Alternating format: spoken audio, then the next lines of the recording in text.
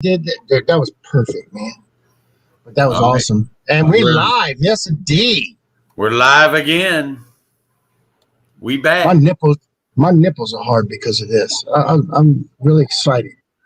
I'm like a little schoolgirl. So like go here. Let's see. I'm gonna start sharing this out. Go there. Go there. And enter. And then I go up here. I think it's up here. Nope.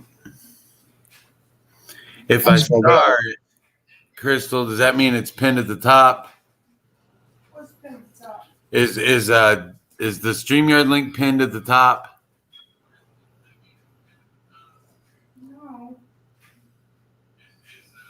I'll pin it. Thank you.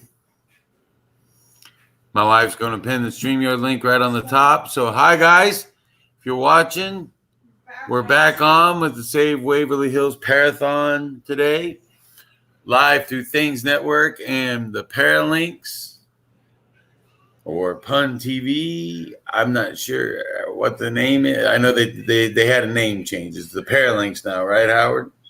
Paralinks, yes. I still call it the Paranormal United Network. I do. I do too. It's old habits die hard. Yes. It's Chantel. Hey, girl.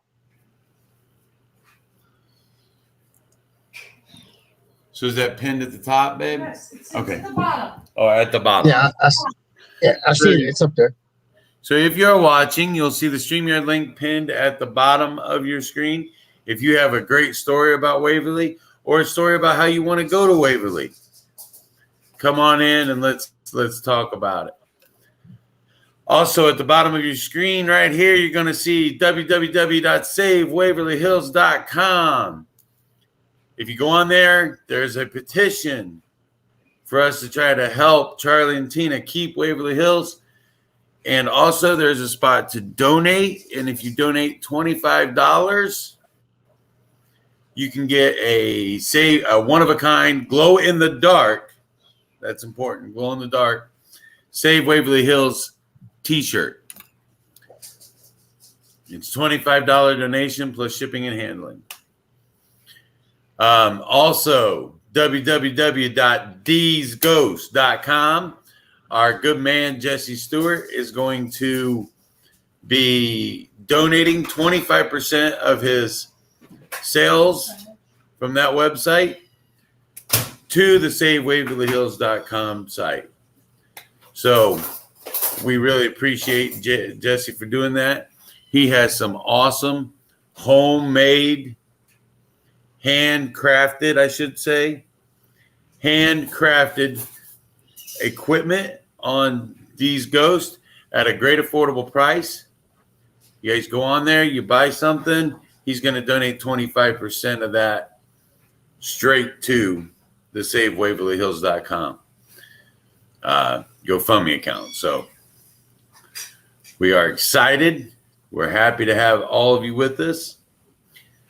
Yep, Chantel's in here and Bridget's in here. Thank you, ladies. Oh, I'm in here. Mr. Howard Peachy's in here.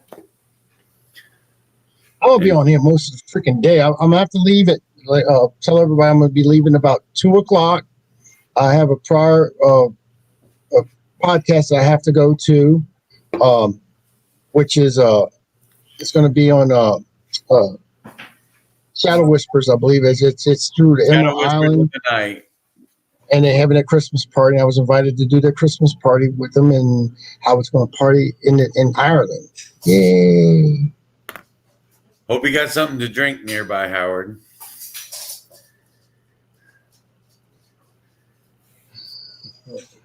Because they're going to party. If it's a party in Ireland, there's drink involved. That eggnog's got a little kick. Hi, Don.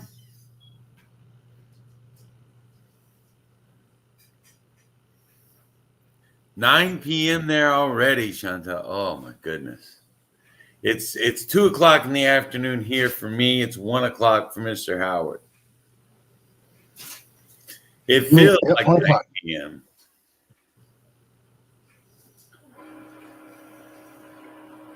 Yeah, I had previous engagements this morning and tonight. So I'm going to take over for a while today during the daytime. I had to get my toes done. I got me a pedicure. I did. I took them tweezers and toenail clippers out, not cut up. Now I went at it. There were toenails flying everywhere. It was awesome. Mine get bad, man. I got to get an angle grinder out. I do apologize. I am sorry. And if you hear some background noise, I'm sorry. Crystal's trying to finish up Christmas crafts. So she's got the Cricut machine in there cutting away. It's a we gotta set something up. We got people that want to come in from the say hi. Pun TV Paranormal United Network. Yes. So They so should be did- able to come in. I'm gonna tell them. There is a pinned. It should be live on Pun and on Paralinks and Paralinks 2. Ow, ow, ow, ow, ow, ow, ow, ow, little claws. And if anybody wants to come on the show to talk about your experiences, there is a link that's pinned, a StreamYard link. You'll see it at the bottom of your screen if you're on your phone, https:// StreamYard.com/N9HSVXC499. He's in the same spot where I cannot get him down. I got him. Dude, you're killing me. This was Crystal's Christmas present. Yow. Mr. Shere Khan. Oh, she says too much cuteness. So let me go ahead and I'll put a hat on for you, Chantel, so I won't be so cute. Yeah, this is Shere Khan. He's got a big brother that runs around here. And by big brother, I mean big brother, like a 30-pound cat. Yeah. His name is Bagheera, which is the names of the Black Panther and the tiger from the Jungle Book. So, yeah, this is Mr. Shere Khan because he kind of looks like a tiger. He's orange and black.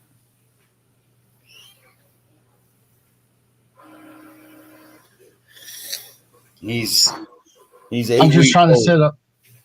set up right now with the pun side of this. I told them we're using Rosie stuff, and everything that's being We are broadcasted. using Rosie, so it is broadcasting. Right. It's just like if it was on Rosie's, whatever Rosie was using, we're using her stuff. Yeah, it is on Pun right now. We hijacked her StreamYard. Shh. Oh, she loves it. We tolerate you. Tolerate. Listen at the hostility there, man. That's a big word for me to It's say. on Pun too. I can add there. Let me add that. Pun 2, yeah, add Pun 2. I added Pun 1 as well. I don't know if I was supposed to do that or not. Yeah. All that's supposed to be added in on that.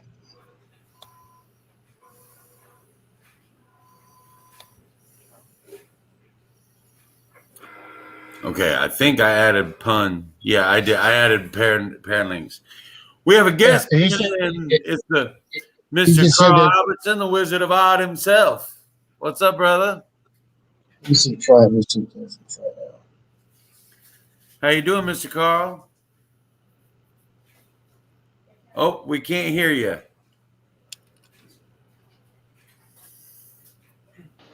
Okay, now you can.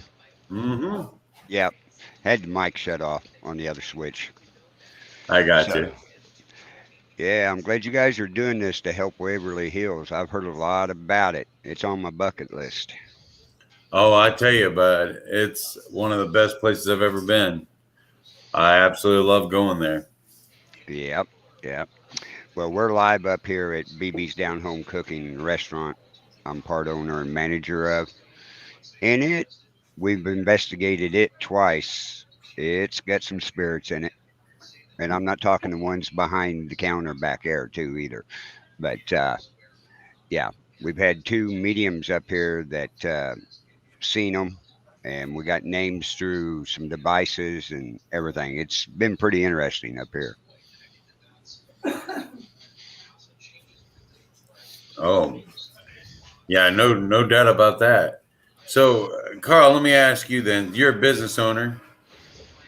If you had a non-for-profit set up for your business and then some people on the board got a majority and voted you out of the business and then turn around and tried to sue you for because they were leasing the property but running the business that they kicked you out of, and you terminated their lease, and then they turned around and sued you on a made-up lawsuit, and then turn around and told you we'll drop the lawsuit if you give us the building. Ernie just sent that. He's got him a big old slab of ham and some biscuits going on. That man's in heaven. Denise done took care of him today. Yeah, Tim, but how would that I make you understand feel? what you're saying there. Yeah, I would be highly PO'd, I'll put it that way, and everything. And I would do exactly what they're doing and everything is getting everybody back you up, signing petitions, getting this, and try to take it back over because that's a bunch of bull. You helped start it, and then somebody voted you out of it because, like they said, they don't believe in the paranormal. What they're wanting to do is turn that into some big other business where they can make more money. Well, Probably they're looking at their office buildings and condos and everything. There's a bunch of shit you can do with it. It's so huge. Right. I'll tell you what they did, Carl. They found out that they can gain $20 million in historical grants to renovate, Mm-hmm. But but it has to be historically accurate renovations. Right. Now, when Charlie was renovating the building, he didn't go after any of those grants. All Charlie did was use the money from the paranormal investigations and sink it back into the building. Right. He put in windows that he got at a discount Mm-hmm. instead of using historically accurate windows. Right. And that's why they're suing him. Oh my Lord. Yeah. There's That is, windows in there to keep you warm and dry, but they're not historically accurate windows, so we're going to sue you. yeah, that's a bunch of bull. I'll give you an instance at our courthouse down here in the next county we used to investigate. It was built in 1898. Okay. It has a rounded window all over the place in them, right? Well, they had to be replaced. You know what it was going to cost for one of those rounded windows? And it had to be made in France. We couldn't get it made in the United States, right? It was going to cost $12,000 for one window that is 3 foot by 3 foot to have it shipped over here. So, because Caldwell County is a historical landmark and everything, the Historical Society and Missouri Historical Place gave them permission to replace it with newer windows for better efficiency. Exactly.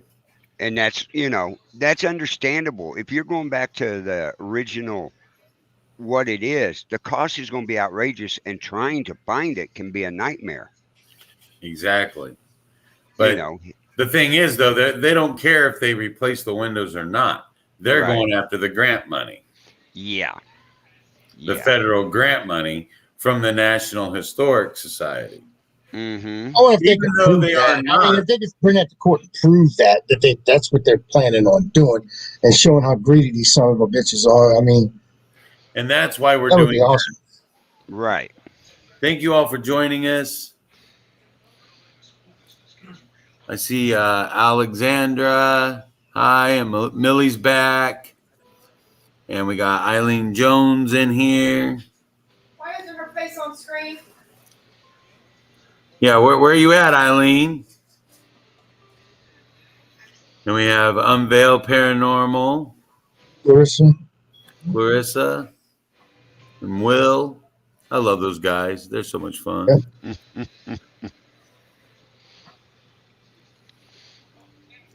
And once again, I'd like to remind everybody to please pray for Jeremy York. Hey, David, that's up, brother. He was in a That's bad the accident. UK right He's gonna be there. in the hospital. He's going to be out for a while. Yeah, that's what I heard. Oh, and Eileen everything. said she's sick, Crystal. Which kind of sick? I mean, we know she's sick in the head. Is she physically ill this time? Oh my. I knew that was coming. I was waiting on it. Hi, Steve White. Yeah, Steve White mentions that Waverly Hills has brought so much economy to the city, and that's the other thing. If all of us paranormal investigators stop going, what's Yeah. that going to do to their economy? It's gonna The there's hotel not gonna business, the be any restaurant economy. business, exactly. You got the Louisville Slugger plant. You got the bourbon tours, Mm-hmm. things like that. Once again, too, I want to remind folks, www.savewaverlyhills.com. There's a petition there that you can sign that states that we as paranormal investigators want to keep control of Waverly Hills with Charlie and Tina. And also, if you go on there, you pledge a $25 donation, you can get a really cool glow-in-the-dark T-shirt sent to you. It's a one-of-a-kind Save Waverly Hills T-shirt, and it is glow in the dark. And as paranormal investigators, glow in the dark is always cool. Oh yeah. You can see where in the heck your other teammates are when you're doing things in the dark. That's right. Also, www.dsghost.com. Mr. Jesse Stewart over there has agreed that any sales that he makes on dsghost.com today, which he does make some incredible handcrafted paranormal equipment, any sales that he makes over there today, he is going to donate 25% of the profits directly to the Save Waverly Hills GoFundMe. Mr. Woodard's in the house. Hey, what's going on, Steve? Nick Muley said he's going to be coming on in a little bit. Yeah, Mr. Nick. Everybody loves Nick. Brandon Alvis is in here somewhere. Don't bring the thunder like you do in South Africa, huh, Chantel?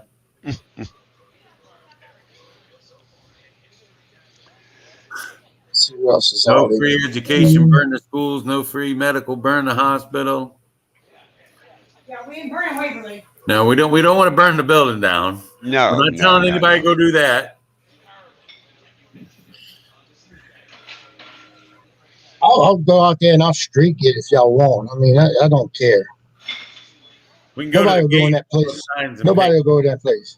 Nobody will go back in that place. Nobody will go in there. Brian Murray.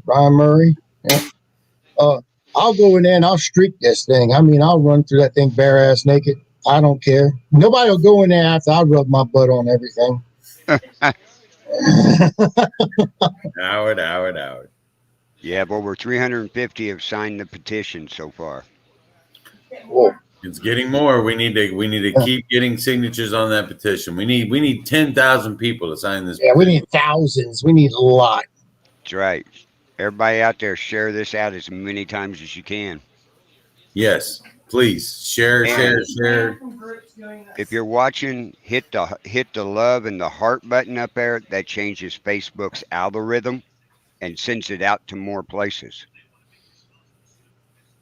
So make sure you hit the heart. Love Steve the says show. we need Ernie and Denise back on. Steven, they're not coming back on. Look, Ernie sent me that picture. He got him some biscuits and some hams and all kind of crap.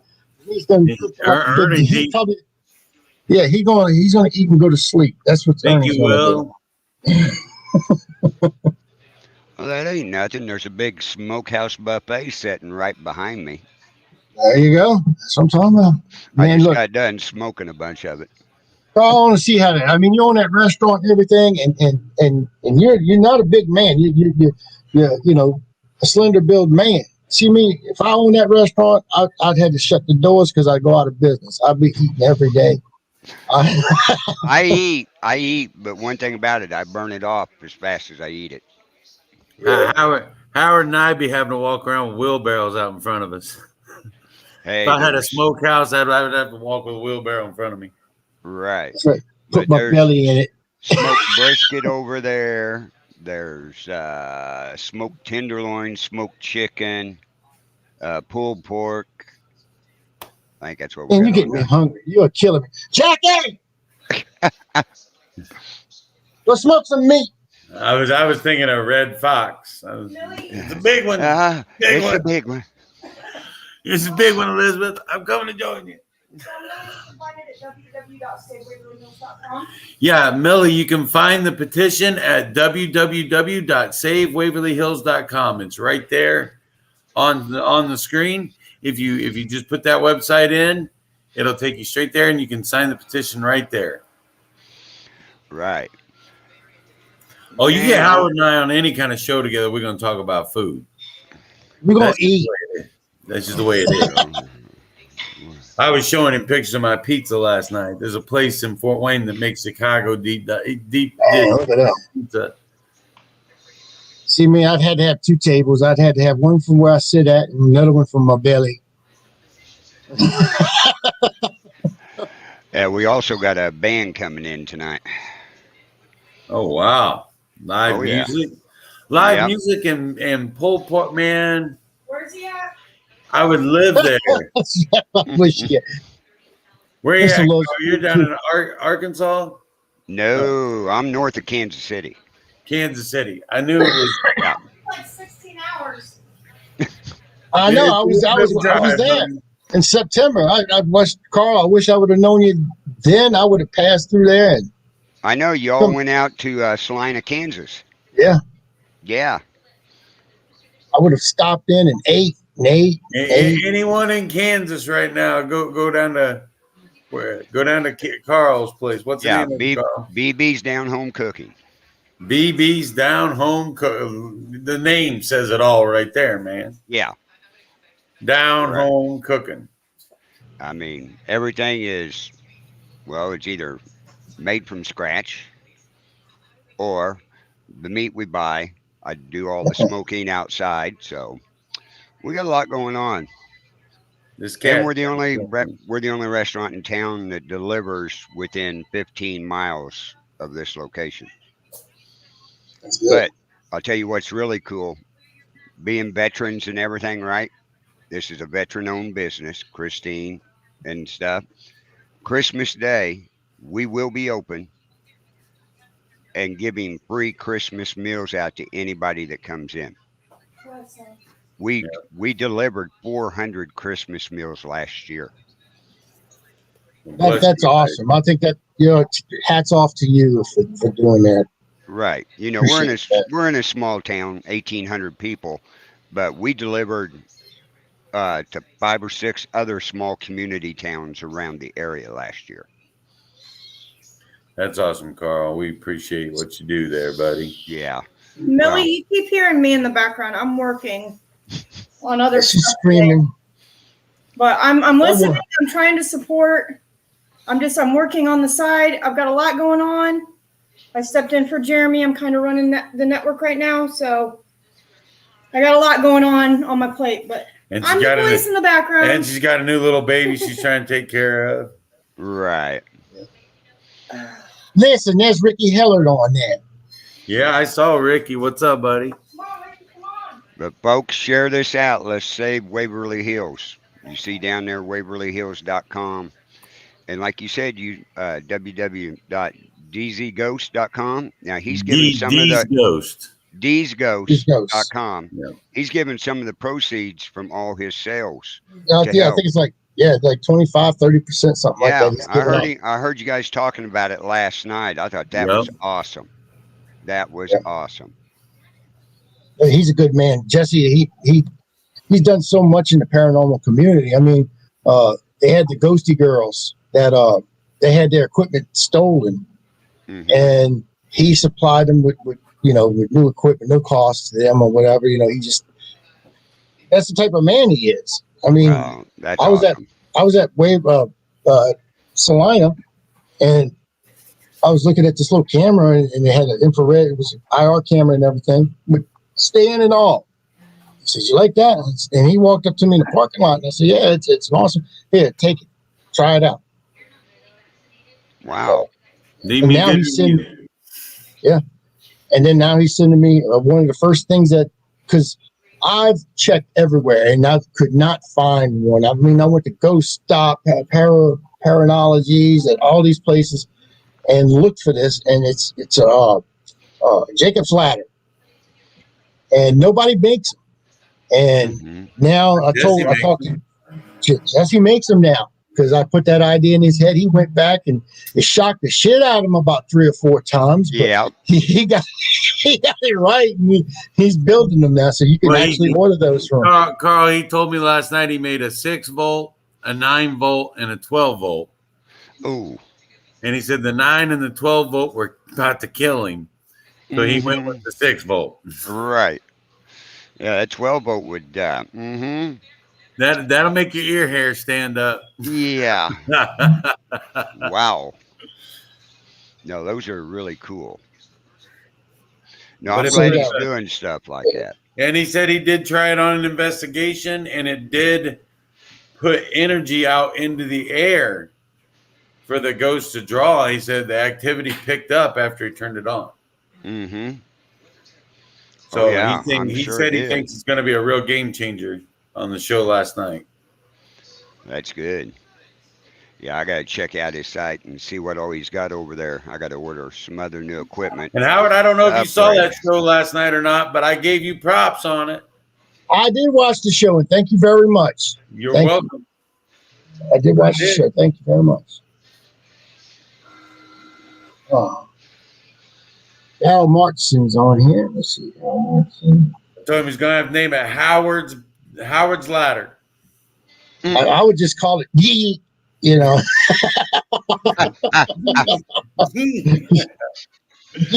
and that's it. You hold that thing at your wrist. Oh, you gotta be careful. You gotta be careful when you got one of them things. Set it down, turn it on, back away. He told me he's sending me one. I'll be the first one to get it. He wants me to try it out and let him know what I think about it, because he's already tried it. His. I said, I appreciate it, and I will try it. I mean, I'll document it all and put it up there, and we'll bring them on one of the shows. And Howard's toilets. Yes, I do have those. Yes, I sent one to the Ghosty Girls. Autographed toilet seat. Yeah. And actually, when it's an actual function, you can take it and put it on your toilet. Now, I told him what I would do is when you lift the lid up on the back side of that place where you sit down on, mount yourself a mirror. So when you lift up that lid, you can see yourself in the toilet. You're hanging on your wall and just see yourself in the toilet. Mm-hmm. I think that would be awesome. But I don't have time to do any of that stuff and cut mirrors out and everything. I'm doing all these shows and everything, and so keep busy. Yeah, we'll see how we're doing this until what, midnight tonight? This Parathon? I guess, because they got I'm scheduled. I was supposed to be scheduled from 5 till. So I don't know what they got going on. That's my slot. Because in about 30 minutes, I'm going to be leaving here, and I'm going to be going to Ireland with Jenny Sullivan. And we're going to be doing a little Christmas party over there. So, Howard, you have a new nickname. I don't know if you've seen it or not. Chantel gave it. Louisiana, Lou Monster. Everything's a Lou. The Lou. Louisiana Lou Monster. Oh, my Lord. As long as it ain't some of the other shit I've heard. Right up there with the Honey Island Swamp Monster and the Rougarou. Yeah, we see what this could do. If we need to raise more money, what we need to do is all of us get together and do a pay-per-view investigation. Well, they're Donate trying all to the just money. for Wednesday. Everything's going on Wednesday, right, Tim? I believe that's when they're going to court. That's when the court case opens. It could take several months for it to close. Right. So, yeah, anything to help out, if we need to do that, I'm in on that deal. I love that. Steven says he's the only Rougarou that he knows of. I'm in the Rougarou. Howard Peachy's the only Rougarou. I'm Tim Milley. That's my actual name. Right. I'm the Rougarou. There you go. I'm the Rougarou of Louisiana. The Rougarou. The Rougarou. And then we got the Wizard of Oz sitting there. That's right. Mr. Carl Albert.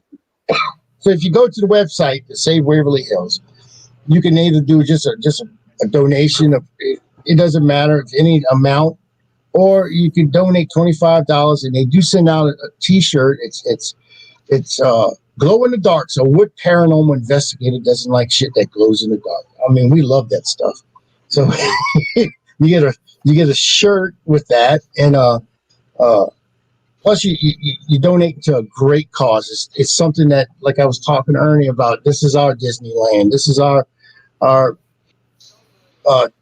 almost one of our paranormal churches. You just don't go in our house and decide you're going to start tearing stuff up and taking things away from us. I mean, how many people out there? I'd like to know this. How many people out there that used to have a destination or a place where they'd love to go investigate, and now it's not there anymore?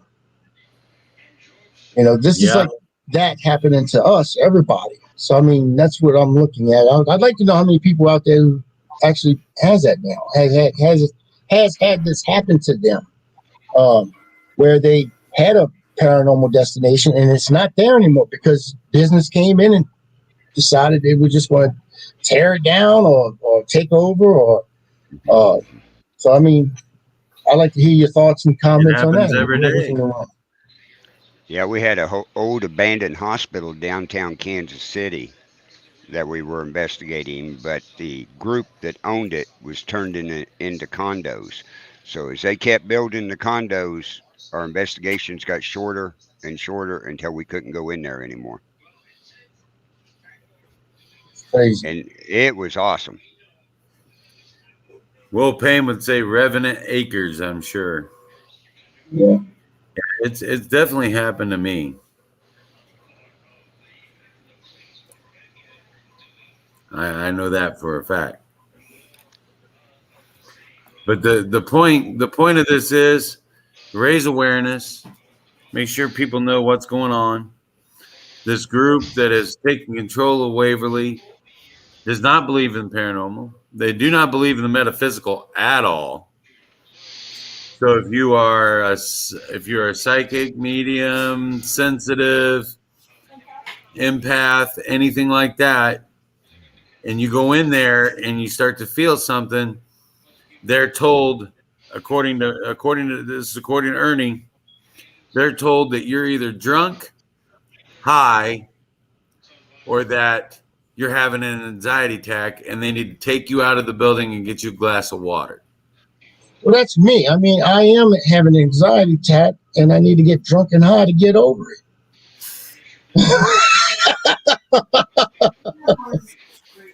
You're a special breed, Howard. Okay, guys, But I'm anybody gonna get off who has for a those little bit. I abilities, got aside something to from do, and I'll Howard. get back. I appreciate it, Carl. Thank you so much for coming on, brother. Yeah, you got Thank to you, take Carl. me We off the appreciate screen. it. Okay. Come on, Clarissa, why don't you jump in here? She was on. She was on earlier. Oh, was she? How about Eileen Jones? What she said? She's sick. She's sick. Said she's sick. We, She's not going to be able to. we come know on today. she's sick. You know, it's just that's okay. And we're not worried about her mental status. We want to just come on here physically and show her face. Say, hey, how y'all doing? Millie here said, well, I was born for the metaphysical. Well, Millie, if you go to Waverly Hills right now to investigate, your guides are going to take you outside and give you a glass of water and tell you to calm down because they don't believe in what you do.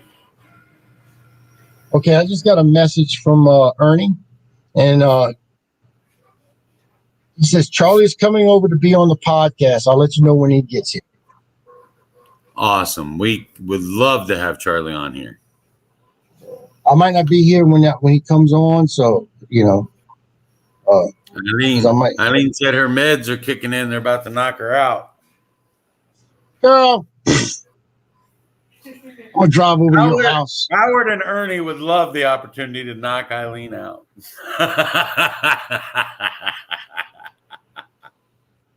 The thing is, Ernie lives in Kentucky. I'm only a few hours away.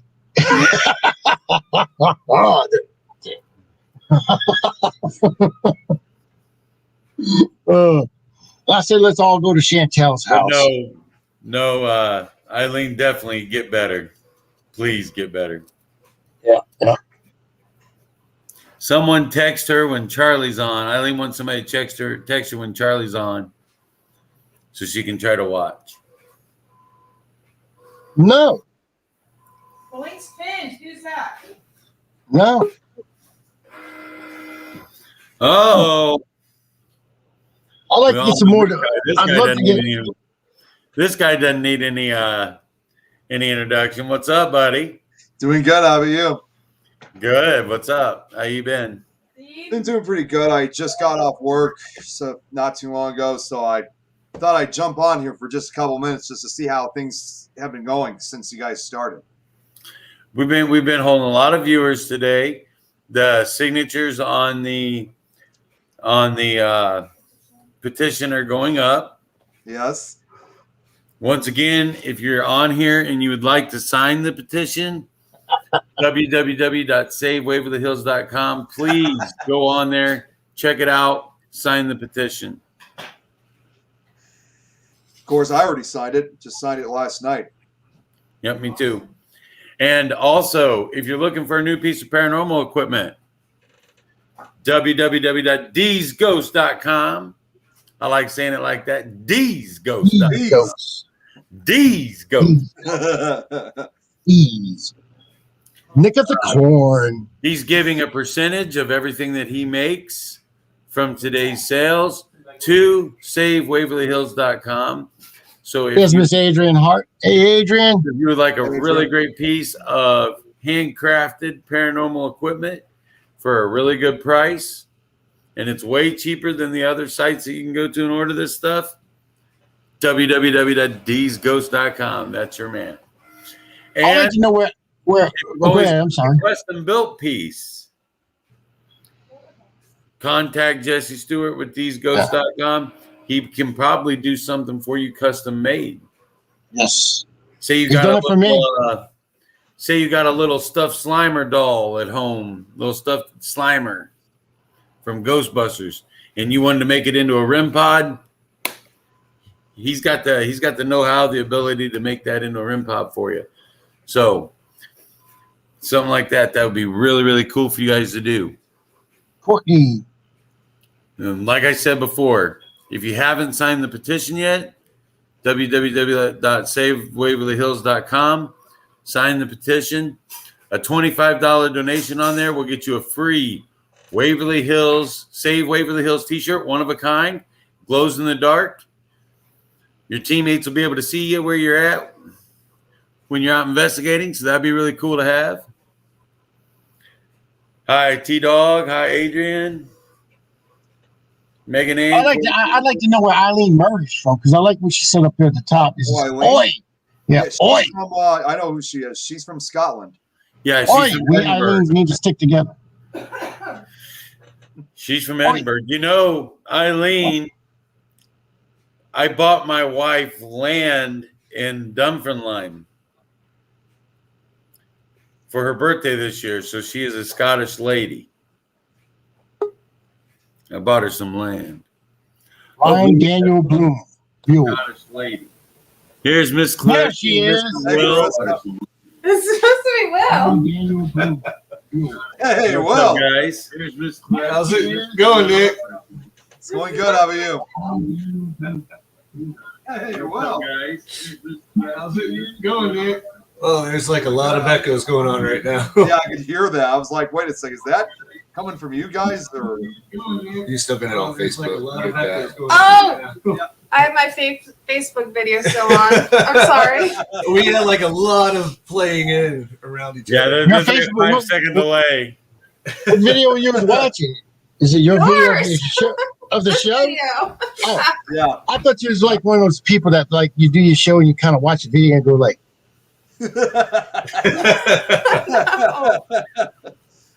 I told Will he had to come on and say good things about Waverly. Will's creepy. Well, I mean, I went on a dead night, so as an investigator, you know that happens. Like investigating is like fishing, but you know, just being in the building in a place like that was amazing. The Madeleines were there in the break room. They were great to talk to.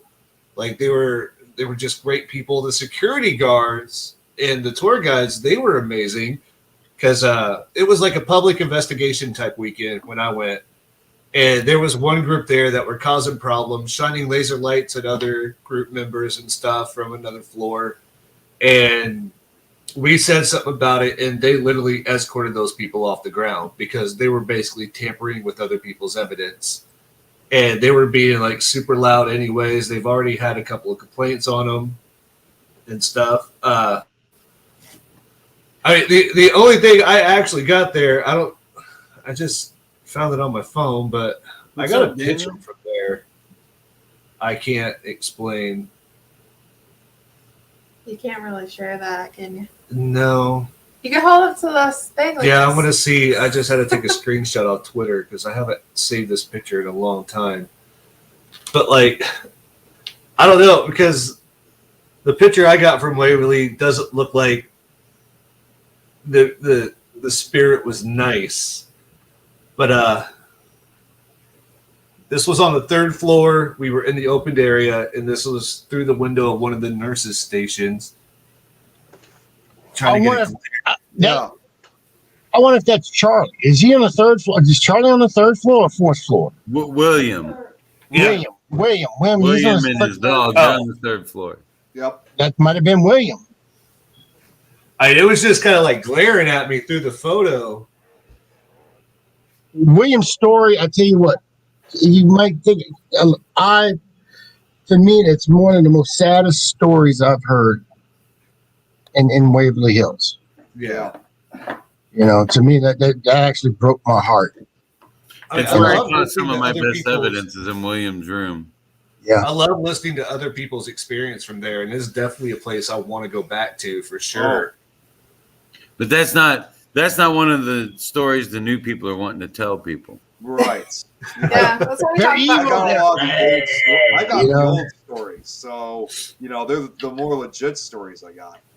Now, I know Ernie and Denise were talking about. I don't know if they're actually still working on it or if they're all working on it. The real stories of Waverly Hills. It's going to be a book, and it's going to be the actual real story, not the stuff that they, when used to be from one Be right paranormal investigator to another paranormal investigator would pass it on from person to person. Like I would say, oh, go in that room because it'll scare the crap out of you. They got the Reaper on the 4th floor, 5th floor, whatever, and it's going to get you. Which, I mean, you hear stories like that, but it's the actual real stories, like what happened to Sarah, what happened to William, and stuff like. And to me, those stories are so sad. I mean, because if you think about it, if you die, it's not going to be a glorious bandwagon. Yeah, I'm going to die. Let's go. No, it's not going to happen. It's going to be a tragic story. It's going to be heartfelt. And that, to me, that's that's all the stories I've ever heard that came out of there. You know, I have never heard the negative things. I've always heard the positive. You know, I'm not saying positive as in a good thing, but the real story, the sadness of what actually happened there. The history, in other words. Yeah, the history, the real history of what actually happened. That's right. So how you been doing, girl? Good. How you doing? I got my toenails did. I got me one of them pedicures. I was telling them, talking to them earlier about it. Yeah, I went to. Nice. It cost me nothing because I got some tweezers and some toenail clippers and all that, and I just start hacking. Yeah. Yeah. You didn't break your clippers trying to do that or anything? No. I didn't even have to pull no bench grinders out or nothing. That was all good. They were shiny. I tried to put some pink toenail. I was going to go pink, purple. Oh, nice. I thought so. I mean, that's it. Absolutely. You need to make it like Christmassy though for this time of year. Well, I could have put some lights in between my toes and all. Right. They do sell those little lights, you can just a strand of lights. I got some here, though. Yeah, I do have some. That'd be awesome. I might do that. Do it. Wrap them around each toe. Just go around like that. Just click on the little button, tape the little thing on the side of my ankle, The little button. Absolutely. Yeah. Yeah, that sounds like an awesome idea. Yeah. Tim and Howard, just so you guys know, sometime probably later today, I'm going to hop on at some point later today because my dad has a story to tell of his own from Waverly. Because I told you, I know you guys always know, I've said this story repeatedly, but I went to Waverly over a decade ago. So, I had my dad with me. So he has basically a story to tell her to when we were there back in 2010. And man, it's just hard to believe. I mean, I think I was probably one of the youngest people at that time to ever invest. Again, I was only 17 at that time. So it's, in fact, the shirt I'm wearing, this is the same shirt I got after the 2010 investigation. 10 years later, or over 11 years later, excuse me, and it's still in great shape. I got drawers that old. I do. You find your tassels and get to swing them around. That's from another show. All right. Well, we just got on here for a minute because we're going investigating. So. Where you going? Where you guys heading? We're going to the Bell Mansion here in Fort Wayne. Mansion, yeah. Yep, they're doing a public investigation tonight. So, I mean, he's on the team and I'm just going. So. Very cool. Absolutely. So we'll see y'all later, okay? Will. Yeah. Can you tell Nick and Angie that to reach out to me for something about Jeremy, please? Yes, I'll tell them. All right, thank you. You're welcome. Thanks, guys. Thanks for coming See on. y'all. Have a good night. Bye. Bye. Enjoy your investigation. So Nick, this whole thing. What's your favorite experience at Waverly Hills? Oh, mine? Man, I have a couple of them. Okay, Nick, I want you to lean the other direction. Yes, I was actually going to show you guys this first. This is 17-year-old. Look at you! Oh, look at that baby! Oh, yep, he's still a baby. He's still a baby. And he's in the body shoot. With an old, right where he is. Move a little bit more. With an old VHS camera from like late 80s, early 90s, and it has night vision on it. Oh, Nick's in there representing old school. That's right.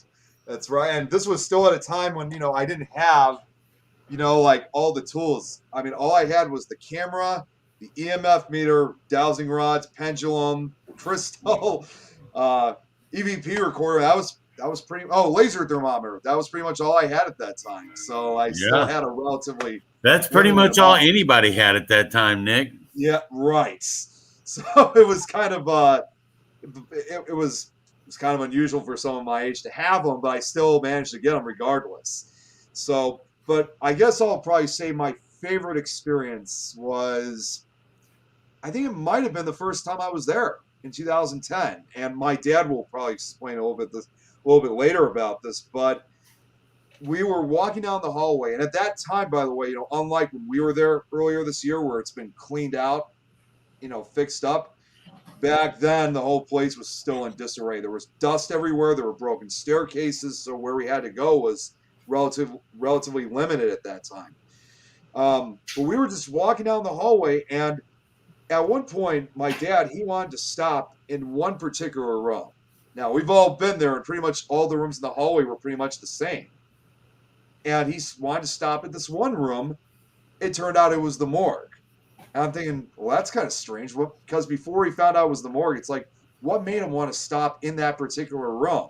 Until there's no sign or anything that shows where the morgue is. But that kind of not necessarily freaked us out, but it kind of surprised us. Like, wow, we actually found the morgue. We're not even halfway through the building yet. So that probably would have to be one of my favorite moments. That being said, I want to pass this out there. This show it's going to be an all-day event. So if you have any stories you want to come on, everybody's welcome to come on here. There's no ill will towards anyone. We're trying to do this as a para-family, para-unity. So if you have anything you want to come on, you want to just talk or whatever, please do so. I mean, we're reaching out to every network to possibly reach out to, and we're asking you to just come on in, share your story. And we're trying to do a common goal is Waverly Hills, and we're trying to save this place. The link to the StreamYard is pinned in your comments. All you have to do is click on that link, and it'll bring you straight in. I'm sure that's how Nick got in here. Yep. So you just click on that link. You'll come up on my screen here, and I'll pop you up in here.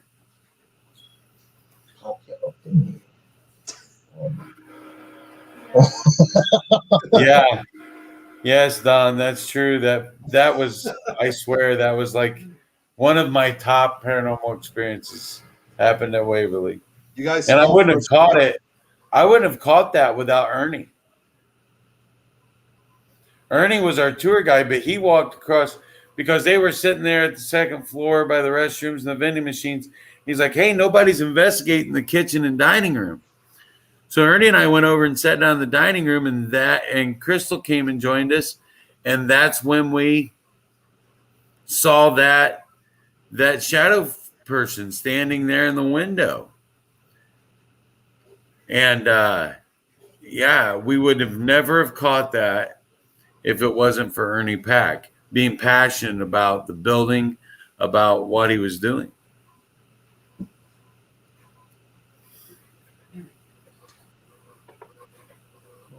Yes, Rosie says she wants to share the spirit box session that we did.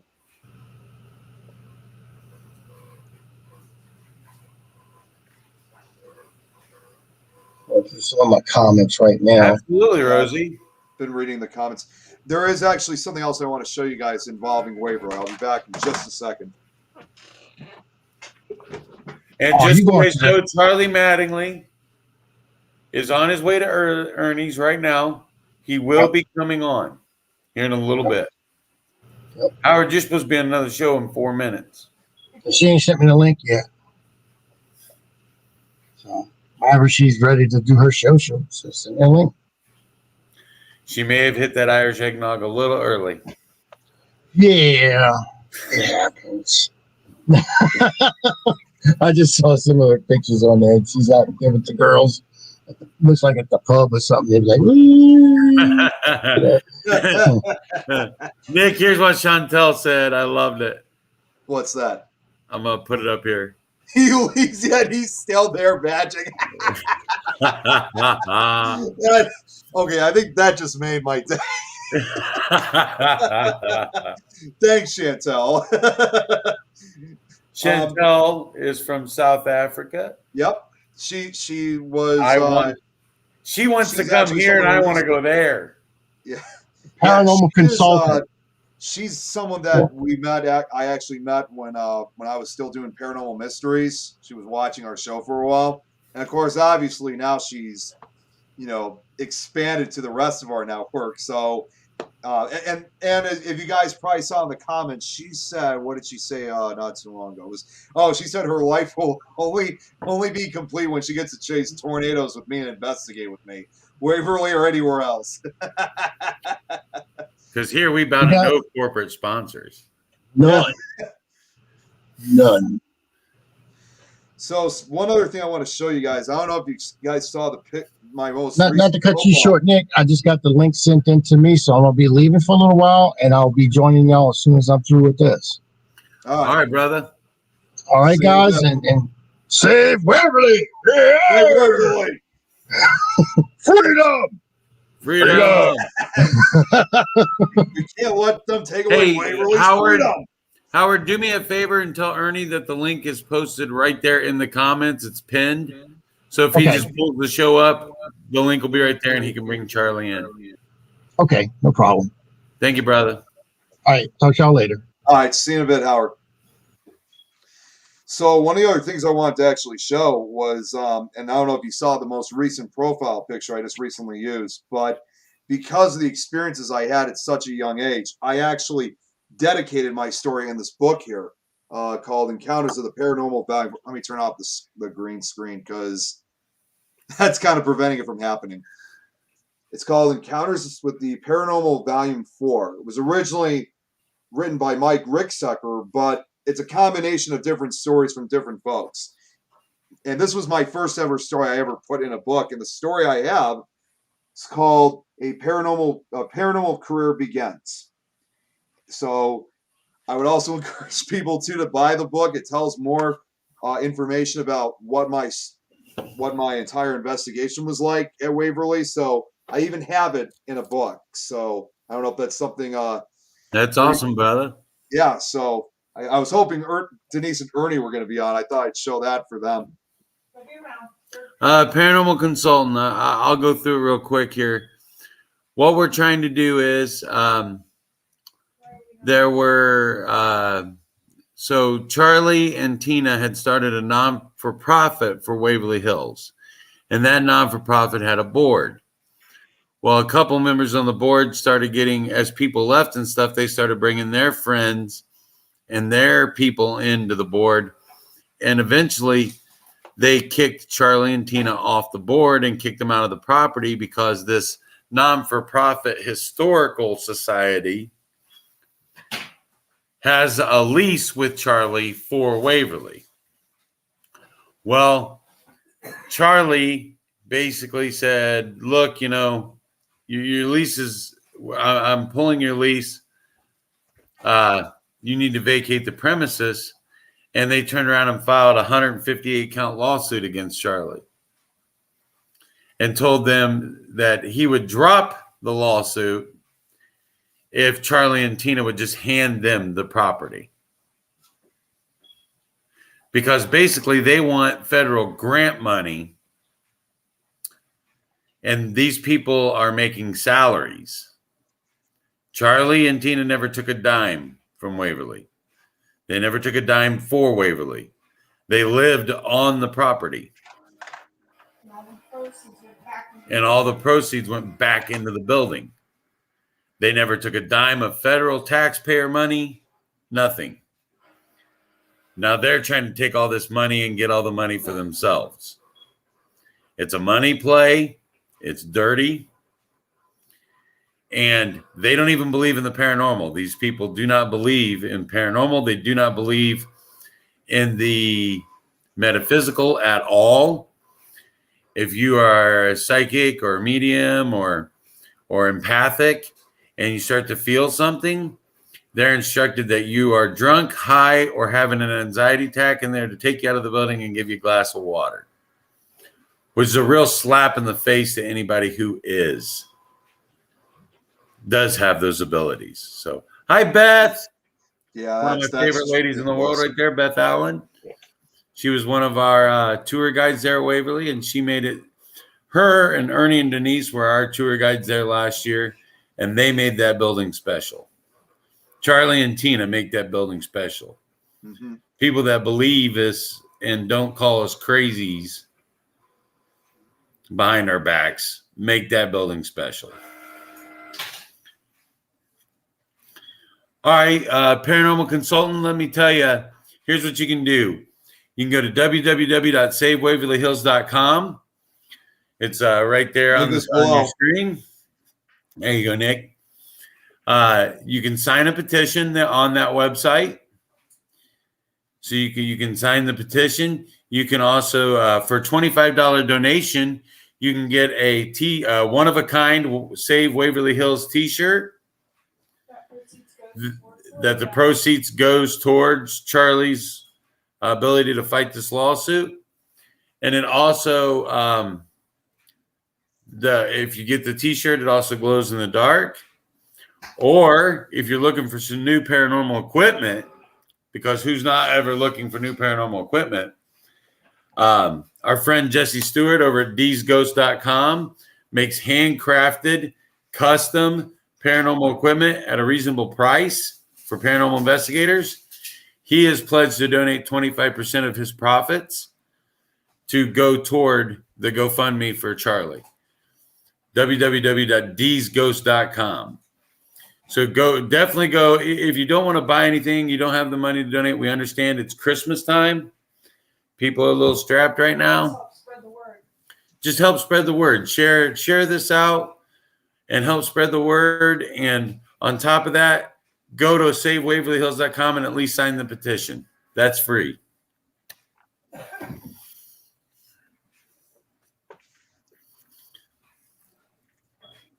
And yes, it is ridiculous. Yeah. Ernie showed this lawsuit on camera last night on our show. He also showed it on Howard's show last Wednesday. It is that thick. Jeez. Like it's thicker than a Bible. Yep. By a long shot. Dawn said she didn't get the shirt.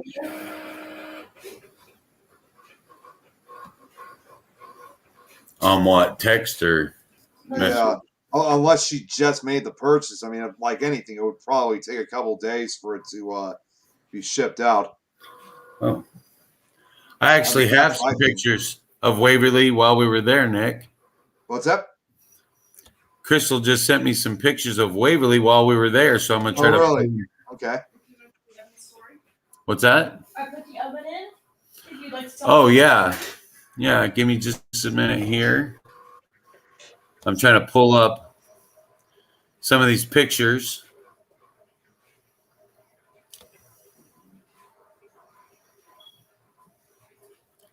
If it'll ever go. Yeah, I know. It takes a while sometimes. I like what that's not what I was trying to do at all. I don't know why I did that. What happened? It went into something called Live Producer. I know I don't want that. I was just trying to go to your messenger here. There we go. Okay, so now I can screen share some of this. All right, awesome. Awesome.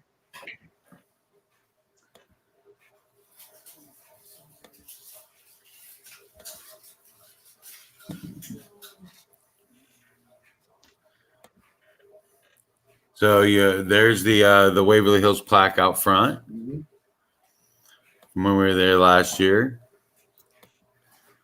See what else I can find here.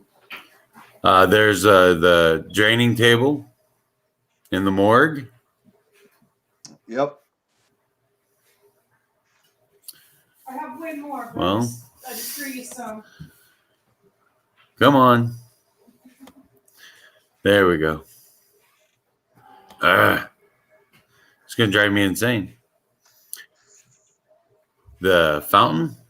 Yeah, the fountain. I remember the fountain. Lobby. There's the outside of the building with that moonlight, Nick. You remember how bright that moon was that night? That literally looks like that could be made into like a poster almost, to be honest with you. I'm telling you, that's a good picture. I like that. Yeah, I like that one a lot. Very eerie. The gargoyles. Gargoyles, yep. Howard Petrie was trying to get me to put that in the back seat of my Mustang. And because when we left Waverly, we went down to visit Howard, and he was trying to get me to put that gargoyle, not one of the little ones from the gift shop, that gargoyle in the back of my Mustang, and drive it down, give it to him in Louisiana. So this is the picture I was looking for. Yeah. So when you hear me tell the story of the shadow person that I saw, I know I heard parts of it. I don't know if I heard the full story. So Ernie and Crystal and I were sitting in the dining room. And from where I was sitting, I could look through one of those big windows in the dining room into where the kitchen area was. And then you could see that the moonlight coming through that window behind it. But from where I was sitting, I didn't know that was a stove. I thought it was like a dresser or a toolbox or something sitting in front of the window. And all of a sudden, I'm just happened to look over there, and I see a bust, head and shoulders, above that oven, blocking out that bright moonlight coming through that window. Interesting. And I yelled, "Hey, who's over there?" And I stood up. I started walking that way. I yelled, "Hey, who's over there?" And it just went, whew, gone. And I'm telling you, Usain Bolt can't run that fast. No way. No way at all. I'm telling you. And Crystal and I ran over there, and we pulled down that top door, and all we could smell was fresh baked bread. Crystal looked at her watch. It was exactly 4 a.m. And I said, "They're making bread. They're getting up making breakfast for everybody." Right, for the patients. Because they would have had to start cooking around 4 a.m. to start feeding people by 6. Yeah, that would have made a lot of sense back then too. Right. Right. But you can look at that and tell that has not been running. Yeah, you can look at that oven and tell that has not been operational for some time. At least definitely more than 50 years. Yeah. See, there was a team that caught a huge shadow figure in that same area and posted the video on YouTube. We usually see many shadows in that area. So that validates my story. Leanne, thank you. That validates my story right there. See, but I would have never have been there. I would have never have thought to investigate there if Ernie hadn't said, "Hey, come over here and investigate this real quick." He's like, "It's getting active over here. Come investigate it."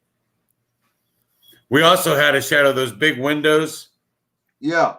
That were right there. We kept having a shadow playing peekaboo around the windows with us. Oh, I'm not surprised. Yeah. And I didn't have a camera with me, of course. I had EVP recorders running. I had the laser grid running, but I didn't have a camera with me, like a moron. Yeah, it's you always get that experience when you don't have a camera in your hand. I know. Well, it's funny though. 'Cause, I mean, I think it's funny in a way because the camera that I had back in 2010, like I said, it was an old-fashioned camera from like the late 80s, early 90s. And sadly, we don't use that camera anymore, like most people don't. But the unusual thing was that when we got home after the investigation, we only got to really see probably about 10% of that footage from the tape. And we're talking about one of those little cassette tapes, by the way. Not like those ones you could just put in the VCR. And there's one of the chapels there. Yeah. But not long after when we came home, somehow the camera that we had stopped working. And now, even almost a decade later, we have yet to have seen what the rest of that footage is. We've been trying to figure out a way of how we could transfer the investigation footage because I'm really curious. Because there's a good feeling I think I might have captured some possible entities. And believe it or not, if what I find may be accurate, hopefully when we have a chance to review this footage, I might even eventually turn it into a documentary. I mean, this is like, in my opinion, I call it the lost paranormal footage. Rosie sent me something as well here. Yes, she did. She sent it was John Huntington's. John Huntington's audio. Yeah. Let me see if I can screen share that real quick.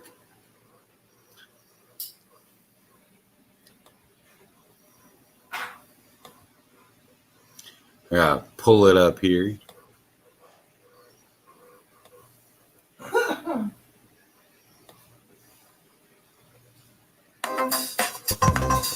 Wait, what? Or there's the StreamYard ad. Quiz. Which one of the following foods is Oh, it's because I got a absolutely Delburn ad. What is this? There we go.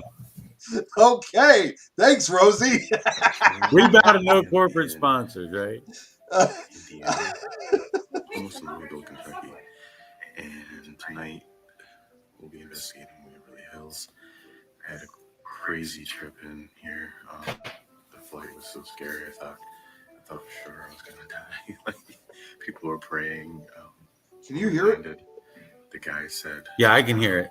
"Please call your families." Because I Very can't hear it quiet. too well. Yeah, I can't hear it too well on my side, unfortunately. Like, people were pushing the emergency buttons, and they couldn't come to him. The captain was like, "Hey, we can't come help you right now. It's not safe for our crew." And yeah, it was just, the plane was just all over the place, lightning. Man, yeah, it was scary, very scary. Steven. But now I have to go from this hotel that I'm at to Holiday Express. Oh, man.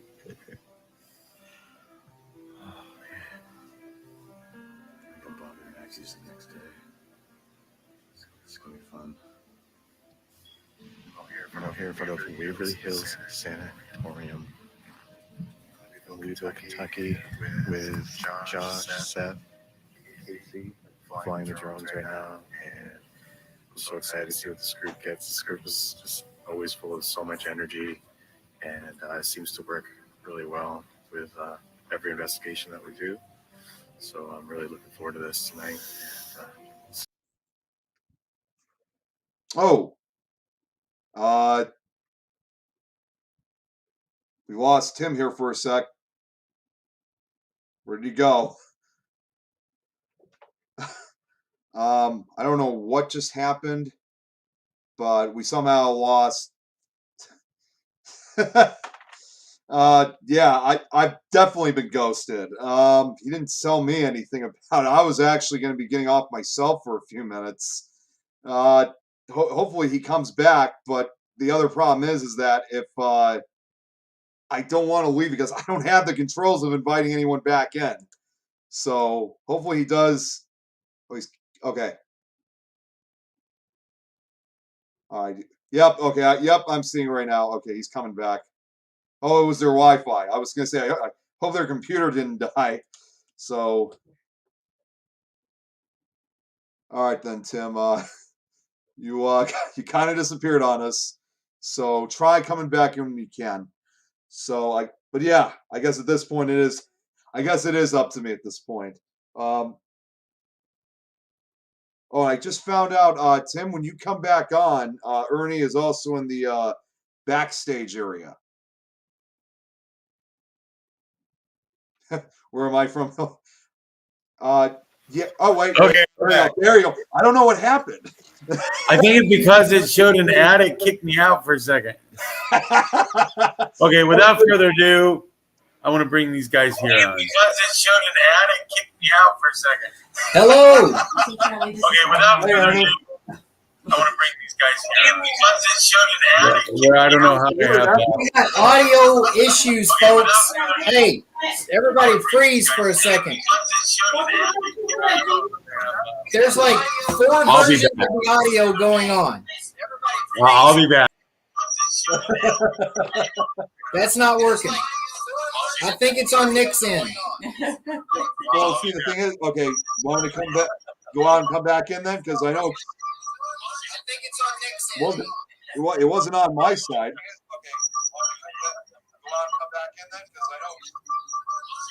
Okay. I mean, there is like so much feedback and audio overlap that it's ridiculous. All right, I'll come back out and I'll come back. Nick, try going out for a minute. Yeah, that's what I was about to do. I'll be back. Ernie, you don't have it running on Facebook or anything, right? Let me double check here. Let me check here. Okay. There we go. Yeah. All right. Now we're Ernie, good. I want you to introduce everybody the man sitting next to you. All right. Well, the man sitting next to me is the whole reason why all of us have been able to enjoy Waverly Hills Sanatorium as the iconic, historic bucket list location that it is. He's the man who saved the place from the wrecking ball, Mr. Charlie Mattingly. Hello, guys. Now, nice to meet you, Charlie. Yeah. It is a pleasure to meet Before we you. go too far with this, I want to point out Charlie's been advised by his attorneys there's only so much that he can say. He did want to get on here and talk a little bit about how he came to own Waverly and what he's done over the years. And then any questions that you all have that get into the lawsuit itself, he'll answer what he can, but he might have to defer to me, or we might have to just say we can't talk about that right now. So, we're not trying to put anybody off. We'd love to be able to tell you everything, believe me. But, we got a lawsuit we're trying to protect, and we're going to win, but we got to do things right. So just so you know, that's the case. Okay, guys. I was just going to give you a little narrative about my life and who I am, so you know who you're trying to help here. I am the youngest of 8 kids. I'm the last one. I'm the 4th boy. And my dad was the youngest boy in his family. We come from Rodelia. It's a small town in Meade County that's very close to Jefferson County here. My history going back to Waverly starts with my dad. He went to his mother's parents' farm, which was on Dixie Highway, right about where the Target is across from Waverly. And they had a farm there that went from Dixie Highway there out to the river. Their name was Redmond. And he was there helping them on the farm. And this was during the 1937 flood. And during this flood, the water rose up, their house floated away. Most of their cattle died. They drowned. And his grandfather took him up to the railroad tracks and walked back to the coal furnace down there that they had to keep the Waverly warm. And they walked him up the body chute. And they ended up sleeping a couple nights in the operating room up on the 4th floor in the building. That's the only spots they had open for them. And a few days later, his grandfather went back down to the farm, but he stayed up there because basically he had nowhere to go and he needed food and a place to stay. So they put him to work, and he started working in the bakery. He said, first of all, it was just, simple stuff, making bread, things like that. And then they knew that he came from a farm. And so down where the golf course is now, that used to be a big pasture with cattle in it and hogs, because they would slaughter their own meat for up there. There wasn't a Kroger to go to get meat up there. So they basically, grew a lot of their crops themselves, and they had hogs and cattle. And my dad, one of his jobs was take everybody's leftover food and take it down and feed it to the hogs. And he stayed up there for quite a while. He ended up starting to take food out to some of the floors for some of the patients that were up there. And while he was doing this, he caught tuberculosis. And I remember as a young child looking at my dad, when he'd have his shirt off sometimes in the summertime, and he had this big hole in his chest. And I just looked at it and said, it looked really odd, funny. And, my brothers didn't have anything that looked like him, but he wouldn't talk about it. And come to find out that it's kind of like maybe 10 or 15 years ago, somebody had AIDS. You wouldn't want to tell anybody because the connotations that would go along with that. So back then, you didn't tell anybody you had tuberculosis because they'd go, ooh, and they want to stay away from you. So my dad pretty much wouldn't even talk about it. But I noticed when I was very young that my mom was very active with the Ladies Auxiliary, which is tied into Waverly Hills up here, on trying to make sure everybody got their vaccination shots for tuberculosis. And I remember before I was even in grade school, I could kind of remember this old 57 Plymouth. She would ride around and we would try to find, or my mom would try to find somebody that didn't have their vaccination shots yet. It's kind of like what's going on right now. You know, trying to get everybody vaccinated. It's you know, history repeats itself, doesn't it? And so I remember that, but I couldn't understand quite why my mom was so involved in all this. And as I got older, come to find out, I ended up finding out that my dad had tuberculosis.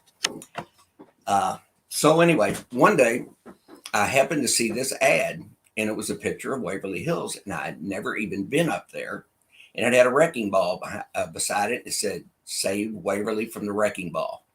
And so from then it popped up my curiosity because I'd heard that my dad had been up there.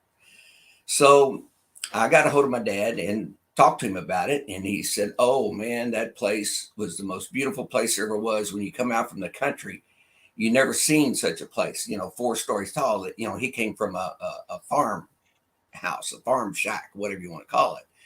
And then you see this giant building that's the same one you see today. And he said the place was wonderful. It saved tons of people. It just did wonderful things. He said, "You see your face in the floor. The food was great." He says they healed you by giving you good nutrition. They didn't feed you up full of a whole bunch of meats and eggs and stuff like that. They give you real balanced meals. And you know as well as I do, you know, you are what you eat. And if you want to heal, you got to eat right. And from there, that's what Waverly Hills did a lot of. They gave you good things to eat. They give you a lot of fresh air. And if you notice, the back part of that building kind of face south, sort of. And if you get up there, there's always a little bit of a breeze up there. Even when it's dead calm out there, you can feel a slight breeze in that building.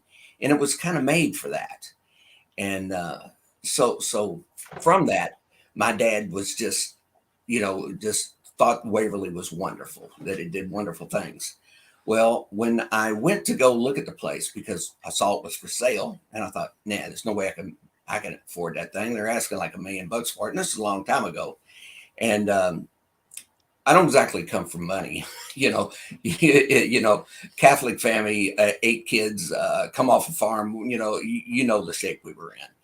But I was always good at fixing things, and I wanted to be like a machinist, tool and die maker ever since I was really young, because that's what my dad was. And so I got a few jobs being machinist where I could make enough money to make a living. And so I started making better and better money. And so I thought there's possibility I might be able to afford this place. I'll just make this guy, his name was Albert Haskey. Albert Haskey, he was a very colorful individual. You couldn't help but to like him, but I don't know that it was exactly, he was the best thing for the building at the time. And he really needed to get rid of the building. And so he kind of just dumped it on me. And we went through negotiations back and forth on how to buy this place. And I couldn't get a loan because it's basically a vacant building in terrible shape, had asbestos in it, had all kinds of problems that came from downtown, you know, with kids breaking in there and, you know, asbestos in it, dangerous, all that kind of stuff. So I couldn't get a loan on it. So believe it or not, being someone, you know, that saved up their own money from their job, I ended up having enough to make an offer on the place. And I also borrowed some money from my brothers and sisters, small amounts from all of them, because they wanted to see me do something with it too. So I ended up making an offer to Mr. Albert Haskey. And I said to him, you know, I did a little research on this, and I see that you owe back taxes, and there's a few liens in place. I will pay them off. And I had a land attorney look all this up and find out what he owed. And I said, look, I'll pay off everything. You just sign it over to me. And he said, well, okay, we'll do that. But you got to, give me some cash, I got to have something for me. So I ended up giving him some money, and he signed the papers over to me. And I thought, well, this is great. I got this big giant building up here. And, it's a matter of public records what I paid for it. It wasn't that much, but I ended up being able to buy it. So I got the money together from all brothers and sisters, everything I'd saved up for. It was me and my wife's money that we had been saving, and we put it all together. And sure enough, we get it bought. Right after it went into my name, I'll never forget this. It was 3 days later after it finally got in my name, I hear this beating on my front door. And it was somebody serving me summonses to come to a dilapidated building court. And I didn't know what to think. What did I step into? It was kind of like, as my dad said, looks like you caught the tiger by the tail. And then I would say to my dad, yeah, and I'm just trying to hold on. So anyway, they pulled me into this dilapidated building court and told me of all of the problems of this place. They pulled out a binder with just page after page of all the violations up there. And they said, you're responsible. No, it wasn't that thick. We'll talk about this later. It wasn't as thick as the lawsuit against me. But anyway, I went to the court, and basically I had to convince them that I wasn't, a patsy or a friend or family member of Albert Haskett. They just changed ownership to try to dodge getting in trouble for violations up there. So basically they hit me pretty hard, and they said, look, there's no windows on the place. There's no doors on the place. You can't keep the kids out. Every time we go up there, we see where somebody's put like some plywood or some of the old interior doors on the windows to try to keep people out. And it's not happening. You can't have people in there, and you get cited every time we go up there and see anybody. Plus, the place is just covered with asbestos. Every one of the rooms that were in there were heated with a radiator, big cast iron radiator, and the pipes going to it had asbestos in them. Wow. And that was really something else. So from that, I was going up there every chance I could, and I would put plywood stuff on the doors. I would come back later and find them tore off. One time I went up there, and there was even a guy with a four-wheeler with a chain around part of one of the doors, yanking it off so they could get in. And it was a pretty bad setup. And it just seemed like I would go up there and work and board up a window, come back, and they were tore off.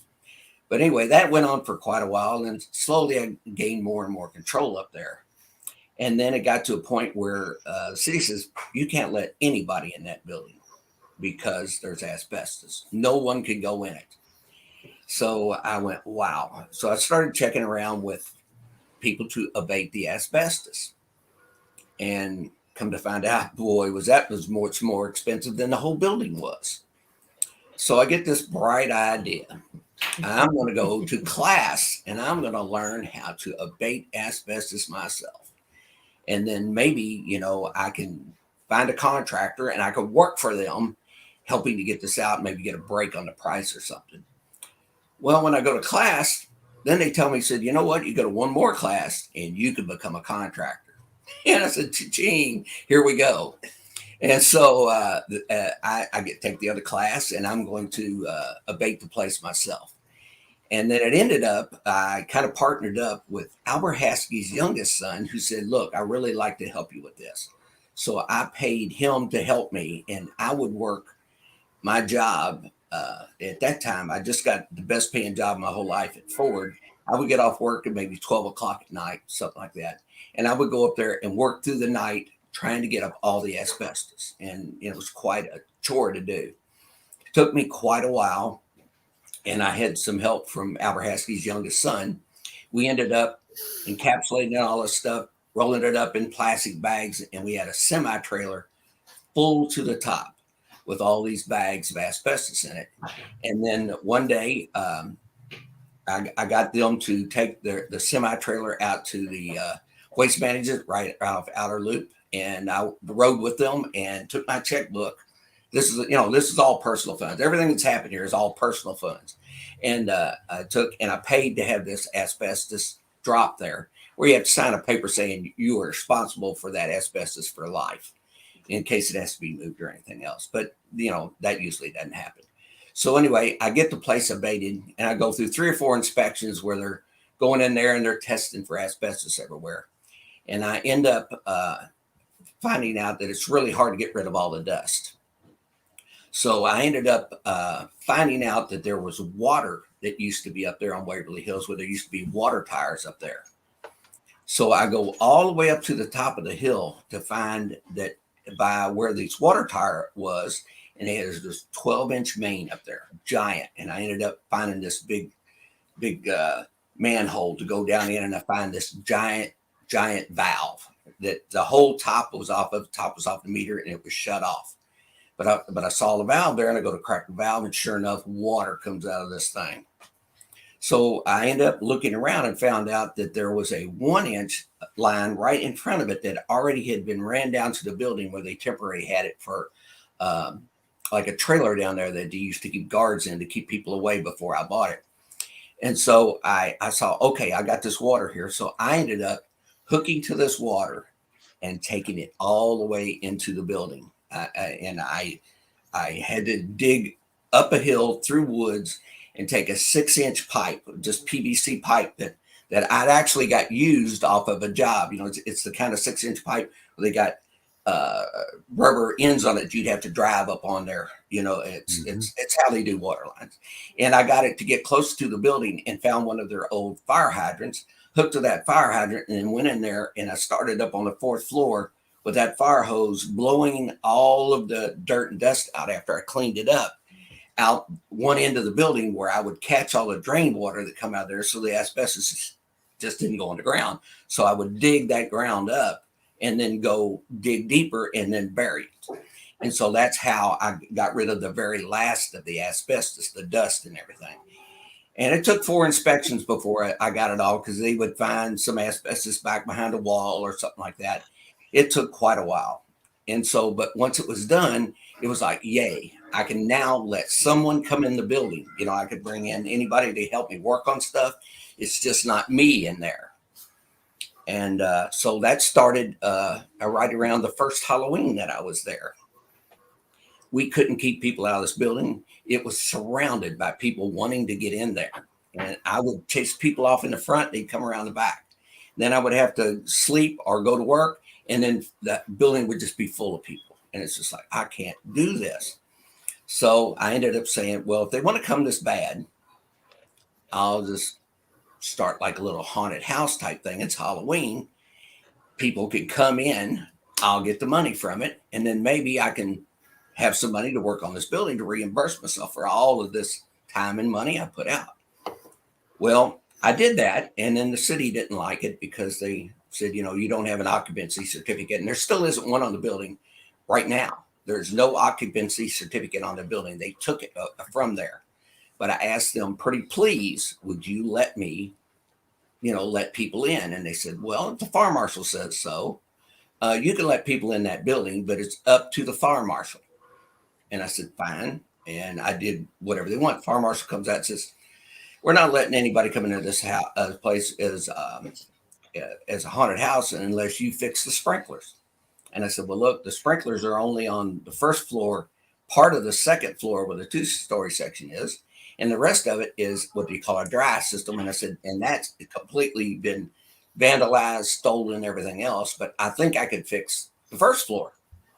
So I put all of this pipe together, fix ends and everything. And I take that water line that I told you about, and I ended up taking it all the way around the front and entering through the front of the building, taking it down. Now I've got water inside the building there to the big water main that takes care of the sprinklers. I get these sprinklers going. I called the fire department in, and I said, come and check these sprinklers out. And they said, sure enough, we can't believe it. You did it. You've got water into Waverly where there was none. It was all cut off. Nothing coming down there, hook water to that building. So I ran the 6-inch main all by myself, basically. And at that time, my son was still in high school, and he couldn't even help me.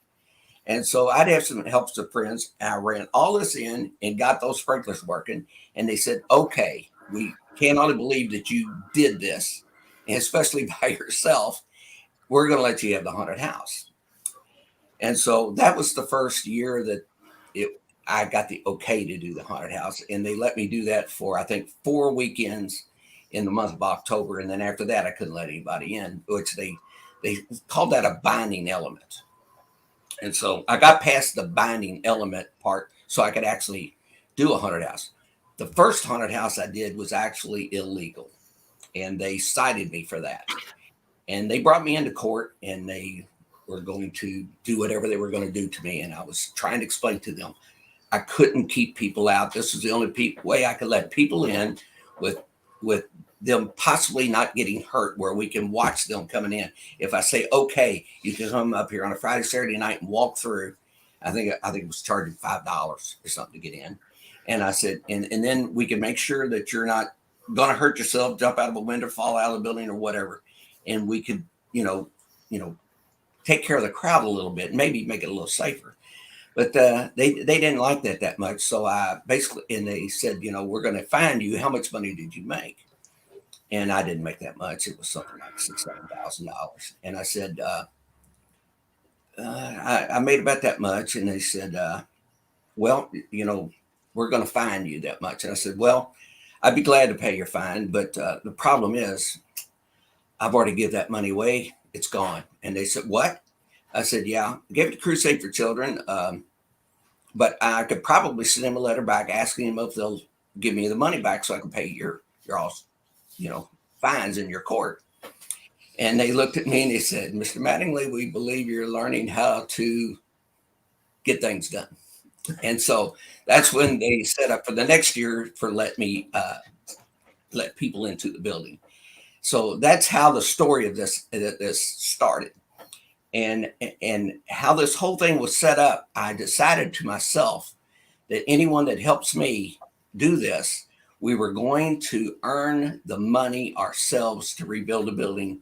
We weren't going to ask for government grants. We weren't going to do any of this. If anybody wanted to help me raise money up there, I was going to turn it all back into the building and put it to restoring it. And I was going to do it as economically and cheap as possible and do most all of it myself. And so it kind of caught on, and some people were going along with me, and I was working on the building every day. The building did not have any electricity to it, didn't have any sewage hooked up to it, and it didn't have any water. Well, believe it or not, I already got the water into it, and I got sprinklers going. Ended up many years later, they made me completely redo my water line because evidently they don't accept the craftsmanship of someone who isn't a bonded person on this. You have to get a bond, a set of permits to run this down there. So as time went by, I ended up getting these bonds, and it's called a performance bond and a maintenance bond. And then I did that. And then so after getting the water in, part of your water that goes in there, you're charged a sewage for the water that you use. Well, I said, guess what? There is no sewage coming out of there. It's all been damaged when they put in the subdivision below me. So here I sit now. What do I do? So then I get another maintenance and performance bond, and I hire an engineer to make me up a set of drawings. I convince LG&E that even though I'm not a regular contractor that puts in these big sewer lines, I put in an 8-inch main that that exited from the back of the building that went all the way down to the golf course. And I put it all into with PVC, put in 4 manholes, the kind, the cap where you climb down the stairs. And I put those in myself, shot all the elevations myself. LG&E came and checked all my elevations. I'd have my transit set up to make sure I was doing it right, because they were all over me because they couldn't believe that an individual was doing a job that a contractor would charge $300,000 or $400,000 for. And I'm saying, look, I'm doing it myself. And guess how much money I got in it? The pipe, the cost of the pipe and the manholes. And so, they were going, we can't hardly believe this, but you did it, and it passed inspection. And then now you've got sewers running down. And well, that's good. I'm getting closer because I figure if I get all of the infrastructure, you hear that word a lot, with the electricity, the sewage, and the water in there, that maybe that we can get forward so I can one day get permits to start working on this building. So the next thing is I've got to bring in electricity. Well, I get a temporary pole just dropped, so I have some electricity up there, but that's not going to fly. You've got to have a big service. So I ended up, and I can show you every bit of this, I ended up bringing up a 2,000 amp service. I brought it up the hill. I poured the pad, made the enclosure, ran all of the big 4-inch PVC pipe all the way down, bored through the building, and put a giant set of switching gear on the first floor. They used to call that the draining room, which is kind of a joke. And if you look in there, I put in that switching gear right there. From there, I put 3-phase boxes all the way up, all 4 floors in 2 different spots, 200 amp breaker boxes, 400 amp breaker boxes, and some 800 amp breaker boxes to the building. I did this all myself with the help of, I think it was called Spellco, and they would get me the permits for the electricity, and I would do all of the main work, get everything ready, and then they would come in and make all the connections and make sure everything was right, and they would pull the permit and get the inspections. And so this saved Waverly, what it would cost if you brought in contractors, probably hundreds of thousands of dollars. So now, here you go. I got the water in that I ended up having to redoing again. They made me redo the water where I bring in a domestic water line and a separate sprinkler line, which I had to do years later. And then I got the electricity in there and I got the sewage in there. So now I've got everything set there so I can start doing something up here. And from there, we're being pretty successful. I would put together a haunted house every year, and it brought in a lot of money. And I had help building the haunted house, but basically I kind of did it myself, ran it myself, along with Tina. And we brought in pretty good money. And then I would take that money and I'd stretch it out the whole year on getting as many projects as I could do with this shoestring little amount of money. And I was constantly working up there. I had to put doors in the place. I had to put some windows in there. If you don't have windows, you can't keep the weather out, and the building just deteriorates. Which, getting back to deteriorating the building, when I first came up there, the back of the building where the parking lot is now, that big parking lot that people walk across, that was actually a 40-foot deep ravine. Yeah. I filled that in over a period of a few years, filling it in slowly, making a parking lot back there. One corner of the building where the fire escape was, you could actually walk underneath the building, and I could reach up with my hand and touch the bottom of the foundation. It was hanging out there in the air. Yeah. And so every time that it was dry enough and I could get my hands on dirt from the subdivision that they were putting down in below me, I would take this bulldozer. Then I bought all this stuff with my own money. This wasn't any thing that came from anywhere else, and I jammed dirt up under the building and kept jamming it and filling in that ravine. And then later on, after I got all that dirt around there, I ended up putting, I think it was 38 concrete piers that I shoved down into the ground to support up under the building. You try to keep it from sinking more, because when you shove dirt under there, it never packs as tight as it ever was. So I get the building more or less secured on that end. I get windows and doors on it. I get the infrastructure there. And then now I'm starting to run into some tax problems. And I see, I'd really like to set this up as a nonprofit. I said, for one thing, it's a nice little historic register. I am just an individual. I don't have the funds just to do everything on this. And I am not any good at paperwork. I will tell you that I'm good at a lot of things, but I'm not good at paperwork. I kind of describe myself as a bean maker, not a bean counter. Now, it sounds kind of weird, but as a bean maker, I want to grow the best beans that I can grow. I want them to produce better than anybody else's bean per acre. I want to have everybody say, I love your beans, Charlie. But then when I make them all, I'm not counting them. And then at the end of this, I get to my next project and I go, is there any money in the bank? If there is, I need it. And guess what? If you're good at something and you're passionate at doing something, some money comes in. So here I would do haunted house, do some tours, do whatever I could, and take every bit of that money and put it back in the building. And that's what I did. And started getting into some IRS problems. So I started to get a nonprofit formed. But the people who set up this nonprofit never finished the paperwork correctly. And I started having problems. And they wanted to tax me as personal income. This hit me hard because I wasn't ready for this. I was assuming that the people that I hired to do this would do the right thing. And believe me, I picked the wrong people. And one of the ladies that I picked to do this, an accountant lady, she really screwed it up bad. She's not in business anymore, I don't believe. I don't know all the facts about this. But anyway, so I got in a bad spot. So it ended up where I ended up getting a couple of retired guys that worked for the IRS, that were attorneys for the IRS, to look over what I was doing. And they started negotiating with me to pay the IRS an adjusted amount and start going back years. And then I said, okay, I'm going to have to hold off working on the building until I can raise enough money to pay the IRS off. And during this time, that's when some of the current people, or the almost just ex current people, I'm good, came up and said, you know what?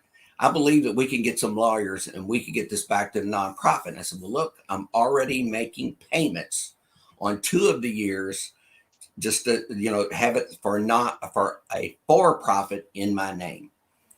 So they said, well, let us get with these attorneys and we will get this straightened out. And I said, well, I tried doing this, but okay. So they got some pretty powerful attorneys, and they spent a whole lot of the money that was in the bank that I put in the bank as a nonprofit, even though that it wasn't at that time recognized by the federal government as a nonprofit. And they spent the money, and they ended up writing me up a contract to lease for the place. And they took that lease and they took it to the IRS. And next thing you know, we're a nonprofit again and everything's fine, except for those 2 years that I agreed to pay. The IRS says it doesn't make any difference that you're a nonprofit now. You agreed to pay those 2 years. You still have to pay them, which was still, a few $100,000. So I guess that's where my story has to end, because this is where the nonprofit that I ended up forming and the people that were in it, that's when they start being involved in this story. And that's where I have to stop what I say, because I'm sure my attorney won't like it. And then from there, that was the start of all of the problems that happened today. And I'll tell you, every one of you, I'm not a perfect person, and I'm sure I've done things that aren't exactly right. But everything I've done, and this is the absolute truth, I did it because I thought I was doing the right thing, or felt like that restoring this building was my calling. While I was doing all of this work on the building, I ended up having a heart attack. I worked myself too much. I worked my job because I had to have an income. And then I worked up at Waverly the rest of the time. And I'd take off every Sunday and I'd work up there. Ended up having a heart attack. And I lost my job over it. They said I was in too bad a shape to work for Ford anymore. So I went from making a bunch of money at Ford to nothing. And I was in pretty bad shape because I basically worked myself into a hole. I just, my heart just gave out. So it took a while, but I got better. And I got so that I think it was 3 years later, I ended up finally getting my disability. So I'm on a medical disability. I have a pacemaker defibrillator. And so I told the judge when I went in front of him, when I was trying to get my disability, he said, well, what are you going to do? I said, listen, Judge, I can work every day And I'm telling you right now, I'm going to work as hard as I can every day, but I don't think anybody's going to hire me because when I get tired, I've got to sit down or lay down. I have to. So when I would work up at Waverly, I'd get up and I'd work as hard as I can. And then it would hit me. I would go lay down. I'd go get something to eat and go right into my home there. I lived there for 13 years. This was my home. I moved out of my home to up there just so I could be there every day, so I could walk out the door and go to work. And if I got feeling bad, I could go right into my home and lay down. And that all ended when they more or less told me and Tina we had to leave. And so I don't think that they could have made me leave. We were in the midst of COVID. But I agreed to go because I thought, Tina's in such a bad health. And we haven't got into Tina's health yet. But Tina had some very, very serious health problems. Still battling. And she's still battling them right now. She was in the hospital. It's been 3 years ago for 41 days straight, almost died on us 3 times. Her appendix busted, or not appendix, her intestines busted. And this comes from almost 20 years earlier when she got a multiviral staph infection from breast cancer, and it went all down in her belly. And she had all the scar tissue down there. Scar tissue would make her intestines grow to her spleen, to her bladder, to her kidneys and everything.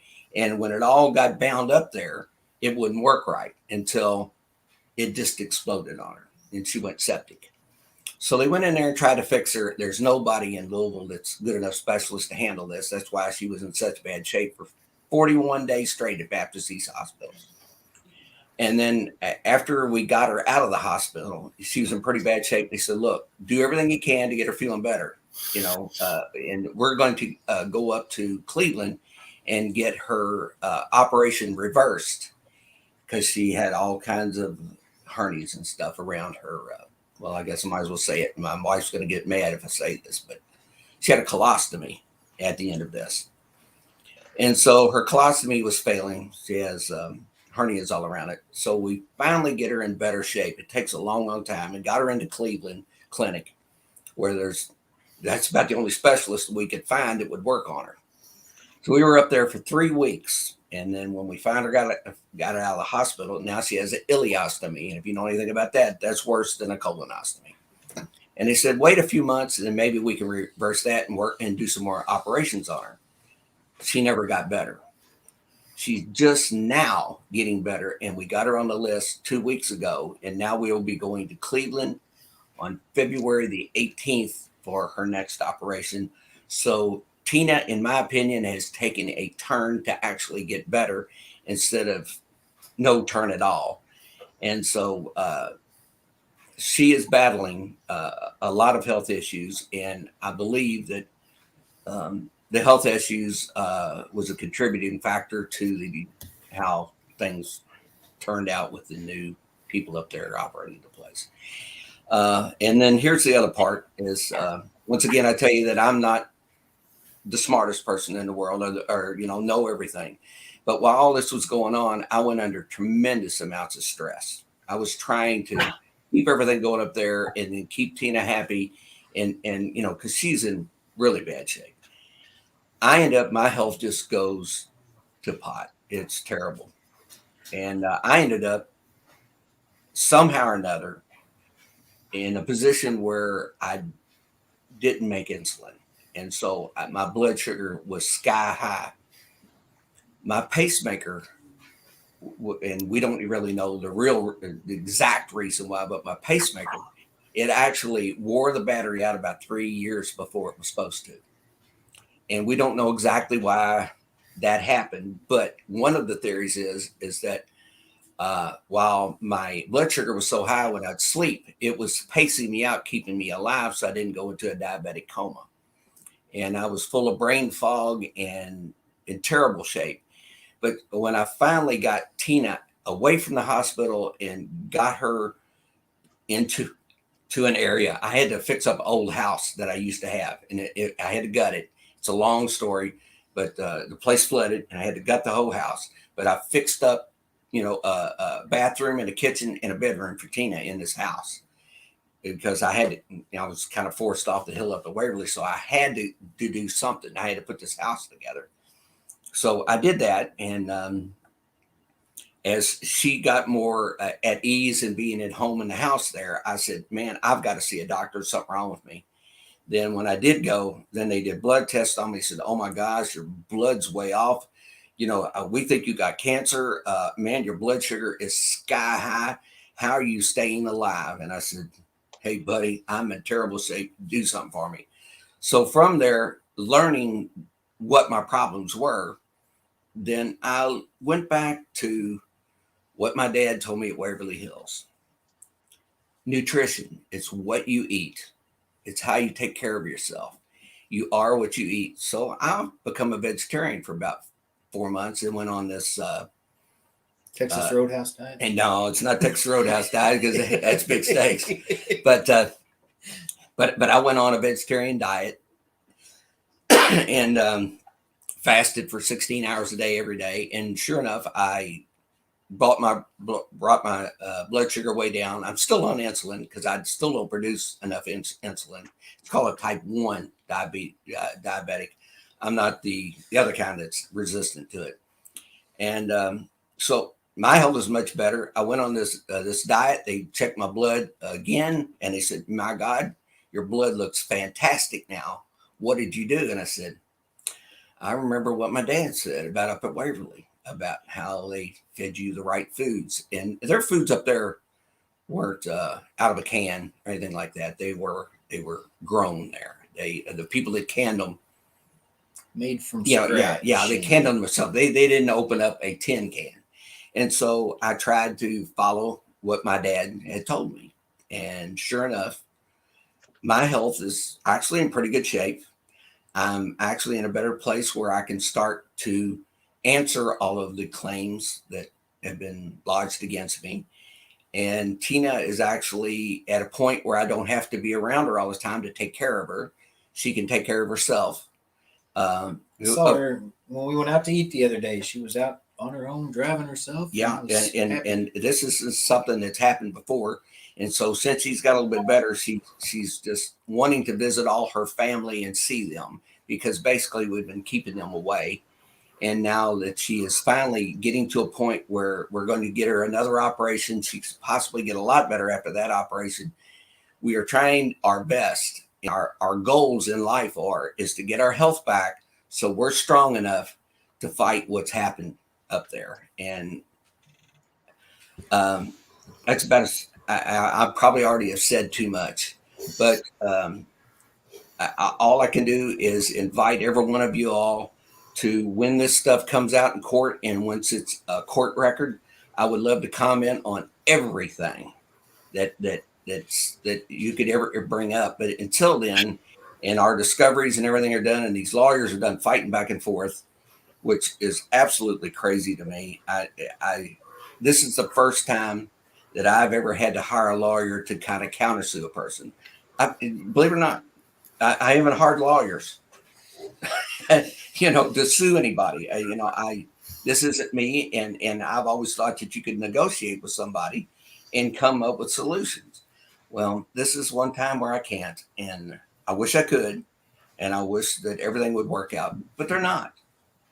And I want to say hi to Brian Murray from the TV show Ghost Hunters. He's watching. Happy birthday to your boy. I've got a stepdaughter whose birthday it is today, so I'm glad you're watching at least, Brian. Thank you. If you can help us spread the word on this at all, with your big platform, your big voice, you and Rochelle, two of the beloved people in the field. So it's good to see you on here, brother. And well, Charlie, thanks for watching this. And I know that I was, long-winded there, but basically I just wanted to make sure that everyone out there knew when they say, hey, you're going to help Charlie try to, get his place back, or however you want to, make that a term. This is who I am, and this is who you are supporting and doing this for. I am the person, and hopefully things will work out. And one thing that you will find out from a lot of people, that one of my faults is that if you ever become my friend, I'm loyal to a fault. I never forget a friend, and I never turn back on a friend. I can't say that for some other people who I thought were my friends, but that's who I am. And if you are my friend, I'll never turn my back on you. And I say the same thing all the time when the world needs more people like that. Me too. The world needs more people like that. I say the same thing Yes. about myself. Yep, absolutely. And Charlie, I've said this to Ernie already, but when all of us paranormal investigators, when we all come there, we feel the passion that you guys have for the place. And without that passion, without that, Waverly's already gone for us. You know what I mean? That the whole situation is sad. It is. Things But could have been done. it's that much passion. better. It's that passion for what we do. It's the passion for the history of that building. It's the passion for the architecture of that building. And it's the love that you've put into it that makes it special for all of us. Yes. 20 years of my life. It really is. It's 20 years of my life. And as I look now that I'm getting older, I look at things in different ways. And I say, you know, what if I would have, you know, put my efforts toward building up a business someplace? Now, as I getting older, I have a big nest egg that I could feel very comfortable. Well, guess what? My nest egg was that building. It was everything up there. It was all the equipment and everything that's up there. And then now that I don't have it anymore, my 20 years of work are gone. Yeah. And so that's why I cannot lose this fight. And we're not going to let you. And I told my lawyer, I said, I would have negotiated with these people about anything at the start and done my best to get along with them. But I tell you how it is right now. If this thing goes all wrong, I will go through every penny I got until you see me walking down the sidewalk with a suitcase and saying, thank you very much. I tried my best to correct this wrong. And then I guarantee you, after I walk down that sidewalk, I'll find a job or something somewhere, and I'll save up some money, and I'll come back and I'll fight again, and I'll fight until I'm dead. And my last dying words will be about my fight. And so if I don't win, I'll never quit. And so in some form or fashion, you could say, I'm never going to lose because I'm not going to quit. Well, once again, I want to stress to everybody, the shirt that Ernie has on, if you want one of those, you can get one through the $25 donation, www.savewaverlyhills.com. There's also a petition on there. Please, if you can't afford to donate, go on there and sign the petition at the very least. Yes. Also, and we had Jesse Stewart has been nice enough to commit to a 25% donation on all proceeds that he makes through sales right now. He makes some great paranormal equipment, very affordable, and he's going to donate a portion of that to our fight. There's a lot of folks across the world. I mean, we see people on here from Alberta's, from Ireland. We had someone from. There's about 5 people that are banned from sharing anymore because they're all in Facebook jail because we've shared it so much.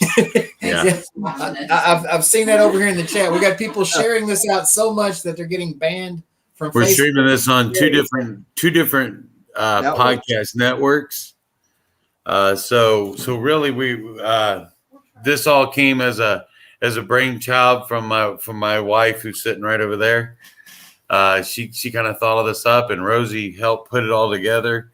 God bless her. Yes. So Charlie, like I said, the passion that you've shown us over the years through what you've done with the building and how kind your people, you and Tina and your people like Ernie and Denise and Leanne and Beth and Todd have been to us, that kindness and that passion and that love and everything, that's why we're doing this for you. Well, because I appreciate it. That's what we felt when we were there, you know, and that's why we want to give it back. Thank you. Well, I mean, I have, I've been there when it was just me and Charlie sitting there in the off season when the snow was falling, and there's no guests, nothing else going on.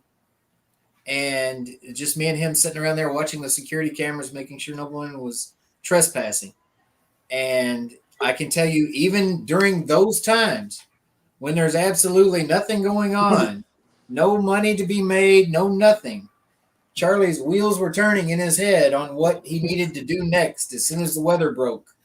I mean, it's been this guy's passion from sun up till sundown. And there's plenty of times when I'd have to wake him up in the middle of the night because we'd have a trespasser or we'd have a power outage or security cameras would go down. I mean, 24/7, Charlie and Tina have lived Waverly Hills. And not just lived at Waverly Hills, but lived Waverly Hills. And it's a place that no one heard of before Charlie bought it. It wasn't a paranormal icon in the 80s, the 90s. But in 2001, when Charlie bought it, he was able to get it cleaned up enough that people wanted to come in and investigate. And lo and behold, ghost hunters came, Jason and Grant. Fox did a couple of different shows up there, World's Scariest Places, things like that back in those early days. And the reputation just blew up. And I do have one question for Charlie real quick, and it's one I hope he can answer with this. During all your time renovating, did you have paranormal experiences of your own? Well, here's what I would try to do is curb those conversations, because the people I dealt with were maybe workers that I would have them help me do stuff up there. And I didn't want to scare them too much, so I would try not to talk about too many things that happened up there. But I think in the first week that I was up there, I took a video with one of the old video cameras that had the little mini cassettes in it. Do you remember those? Yeah.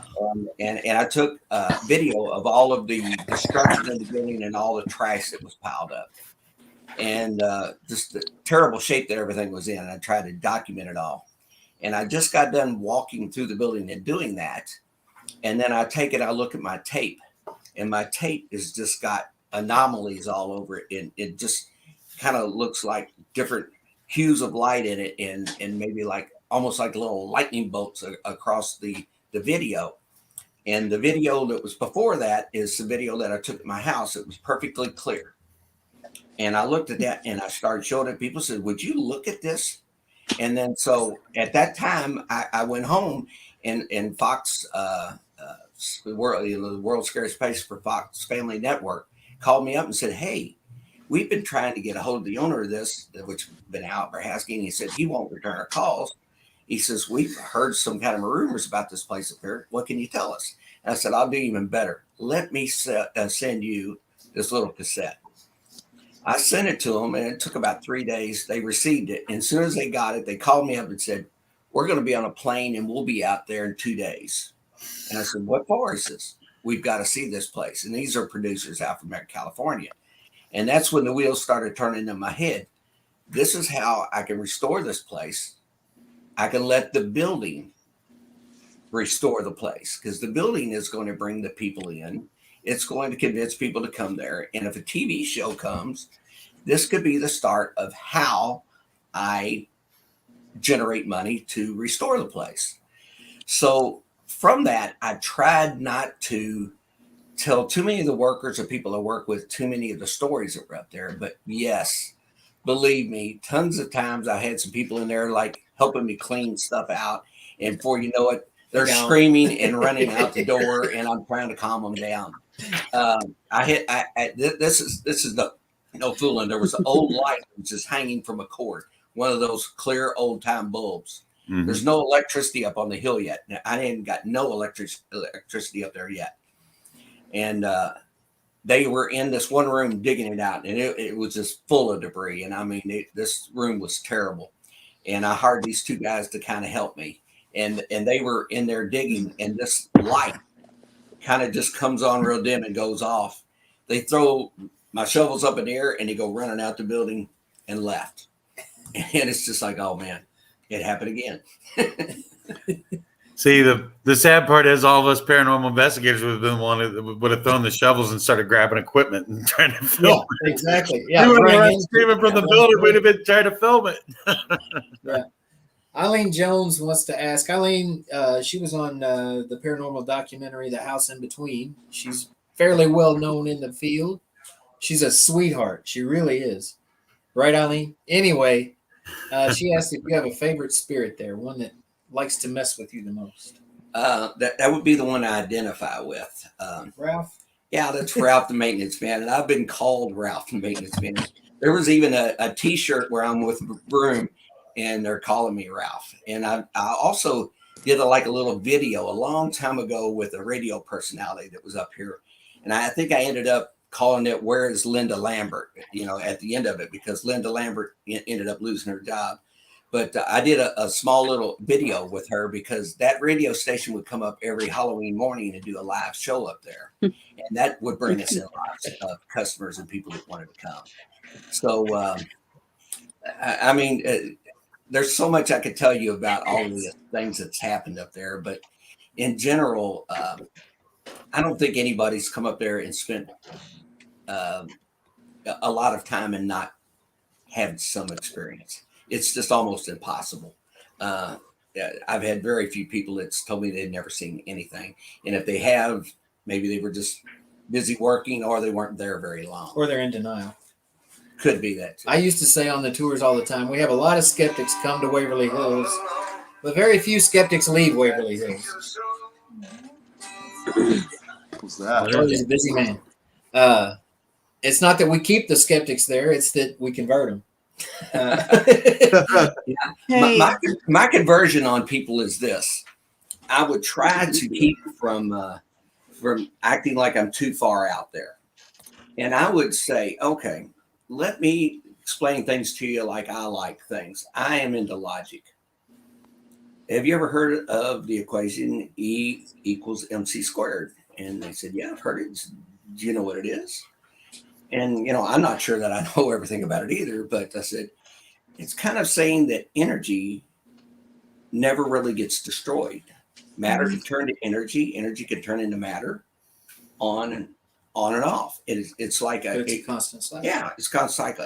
And I remember when I was in grade school, we would have classes that would plant a seed in a pot, and we would measure out exactly how much dirt was in the pot. We put that seed in there, and we would grow a tree. And then, as the other classes would do it, the tree would be bigger from, 4 or 5 years earlier. And then after about 5 years went by, we would take the tree, clean off all of the dirt, and weigh the tree. Of course, a lot of that's water.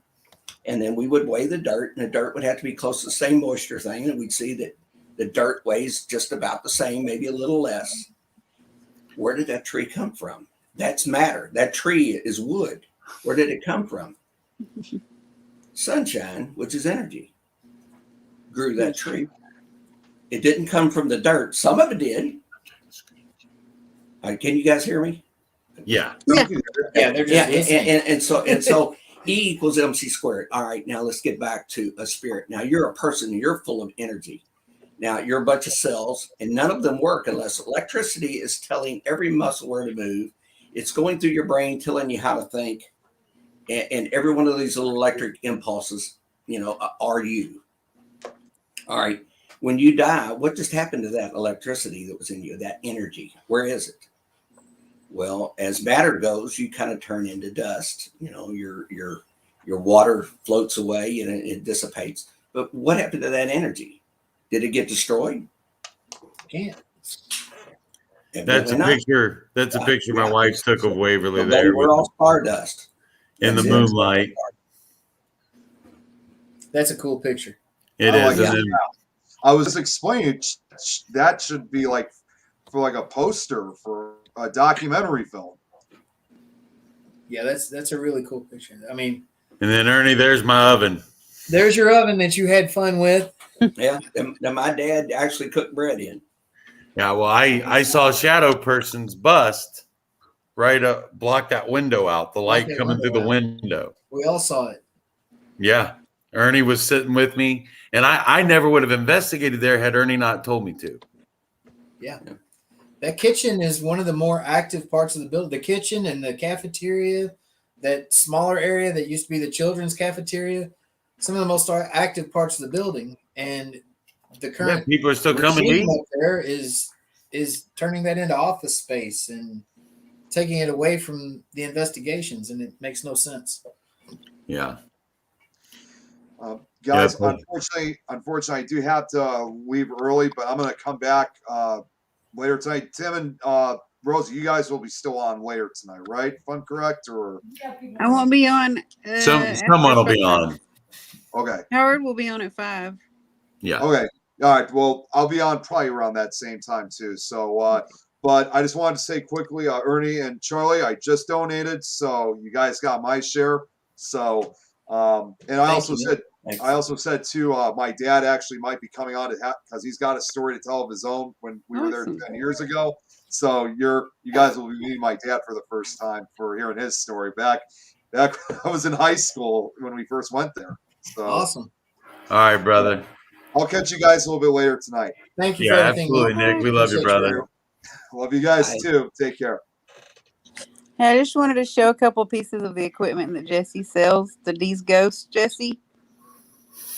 Because y'all said that he said he was going to give part of the proceeds to donate to Save Waverly, and this is a music box. I just wanted to get off here. Okay, we're gonna jump off here for a little while, get something to drink.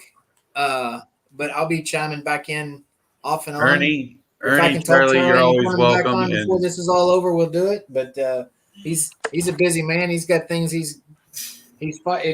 yeah. But Charlie, thank you for coming. A lot on his plate. Yes, he does. So we'll be back when we can, but we appreciate you all giving us this opportunity. Charlie, we appreciate you coming on. We do. Ernie, thank you so much. You guys, like I said, there is no Waverly without you. You guys make it special for us. So, the building speaks for itself, but you all make it special for all of us. Yeah. No matter what happens, the building will still be there and it'll still be what it is. It's just that I hope that it's going to be in good hands for the future. It's my hope. Whatever those hands are, I want to make sure they're the best hands they can be in. Well, in my opinion, the best place for it to be in is yours. Those are the best hands for it because you have the love and the passion. I am getting older.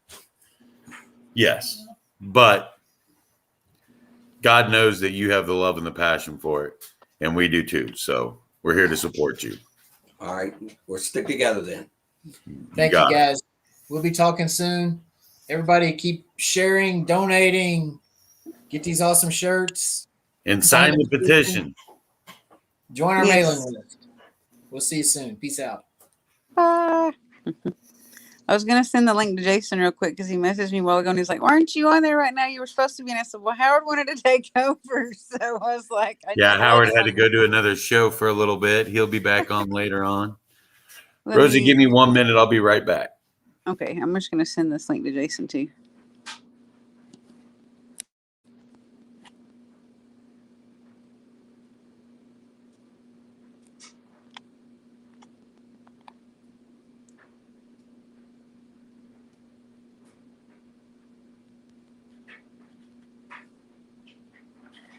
All right. So, where did I go? So, these are some of the pieces of equipment that Jesse sells from D's Ghost. It's going to be hard to see right now. This is actually a music box. It's triggered in the dark. Hey, Wayne. And you can see the sensor that's triggered there on the front where it's lit up. And it plays Don't Fear the Reaper. So that's from D's Ghost. It's a coffin-shaped music box that is triggered in the dark. It's triggered right here with this sensor. When the lights are low or the lights are out. Did you see the thing I just put or just showed? No, I had to run to the restroom. Music box. It's a coffin-shaped one. Jesse made it. That's right.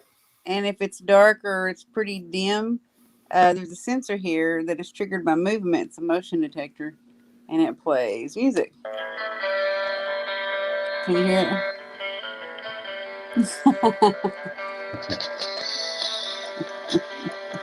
I need more cowbell.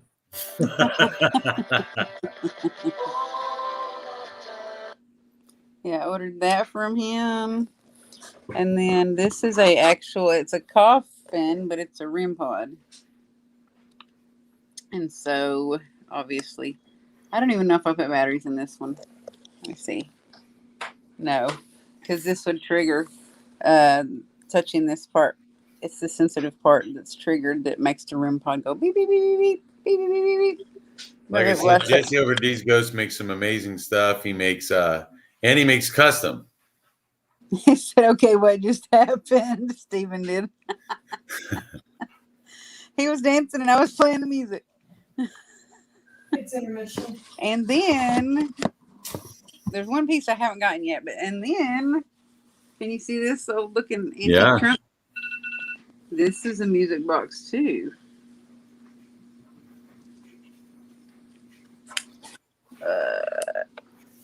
I gotta look at it. Here. And it comes on and you can open it too. Well, I taped it shut. It's neat looking. It plays music. It kind of cuts off before the words start, and then so Am I right in saying that Jesse can customize the song that it plays? Even yep, you can pick what you want. You can pick the section of the song. Yeah. I thought the song was going to be longer. That is Lizzie Hale.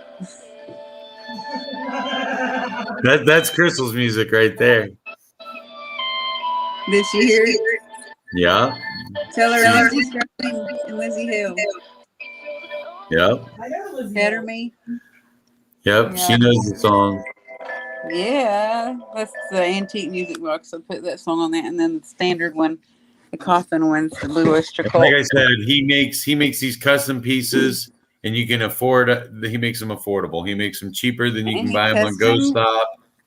He designed this. He colored it and painted it himself. See? Yep, they're all handcrafted. Mm-hmm.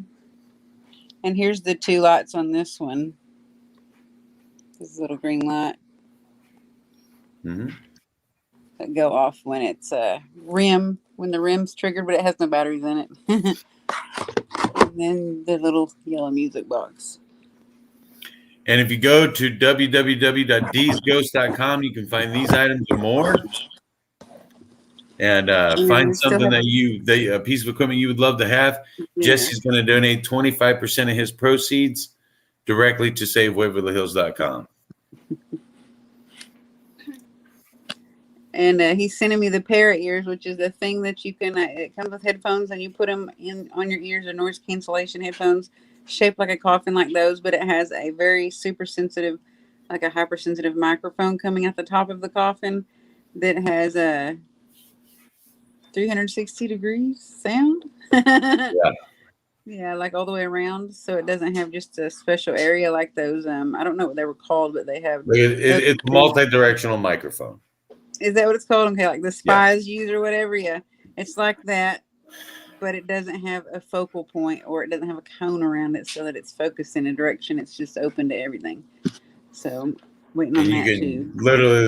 Literally, I've actually used a pair like that, where even in a crowded room full of people, I could hear somebody barely whispering right in front of me. Yeah.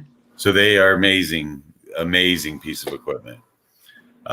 Those little sounds that we don't normally hear with our ears, or we can't make out what it's saying, you'd be able to hear we're in those. Someone asked, Eric Williamson asked, what's going on with Waverly? We usually go every year to investigate.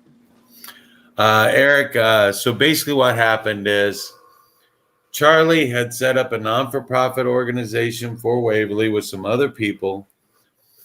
A couple of the people on the board for that non-for-profit, as people left or quit the non-for-profit or had passed on or whatever, they started bringing their friends in to have a majority vote.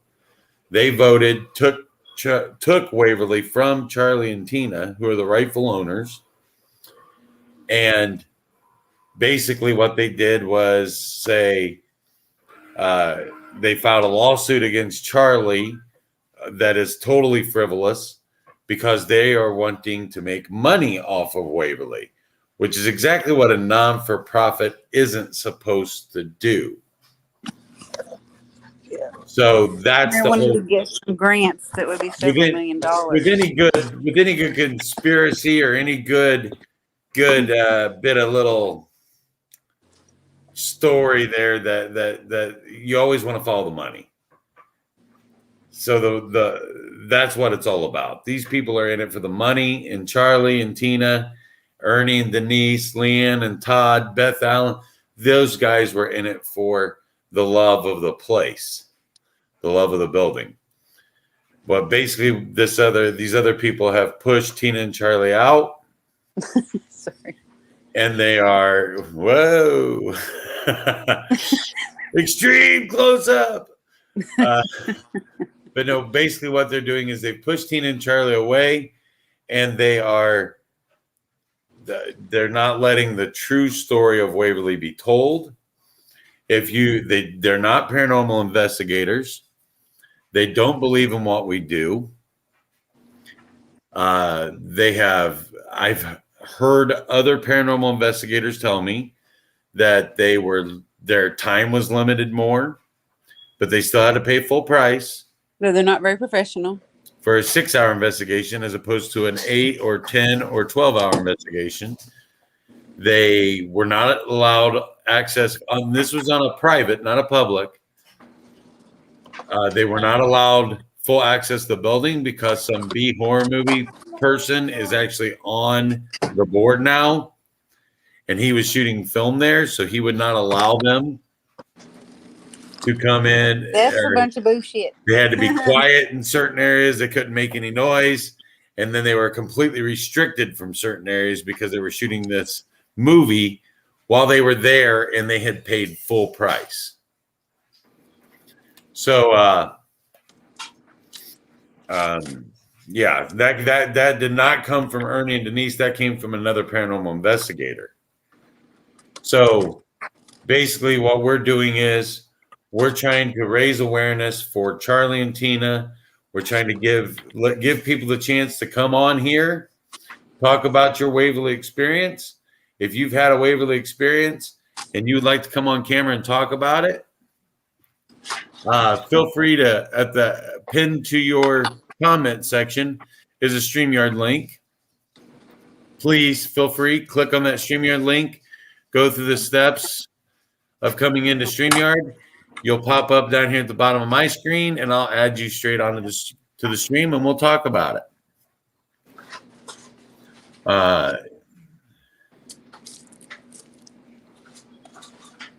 Absolutely, Stephen. We do need to start having fun again. And if anyone wants to help support this cause to save Waverly, there are different websites you can go to and a Facebook page so you can buy T-shirts. Well, you don't buy the T-shirt. You get the T-shirt with a donation. So the T-shirt gets given to you with the donation. You make a donation on www.savewaverlyhills.com or go to the Save Waverly Hills Facebook page, and those both have links to a petition you can sign, where you can buy T-shirts, or you can make donations and get T-shirts. There you go. It's a $25 donation. Will get you the Waverly T-shirt that Ernie was just wearing on the live. It glows in the dark. It's a very nice shirt. They have them all different sizes. That'll get you a shirt sent out to you. It's $25 donation plus whatever the shipping cost is. And then also, if you can't afford to donate right now, you can sign a petition. www.savewaverlyhills.com. You can sign a petition stating that, hey, we in the paranormal field wanted to stay with Charlie and Tina. Charlie bought this building back in 2001. Charlie was just on here talking about the years and years of hard work that he's put into this place. 20 years of his life he's put into this place, and it was him doing it. I mean, he worked himself into a heart attack trying to fix this place up so that we could go in and investigate it. Exactly, Stephen. We were one of the last groups of people in there that ever got the full treatment. As far as I'm concerned. Did you share the link out to this in the group messages? And it wouldn't matter because anybody who clicks on it to watch it, that comment is going to be pinned on there. Oh, it is where they can. Yes, it's join? pinned on the comments. Okay. So the link is pinned on the comments. So all they have to do is click the link. They'll come straight in. Well, after they go through the whole process. But yeah, you know how that goes. But at any rate, we're basically trying to save it from these people who are just in it for the money. If you are these other people, from what I've been told, if you are they don't believe in anything metaphysical. So Rosie, I know that you have mediumship abilities. You have abilities. Mm-hmm. If you were there and you mentioned your abilities, you're high or you're drunk, or you're having an anxiety attack, and they take you outside and give you a glass of water. What they sound like is the people. You know what it sounds like, and it reminds me of back in the Salem witch days. They found, after all of the accusations and the hangings of false accusations and lives that were taken and lost over false claims, that a lot of the problem was people were fighting over land and trying to gain and steal land from each other. So in order to do that, they were convincing the town that someone was a witch so they'd be hanged to death so that they could fight and have a chance to take their land away. Yeah. Which it sounds a lot like that. Yeah. And the very people who brought this lawsuit against Charlie said, "Oh, well, we'll drop the lawsuit. All you have to do is sign over the building to us." Yeah. Just give it. Folks, yeah. I hate to say it, but that's blackmail. Yeah, and if they're going to give him back every dime that he put into there, they probably couldn't afford to. Not only couldn't they afford to, but, I mean, I've even heard accusations that they're intentionally faking stuff when they take people on tours. Yeah. There's a door that if it's closed and they bump it with their arm, it makes that slow, open, creaking sound. And oh my gosh, and they're worried about the building being spooky, not the building being accurate. And we as paranormal investigators are a lot more worried about accurate than we are spooky. Yeah. Or truth. Yeah. Truth, science, scientific or logical explanations, or metaphysical or supernatural or paranormal or religious explanation, figuring out what it is. What is the Okay, Eileen, thank you for coming back in. I just did that. Yes, so I make could sure ask to sign her. the petition. Thank you, Eileen. Eileen, you better come on here later tonight. They're supposed to be on till midnight at least. And I even told Jason that after midnight, I might do another block. If I can get Lincoln to go to sleep. Get you some NyQuil real quick. Some Vicks. Rub you some Vicks on, Eileen. Yes, Don. Blackmail is against the law. Whether whether he's got it recorded or something, I'm not sure, but we heard it said. If you want me out, buy me out. That's what I'm saying. But I think I feel like, how could they really accurately come close to being able to offer him all those years and all that work and all that money that he put into it? Yeah.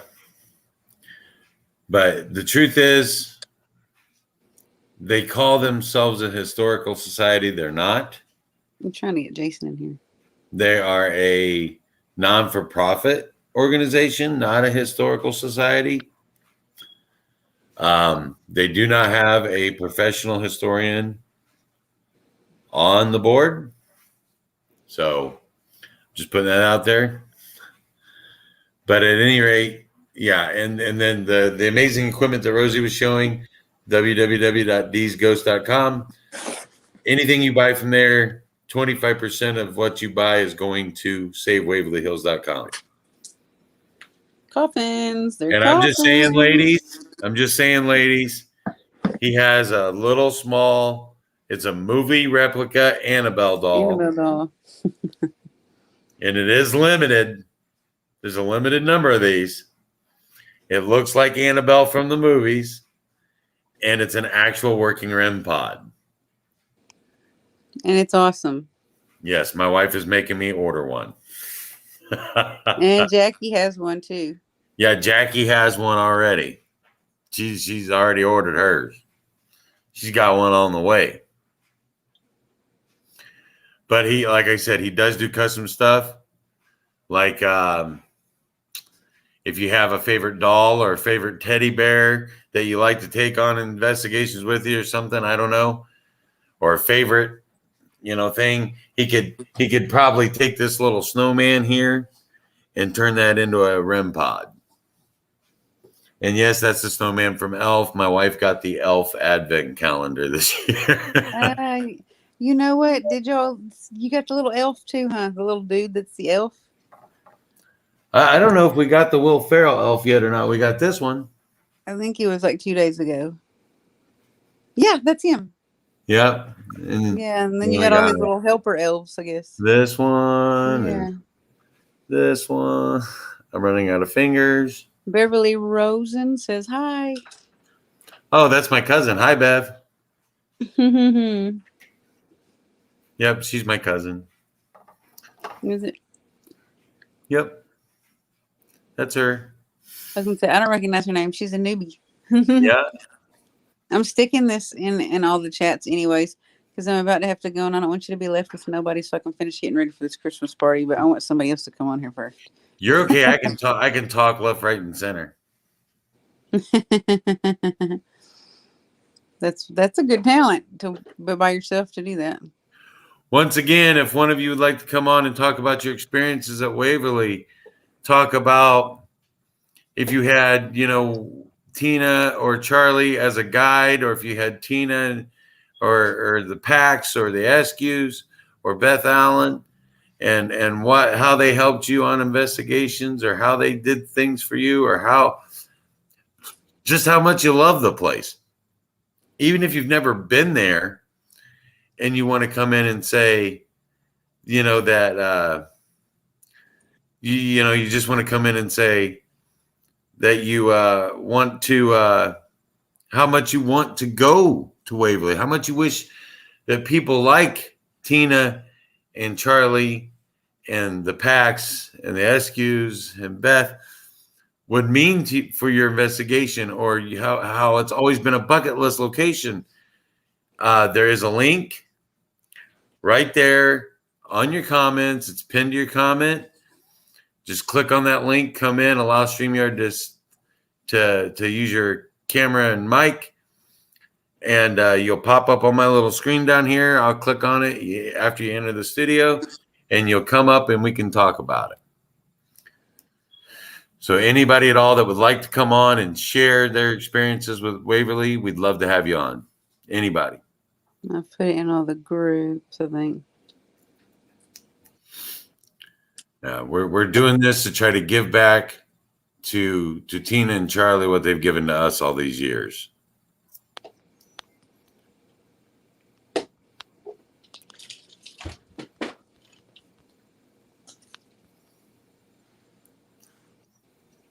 There.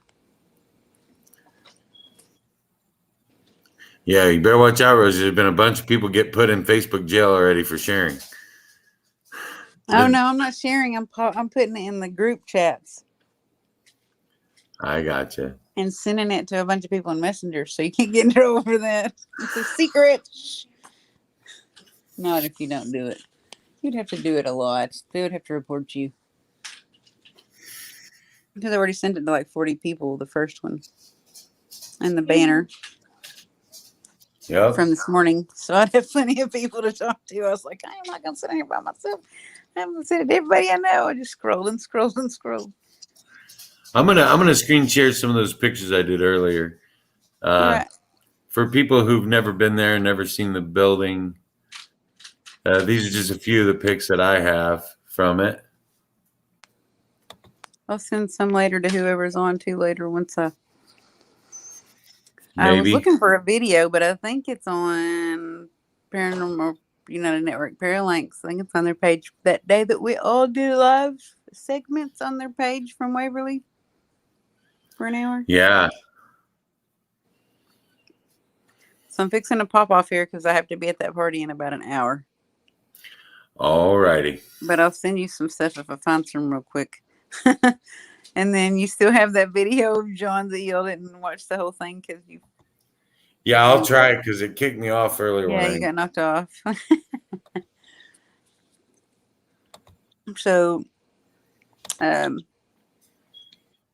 guess I'll talk to y'all in a little bit after that party or whatever. Howard should be on after you, right? What's that? Yeah. I told him He should be coming back in or making his own stream here in a little bit.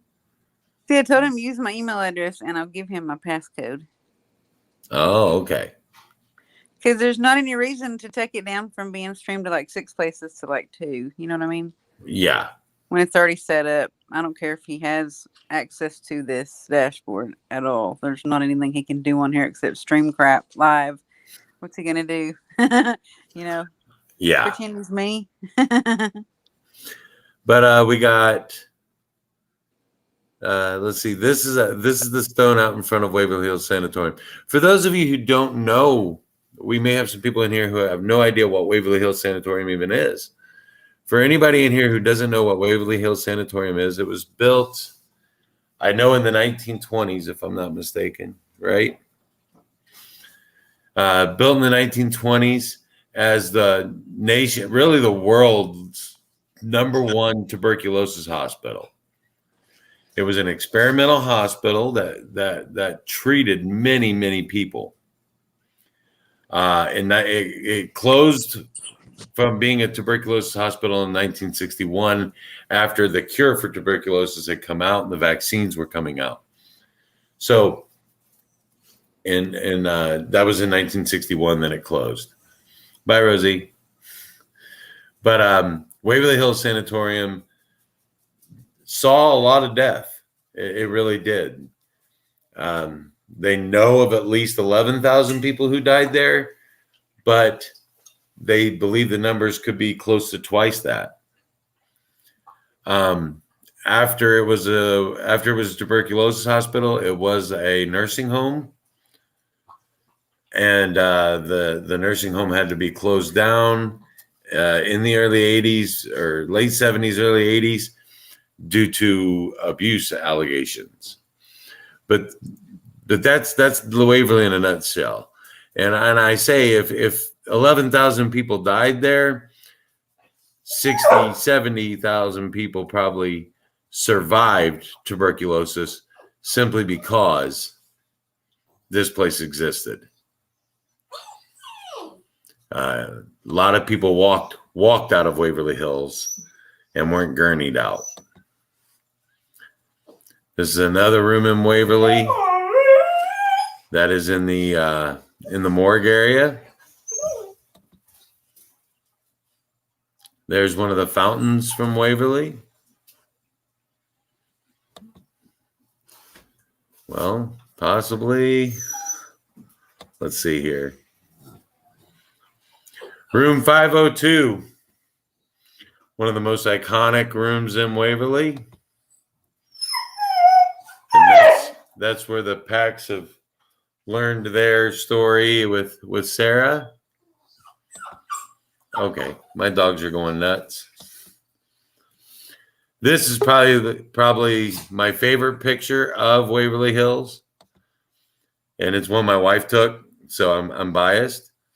But there you see a picture of the building, and that is not the sun, that is the moon. The night that we were there, Stephen Woodard's in here, and he'll tell you the night we were there, we had the brightest, most brilliant moon ever. Go on, you. Sorry, my dogs were wanting out. But yeah, that's a picture of the moon in Waverly. There's the gargoyle statue that Mr. Howard Petrie wanted me to load into the back of a Mustang convertible. He tried his best. Oh, hey.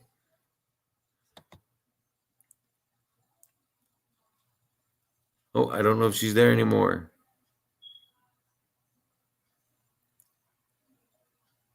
Don, it's not letting me bring you in.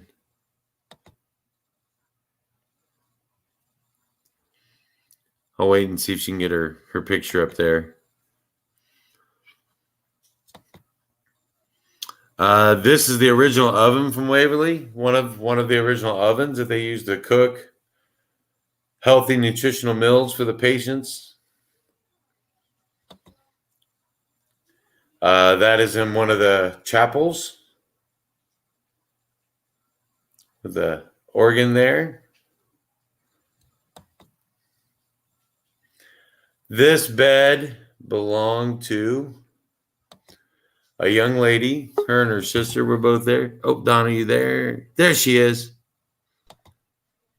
There you are, Don. I got you now. Hi. Hi. Do you remember the spirit associated with this bed? I cannot remember the name. Oh, it was a female name, and her Yes. sister was there too. I cannot remember their names. And she passed, but her sister survived. Yeah, her sister survived. She passed. Oh man, I cannot remember her name.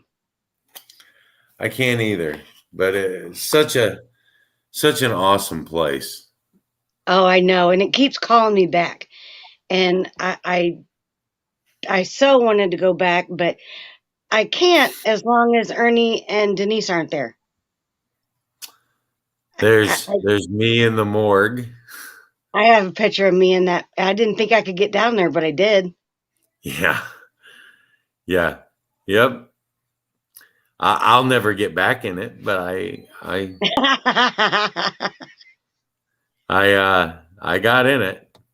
So did I. It was strange. Oh, and that's my wife with a dog, so that has nothing to do with Waverly. But yeah. The night we were there, the time that we were there, Don, that was an amazing night, wasn't it? Yeah, that night, and I remember the feeling as we were driving up. I was looking at that place, and because I remember watching it on all the TV shows, and it just doesn't do it justice. No. I remember thinking I will never be able to go to a place like that, and then all of a sudden there I was, and I was actually there. And we were waiting outside of the gate for them to come down and let us in, and it was surreal. It was like, oh my gosh, it truly was a bucket list moment, and it was like, there it is. Yeah. I cannot believe that little old me is going to go and do this. Yeah. And for 10 hours, and then 10 hours felt like 2 hours. Yeah. It went by in a flash, didn't it? Oh my gosh. I could not believe it. And I remember bits and pieces. It's strange.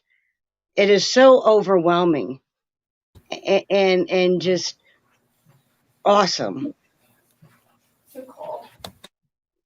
And the wonderful people that I met, you two and Nick and John and Stephen and Adrian and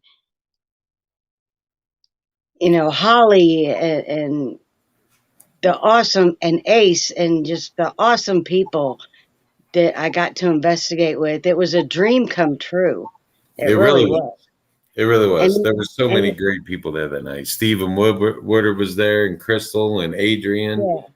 Yeah. And to meet Dennis and Denise and Ernie and listen to them tell the true story. And it put, because you thought, watching the TV shows and everything, you thought you knew. Mm-hmm. And then it never quite sat quite right. And then to go there and hear the actual true story, and it was a wonderful, amazing evening. It really truly was. And it is such a shame of what these people are trying to do. I couldn't agree with you more. And people like Ernie and Denise, they made our trip there more special, didn't they? Yes, they did. Yes, they did. They really did. And I think people like Charlie and Tina, we'd have never we'd have never heard of Waverly Hills Sanatorium had it not been for them. No. The work that they put in and the job that they did there, that's what makes that place special to most of us. Yeah, and the biggest thank you goes to Charlie. I mean, he put that place on the map. He really did. Well, him and Tina, because Charlie was behind the scenes doing all the work, and Tina was the face of the place. Yeah. His wife, Tina. Yeah. When we all saw it on those shows, we saw that long red-headed lady, long hair, red hair. Oh yeah. That's Charlie's wife, Tina. Yeah. The two of them, they made that place what it is today, and it's really a shame what's happening to them. If you haven't done it, please www.savewaverlyhills.com. It costs nothing to sign the petition there. There's also a place on that site that will take you to buy a Waverly Hills t-shirt that glows in the dark. It's one of a kind. You can't get it anywhere else. It's a Save Waverly Hills t-shirt. You can, for a $25 donation and shipping, they'll send that to you. Also, if you're looking for paranormal investigation equipment, www.dsghost.com. Jesse makes custom paranormal investigating equipment at an affordable price. The music box that Rosie had that was playing Don't Fear the Reaper, you can get that with any song you want in it. So you pick the song for the music box. And the way that music box works, for those of you that don't know, you set it up, it has a motion sensor in front of it. And then if something passes through that motion sensor, it goes off. So that's how it works. But he's got other kinds of equipment, REM pods, customized REM pods, customized spirit boxes.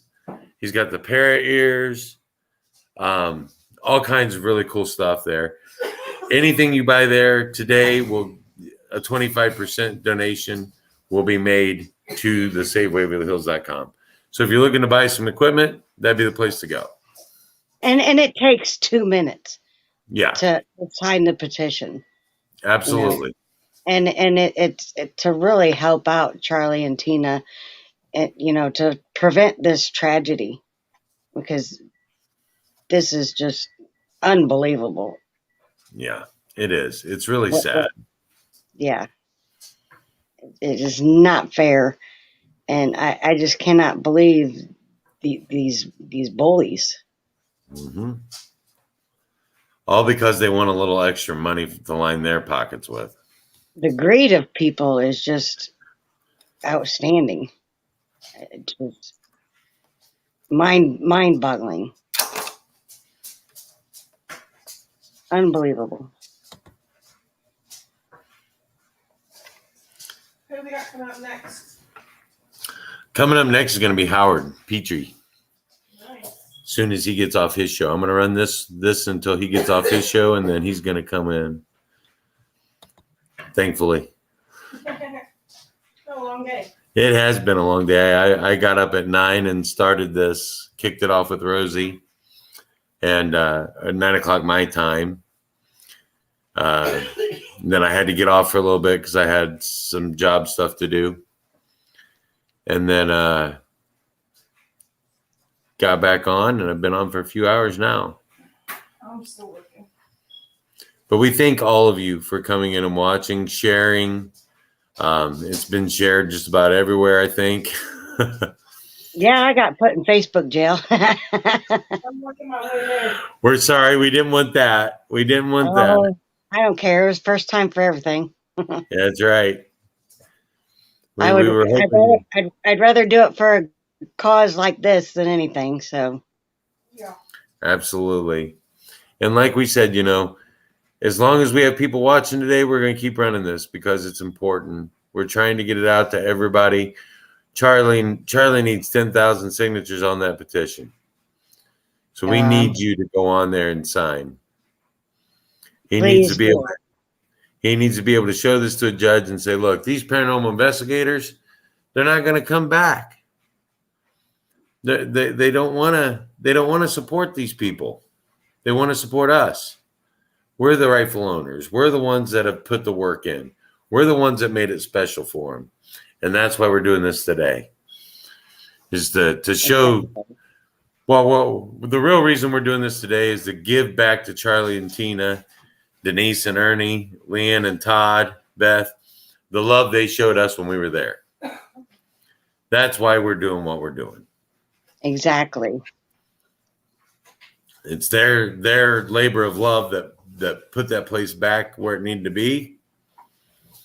And it's their labor of love that we're trying to help support today.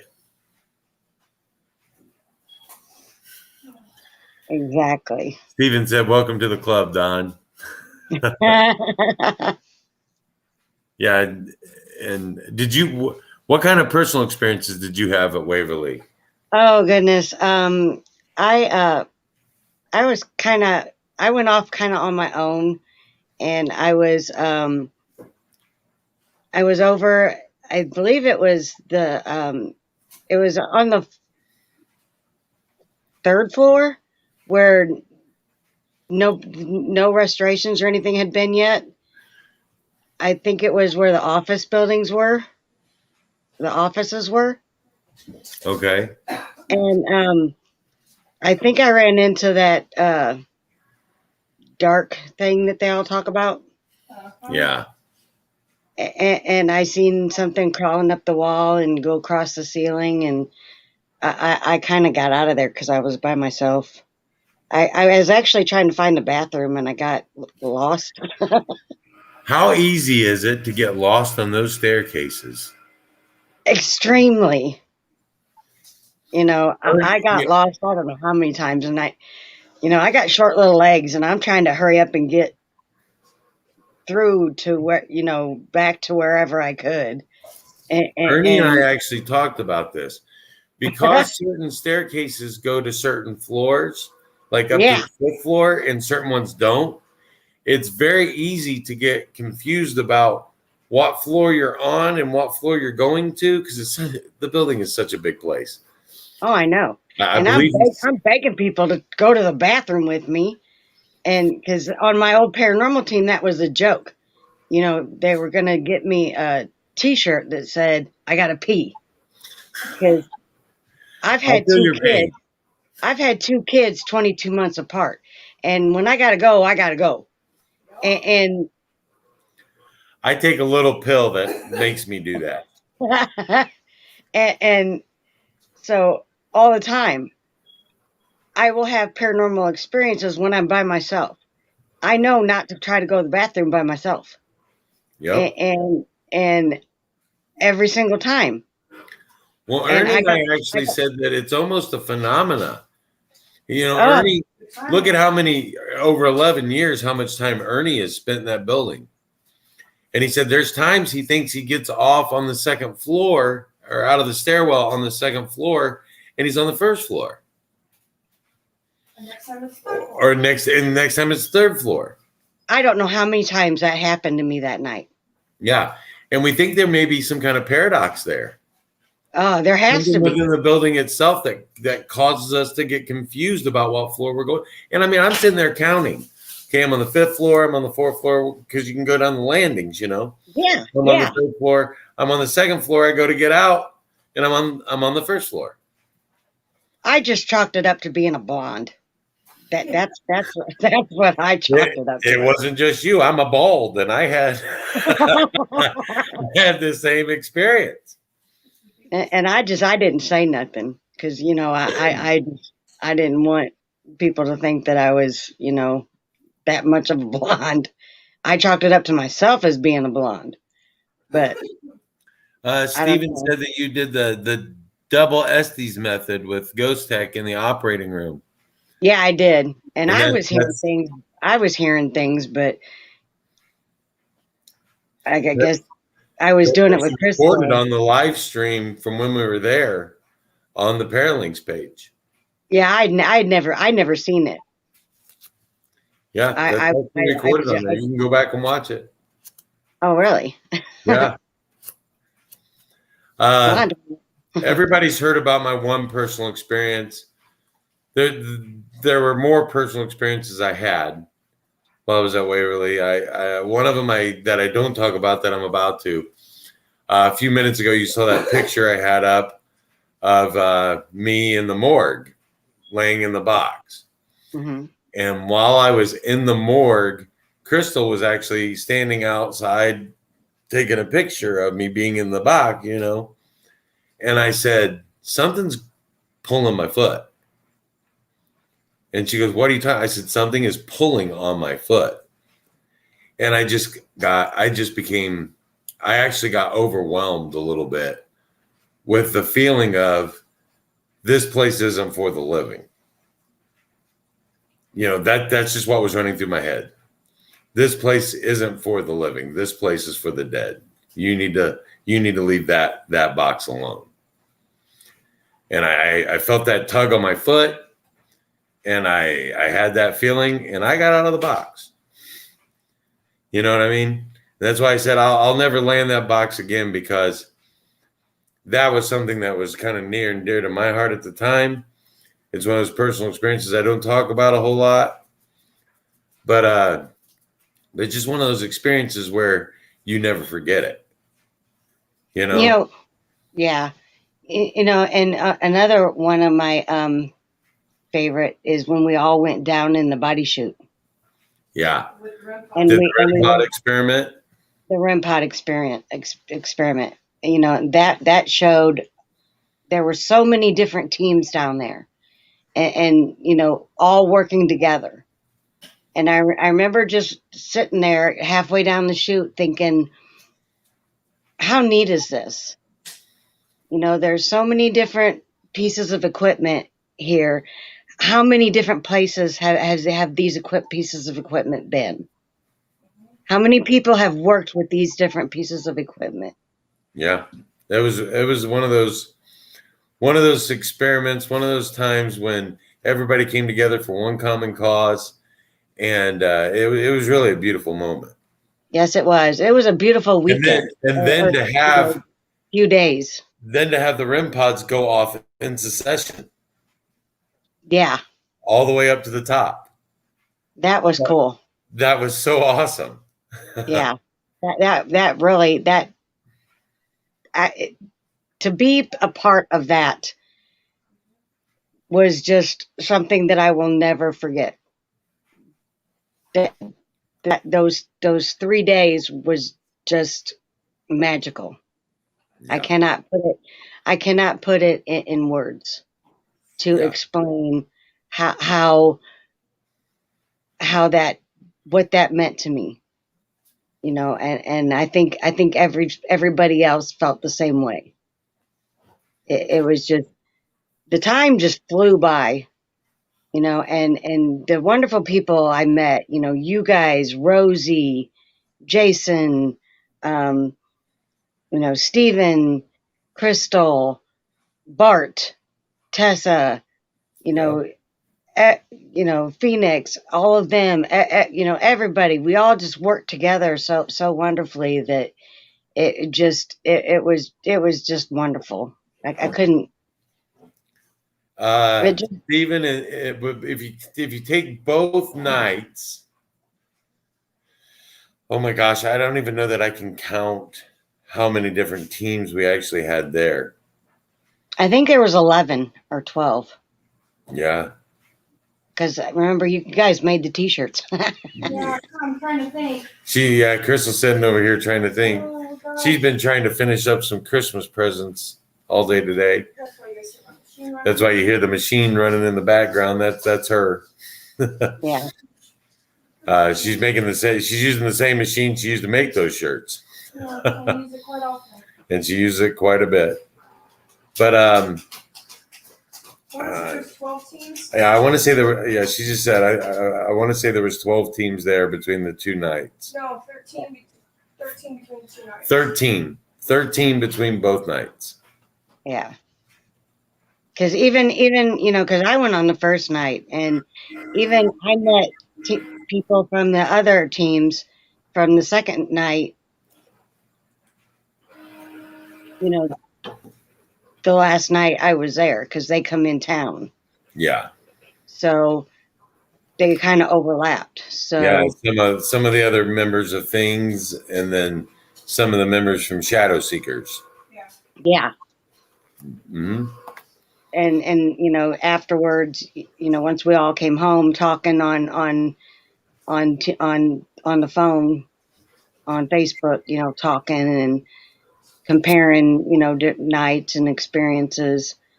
It was fun. It was. Yeah, Shadow Seekers is a team that's really near and dear to our hearts. They're from the next town over from us, and they're almost like our sister team. We investigate with them all the time. So, oh, yep, that's who Chris was on the phone with a little bit ago. One of their members, Chrissy, who's on a show on Things Network now on Friday nights. Yeah, Chrissy was actually going up to see Jeremy York and taking a little care package, taking a little gift. Yeah. Yeah, if I was close, I would like to go see him. But he really doesn't want visitors because he's. But we kind of didn't give him a choice on that. Yeah, I wouldn't give him a choice either. Yeah. But well, I've known Jeremy for a long time, and he's one of my best friends, and I always back his play. So yeah, I'm not close. I'm in Illinois, so I can't. Yeah, I know, and he knows that. He does. Believe me, he has appreciated the outpouring of support from everybody. You wouldn't believe. He really has. If anybody here doesn't know, Jeremy was involved in a workplace accident. He was very seriously injured. He's going to be in the hospital for a while. So any prayers and things like that would be much appreciated for him. Oh, we got before Christmas. We got one of our friends popping in here. Hey. Hey. How's it going? Are you watching the live stream? Because I'm getting feedback. I haven't. Sadly, I have been busy doing reading for clients. So I just finished my last client. I can't see him. Oh, can you see her, Dawn? I can't see her. Oh, wow. Can you hear me at least? Can you hear her? Can you hear me? No, she can't hear you. I can hear you and see you. Hey, Crystal. Hi, I'm working. Sorry. Yeah, she's trying to finish up Christmas presents for the kids. All right. Well, that's explainable. Yeah. I haven't done that yet. I can see me and you, and that's it. Oh, no. Oh, no. Well, I'm supposed to have a kid come in. I was supposed to have a kid come in Monday. So Hang on, Donna. I'm going to do this. I'm going to take you off and bring you right back in. Can you see her now? Oh, my. Wow. I wonder where that is. Oh, Bridget said, Anne, she said, how's the grandbaby doing? Oh, my God. He is so amazing. You know, when we have our babies, it's like you sit and watch them all day. Like every little expression that they make is just it's like, oh my God, look at that. Isn't he so cute? Oh my God. Oh, and he's just like moving his lips or whatever. And it's just so precious. And oh my gosh, it's my heart. Like, oh my God, my heart. we're getting ready for that phase. We're getting ready for that phase of Are you really? We don't have any yet, and we don't know of any on the way yet, but we're getting Oh ready. my for gosh, it.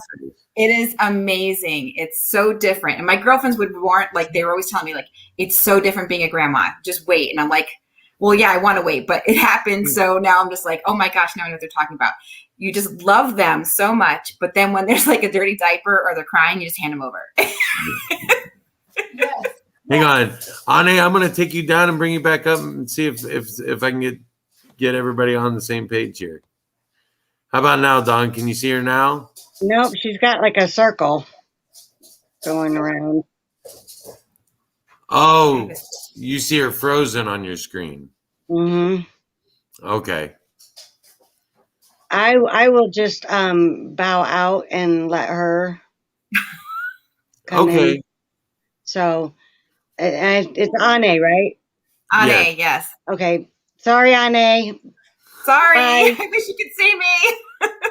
Thank you, Don, for coming on. We appreciate it. So how's it going, guys? It's been going great. We've been on since 9 o'clock today. This morning, our time. It's 5:13 our time now. It's 3:15 here. 3:15 there. Yes. And I've had clients all day, so I've been trying, Rosie's been sending me connections, so I've been in the links to get in. So I'm on. I'm like, as soon as I'm done with my clients, I'll pop on and say hi. So what have you guys been up to? Well, we've been talking about SaveWaverlyHills.com today. And how is Jeremy though? Jeremy's in good spirits. He has some surgeries to go through tomorrow. So, but we have been in constant contact with him. His family? I've been, his dad has a hard time speaking. So, which is going to be even worse tomorrow, I believe. So he's been messaging me with the details to call and tell his dad and things like that. So, but I have seen Jeremy. Thank God the injury wasn't worse than what it could be. It is bad. I'm not going to lie. It's very bad, but it could have been a lot worse. Okay. If it would have been an inch higher, he would have lost his sight permanently. Oh my goodness. And if it would have hit him in the neck, he wouldn't be here. Oh my goodness. So, you're okay. You're okay, Don. It's not a problem at all. We're thankfully sad. Yeah, we're very grateful that he's still around, and very grateful that it wasn't worse, but it's still very bad. Yeah. Well, I have a reading here for him, and it does look like here there is some kind of battle that he is going to be going through and some hard work, and it shows that here. But it shows here with that right there tells me he's going to overcome this. And there's going to be some kind of opportunity or something being presented medically, I feel like, that's going to be able to help him move along forward. And it is creating new beginnings for him. So he does have, with a lot of support around him, he's going to be having some new beginnings and good news coming his way. So there's good news here for him. So coming up for him. So it is tough. He's going to be fighting a battle here, but he's going to win. And it was a very sudden and shocking experience right there for him. And it does look like here it's going to bring some, some challenges, but it does look like here with this, it hasn't happened yet because the moon card is there, but there is some good stuff happening here. He's ready and waiting.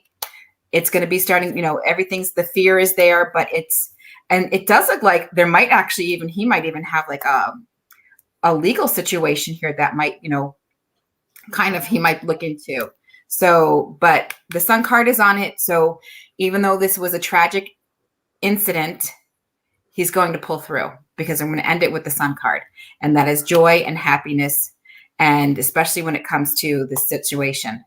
But he is going to pull through and he's going to overcome all the obstacles because he's a fighter. He is. So he is, I'm wishing him well, and I'm sending him healing energy. So for him, What did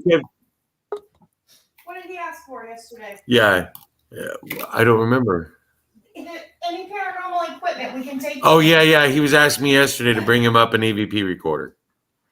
Oh. Yeah.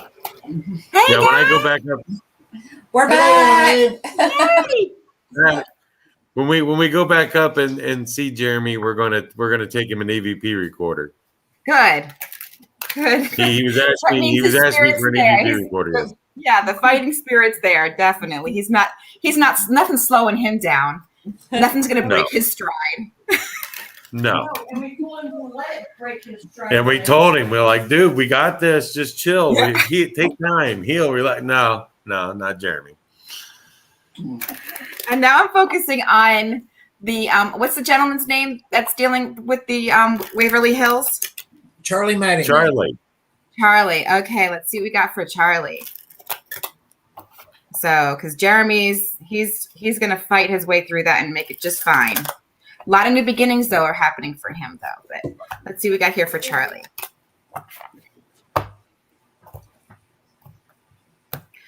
Charlie's got 2 green cards, so he's pulled them up here. He's not alone. So you guys are definitely making a difference in his life. Yeah.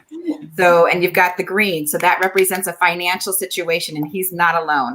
This is a fight, though, definitely, and he's got to stand firm. So that's what I'm getting here for him, and it looks victorious. So I feel like with everybody's support, I feel like with this, he stands firm. You guys are all backing him up. We're still in a limbo situation, ready and waiting kind of scenario. And it does look like here it's devastating, the whole situation. But the world card is here, which says to me, along with the 6 of rods here, shows me that this is going to be a victory for him. Things should be going pretty well. And then this on top of that, the 6 of swords, says basically he will be moving into smoother times. It's not going to be easy, because you do still have the 10 of swords there, which is and with the page. That represents conflict and having to stand your ground. But again, the financial aces here is beginnings of a new financial situation. I feel like he's going to be able to make it happen. I feel like there's going to be 2 ways he can probably go back and forth with, and it's listening financially. It's going to benefit him. And then we end up with the 10 of cups here for him. And that represents happiness. So it's like, and it's all family. So, it doesn't have to be blood related. I think you guys are basically creating a family for him and support. And that's what he needs here. So, and you guys are giving him the strength that he needs to keep moving forward with this to victory. So yeah, I really feel like this is, it might be a stressful situation, but I think you guys are really making enough of a difference, and making it public on top of that is really, really going to be, the thing that kind of like tilts the scales too, with this historical society kind of backing down, because what they're doing to him is unfair. And there might be some other opportunity kind of coming in now where they like some kind of work, some kind of thing out for him, some kind of deal or something. But I feel like is going to be taking action, and the action he's going to be taking is going to be ending up in celebration for him. So, and Waverly Hills. So that's what I've got for Charlie there. So wish him my best. And I was supposed to be going to the Waverly Hills, but it was like to that event you guys were having, like, was it last year? And I was like, yeah, I'm going. Because I looked on the map and it was like only this far from me. So it's not far. It's only this far. So I was like, oh, that looks good. I could do that. And then when it came down to it, I'm like, oh, 24 hours. Like, it just said 1 day of travel. So I didn't realize when it said 1 day of travel, it meant like 24 hours. Right. So I didn't plan that out very well. I was just thinking, oh, a day. Like, I could just start in the morning and like I'll be there by nighttime. No. So I learned last minute that I couldn't make it. So I unfortunately was not able to do it. But I wanted to be able to make sure I could pop in here and at least help out in some form and give what I can. So, but it does look good. It looks really positive in the cards, though. Good. I'm sorry we didn't have any time to hang out and talk last weekend. I mean, we kept passing each other and saying hi. But we always had people at the booth. I was stuck being hit. I was hidden behind that huge Sasquatch. Nobody could see me. Tell him I wanted to buy the thing just to get rid of it. Did you see where Denise and Leanne grabbed the huge Sasquatch and brought it down to our booth? Tell them what happened that caused that. They said they were going to buy that we needed that. I was going to buy it just to get rid of it. Well, he's so used to me doing stupid, crazy things. He was like, we flew here. There's no way we can get that thing home. We don't need that. I was like, I'm buying it. He was like, no, you're not. I was like, yes, I am. So, you know, Todd and I are there at the booth. We're explaining the situation to some people in front of our booth. And we turn and look up, and here comes Denise and Leanne carrying this 12-foot Sasquatch through the convention hall toward our booth. And we're like, what the actual hell are y'all doing? We bought it. And then the guy that, you know, was running the Sasquatch booth down there, he comes down. I made him a good deal on it. It kept him from having to carry it. Kept me from having to carry it home. You know, he's trying to play along. And we're like, no. But they're all happy, you know. Just buckle him in the back seat, right, Denise? Yeah. Put it in the overhead compartment. Sure. Yeah. Rod said, that's 12 seats. We can't buy 12 seats. It was huge. This thing was massive. It was. There's a picture. I think we got a picture on the Pac-Man Paranormal page of the two of them with it. But it was a huge. It was funny because you could see the fear in both of their eyes, like they wanted to know it was a joke. But we didn't know because of those two big, you know, Todd and Leanne are not normal people. I mean, but Leanne and Denise definitely are not normal people. So that's something they might do. They thought it was a joke, but there was still a hint of fear on both of their faces. They weren't quite sure what was happening. Oh my God. Yeah. It was massive. So yes, I could see why you would have fear, especially for airplane tickets. I still got to get with you guys on to go on Sasquatch hunting because I'm doing that. This is the massive thing that it is. It's like huge. Yes. Yeah. Yes. Yeah. Oh wow, yeah. I'm 5'2", and I'm wearing stiletto heels in this picture. So I think of like when I'm 5'5" in this now. So, yeah, you're jacked way up at least to 5'5" with those stilettos. Look at that. See, can you see that it one? was massive. Yes. There's Denise and Leanne with it. Oh my God. That was them taking a picture of us standing in front of the booth saying, guess what we just bought? It was insane. I was so hidden by it. I was like, you got to be kidding me. No one can see me. I'm going to buy this thing just to get rid of it. And Ernie, I don't know if you saw Ernie, but the gargoyle statue there in front of Waverly. Yes. The one that's on the ground. Yeah. Yes. The whole time we were there, Howard's like, y'all need to put that in the back of that Mustang convertible and drive that down to Louisiana. Yeah. He wanted Fred bad, didn't he? Yeah, that's He Fred. did. His name's Fred. Fred, okay, yeah, he wanted Fred. Well, it would have been great if you guys could have done that, like put it like behind a tree or something, like just where it's peeking out halfway. Oh yeah. Yeah.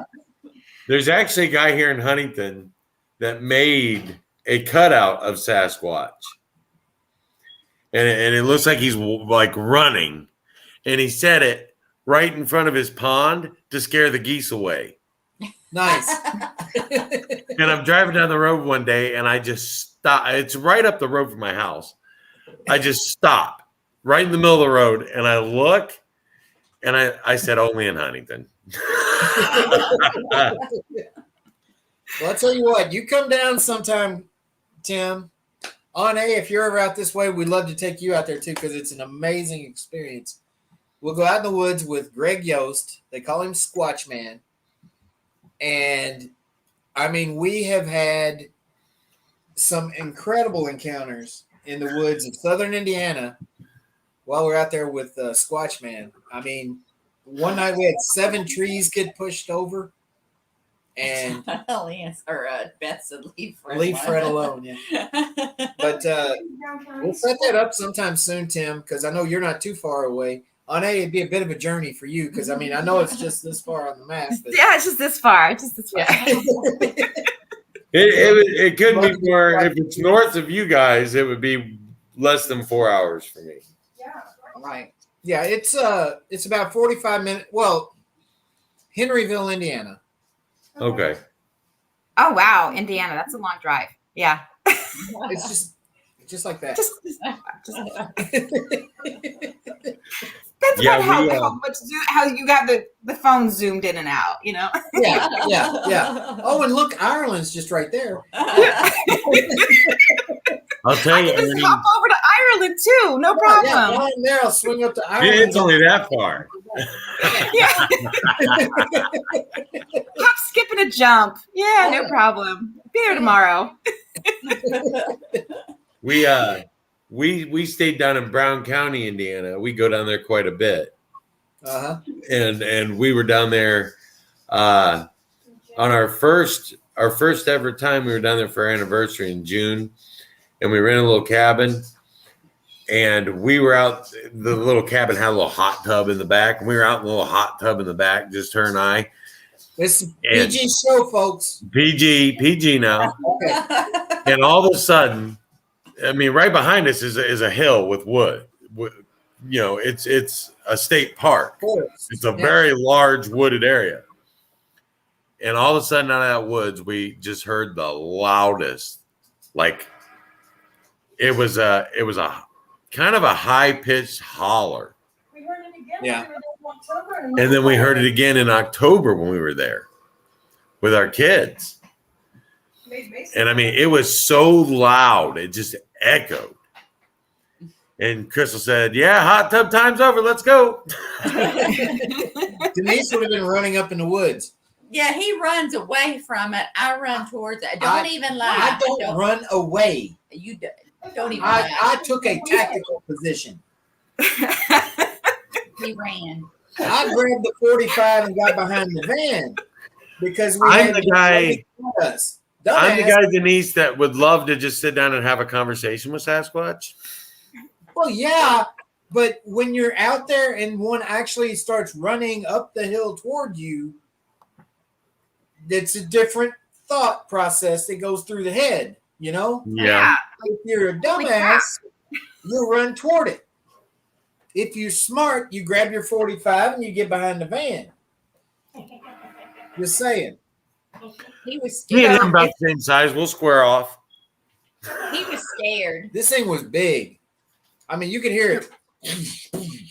Could it be like Harry and the Hendersons? Yeah. It could be friendly like that. You're not even giving him a chance. Exactly. I know the legend of Boggy Creek too.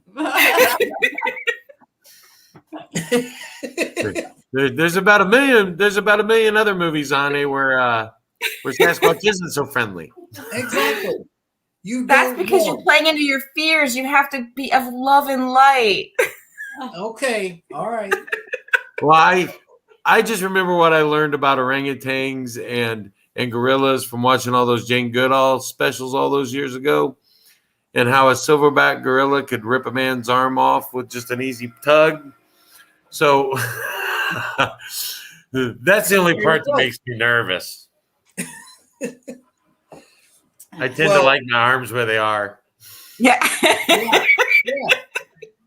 I mean, I truly feel like, now that, we've had the encounters that we've had and we've hung out with Squatchman like we have, my perspective has changed a lot. I feel like they're interdimensional spiritual beings more than they are a flesh and blood animal.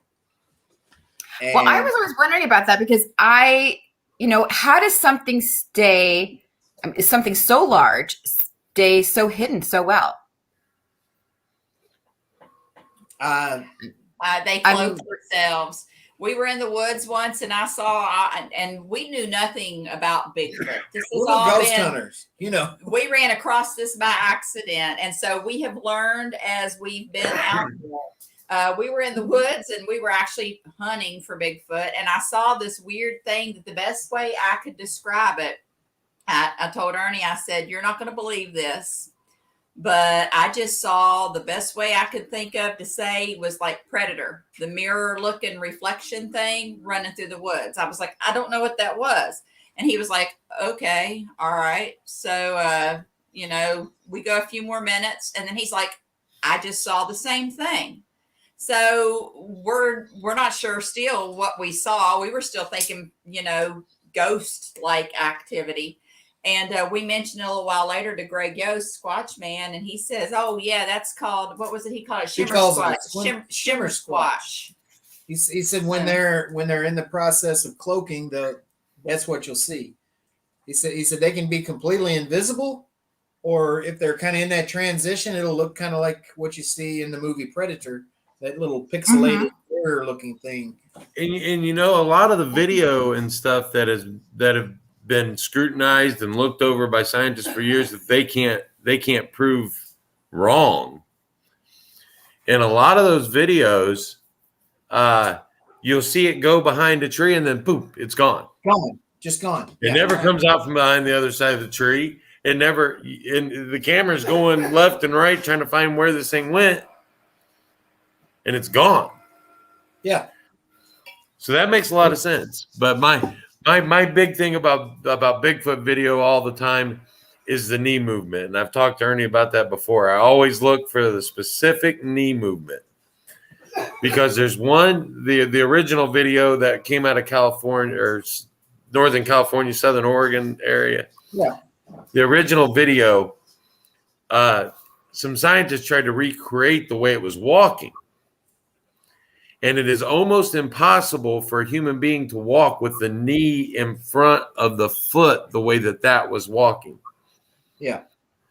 So I always focus on that knee. That's anytime I see a Bigfoot picture or a Bigfoot video, that's the one thing I look for is the knee. We need to get back into that. Brad Cooney's in here now. It says he got tagged to be here and doesn't know what he missed. We're not just talking about Bigfoot, Brad. I see you were with Todd Standing a few weeks ago. That guy, if you don't know who he is, he's caught some of the most amazing evidence of Bigfoot. It's almost like it can't be real, some of the stuff that he's caught. Mm-hmm. But Brad, we're talking about Saving Waverly Hills. Charlie Mattingly, the rightful owner of it, leases the building to a nonprofit that he created, and that nonprofit is trying to steal the building from him. All the details have been on our website. They're all over right now. I mean, all the networks are starting to share what we've put out there as far as what's going on. But we're trying to raise funds through the GoFundMe account. $25 donation gets you one of these awesome shirts. The back of them is really cool. They glow in the dark. They're cool shirts. We'll give you one of those for a $25 donation to the GoFundMe account. If you can't donate or buy or donate for a shirt, or there's a petition you can sign, and you can just share the information out. Basically, someone like you, Brad, that has a lot of followers could be a big help, buddy. Basically, Pal, come on, friend. Basically, Charlie has been backed up against a corner, and all his funds for fighting, for getting attorneys, because if you listen to what's going on, it sounds like it should be a cut and dry case. It sounds like there's no way they should be able to do the things that they're doing. And in actuality, it probably is. But the difference is they have the money and the lawyers, and Charlie doesn't, because they've taken everything from him. So we're here trying to raise the funds needed for his legal defense to keep his building, because if he loses Waverly Hills to them, we might lose Waverly Hills in the paranormal community eventually, because they're all about dollars. Yeah.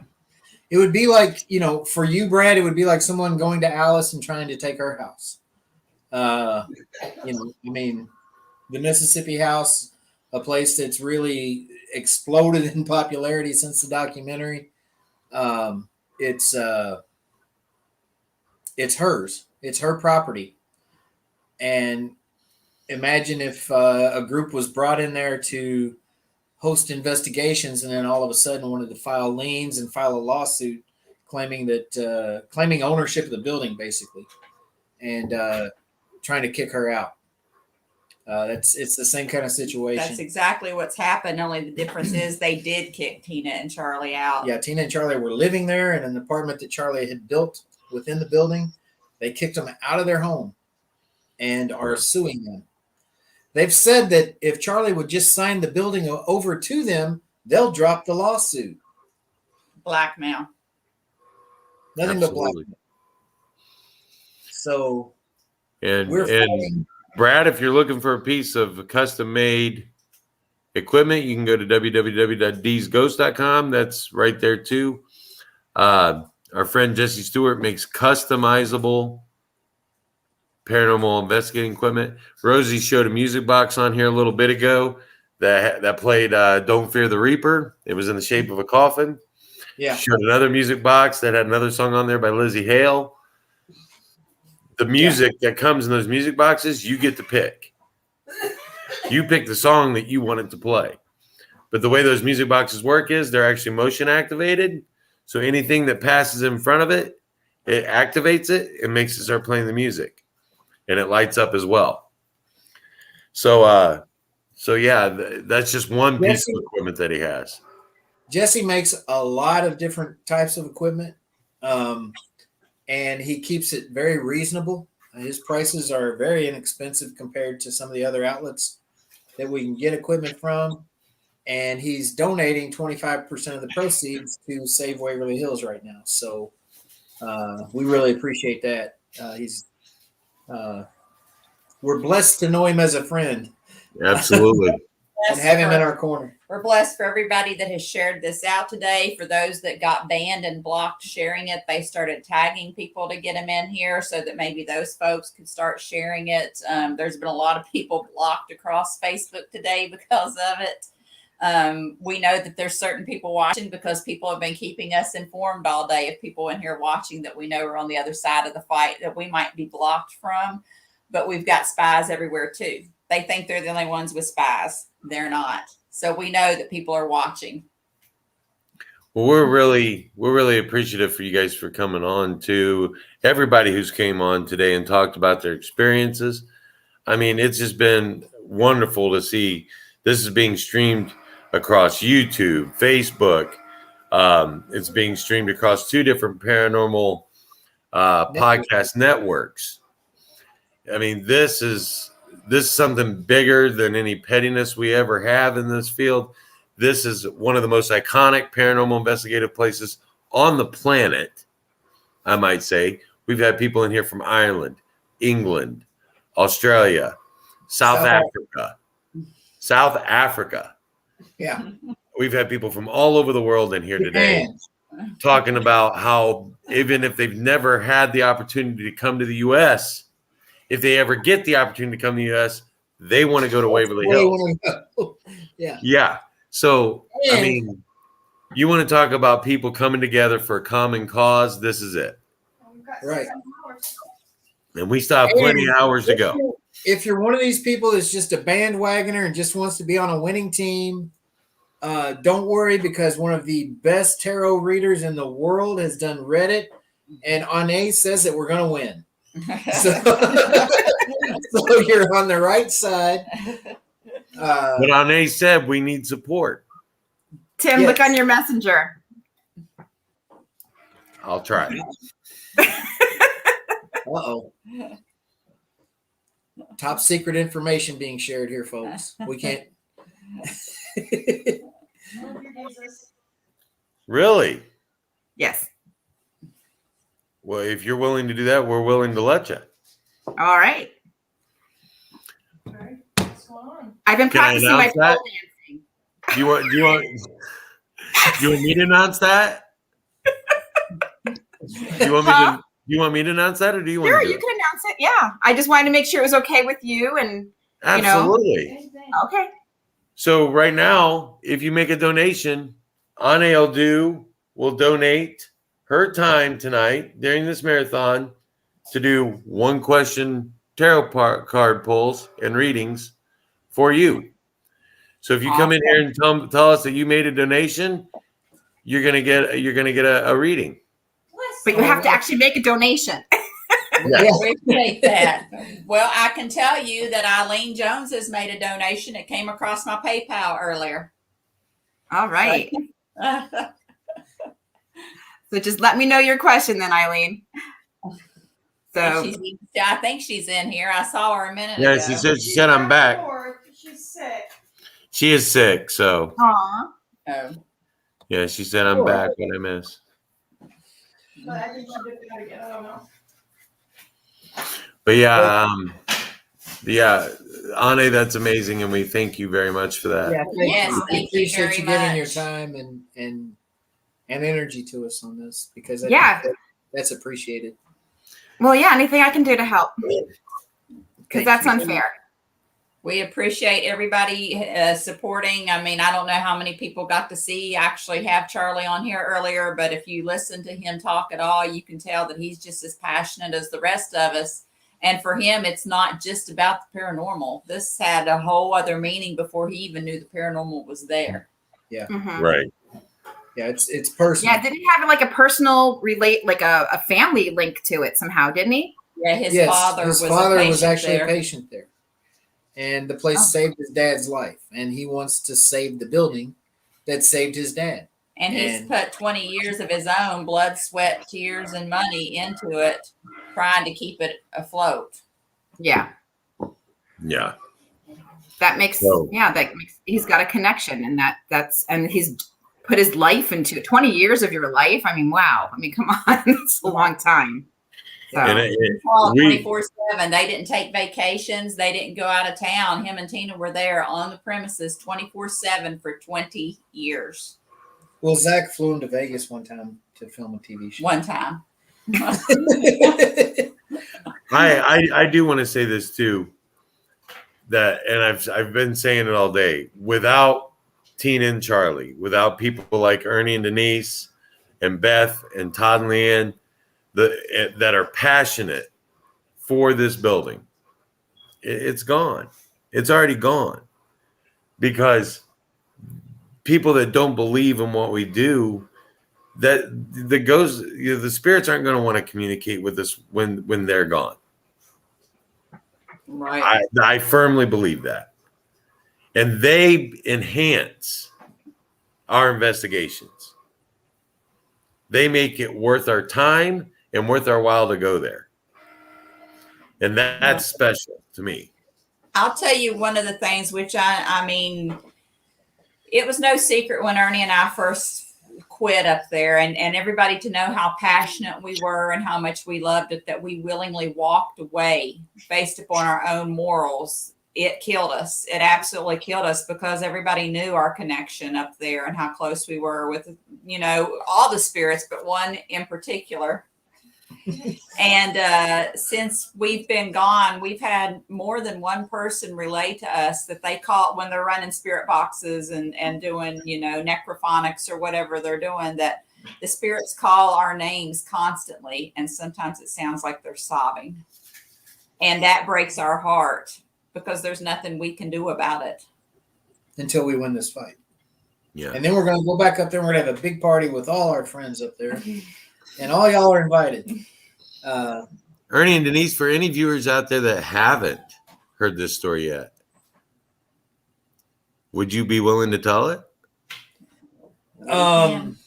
For a $50 donation. For how much donation? $50. Go buy our shirts right now, Crystal. Yeah, we've told it, I know, multiple times over the course of the last few days. I'm sure some people are tired of listening to us, but our faces all over the place. We constantly have new people coming into the chat, though, so why not? If you're familiar at all with Waverly Hills, you know about room 502. Room 502 is where they say a nurse was found hanging. And they have a whole story behind that that's part of the scripted tour that's given up there and has been for years. That story is based on hearsay and some sketchy information. But that story is that this nurse was having an affair with a married doctor. She had gotten pregnant during the course of that affair. The doctor wanted to break things off with her before anybody found out it was his baby. She got distraught, depressed. Eventually, the decision was made for her to abort the pregnancy. She was given an abortion, or gave herself an abortion flushed the fetus down the toilet in room 502, which is just a bathroom, and then hung herself outside of room 502. A maintenance man came to work the next morning and found her body hanging there when the elevator doors opened on the 5th floor. She was right there in front of him. Said there was blood running down her legs, dripping from her toes, obvious signs of an abortion. And that, in a nutshell, is the story that's been passed down. And it was told for many years. It's still being told, I think, by some of the guides up there. It's the story I used to have to tell when I first started as a guide up there. And I told it because that was what you did. But I never believed it for a lot of reasons. First off, the 5th floor is where they kept, one word had patients with TB of the brain, tubercular meningitis. And if you had stage 5 TB, you were given electroshock therapy treatments to try to, shrink the disease, whatever. And it made you a little crazy. And then they, oh God, I see what Beth put in there. Anyway, those folks were a little bit touched. I'd put it that way. The other side of the 5th floor was a ward for stage 5 tuberculosis for patients 12 and under. Right, children. The sickest of the sick. And they were kept up there on the roof because that was where the maximum access to fresh air and sunlight was. And those were the two basic treatments that they had for tuberculosis at the time, was fresh air and sunshine, along with good food. Good nutrition. I can't talk. Yeah. But so it didn't make sense to me that a nurse would hang herself in front of those vulnerable patients like that in plain view. Especially when you know what women in the workforce, especially in nursing at that time period, coming to work at Waverly Hills, were going through. Right. If you came to work at Waverly Hills, you had to live there. You couldn't go out into the community for any reason because they didn't want you spreading the disease. It was almost like a prison sentence. And in some cases, a death sentence. In some cases, a death sentence. I mean, there's an entire wing of the building down on the 1st floor we call the nurses' wing. It's called that because a lot of nurses contracted tuberculosis themselves. That's the wing where they were treated. A lot of them didn't make it. So for a young lady to take a job up there as a nurse under all those conditions, not making a whole lot of money. $25 a week. Yeah, $25 a week was a basic salary. She had to really care about her patients. So it never really made sense that she would hang herself right there in plain view of the most vulnerable patients in the building. But I told that story. In 2009, I had told that story to a group of investigators that were from Wisconsin. It was 3 guys that had rented the building for the night. And on their tour, I gave them that story and I turned them loose for the night and went on downstairs, had me a Coke and a Peanut butter and jelly sandwich. I've heard this so many times, y'all. He's getting ready to tell a cheesy dad joke, too. Yeah, I'm going to tell a cheesy dad joke. 5,520 times I've heard this story on a tour. Continue. So they come down there and they get me. And they said, hey, we're not having a whole lot of luck. It's pretty quiet in there. You want to come in and see if you can help us? I'm like, sure, yeah, let's go. Where you at? They said the 5th floor. Cue bad dad joke, right? Yeah, right. I said, damn, that's a lot of effing steps. They couldn't have been on the 1st floor. Of course they had to be on the 5th floor. So anyway, I hike my old ass up 5 flights of steps, and I get up there, and they've got all their equipment laid out on the floor in front of room 502 where she was found hanging. And they're asking questions like, why did you kill your baby? Who was the doctor you were sleeping with?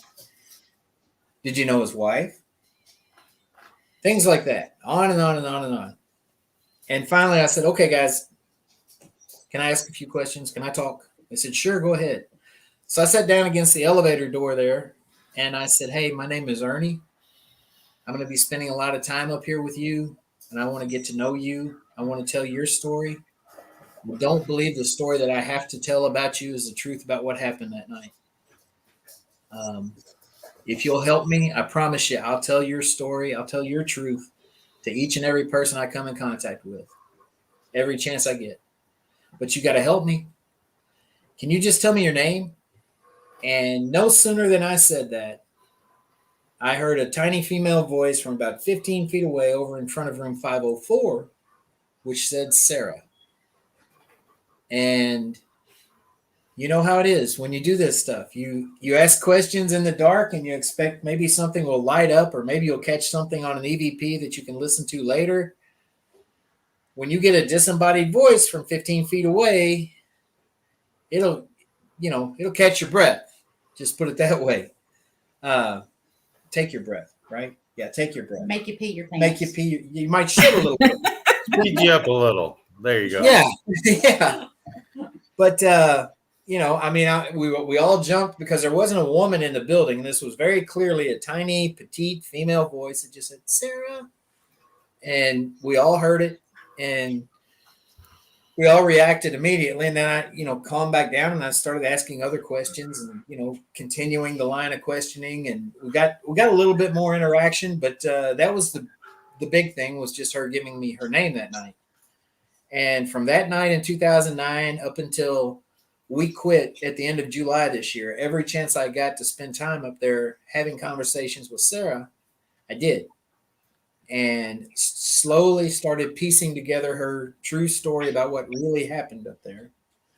And I started coming there as a paranormal investigator in 2009, doing just, as you guys came, paying my $1,000, spending the night. And I would come once a year, sometimes twice a year. And it's funny, I started coming investigating in 2009. He started working there in 2009. We didn't meet there until 2019. So we were managing to avoid each other every time. But I also was going up there getting the same name from the tour guides, and getting the same story.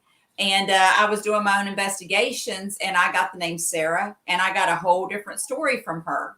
And so I made it my mission every time I went up there, I'd go up there, listen to their story, and then I'd focus on that area. So I had a whole other scenario. So when I went up in June 20th, 2019, he was my overnight guide. And I'll let you take it from there. And, I told the story that we always told. And then I said, but I want to tell you what I've gotten over the years. I want to tell you Sarah's story. So I started telling Sarah's story as she's told it to me over the years.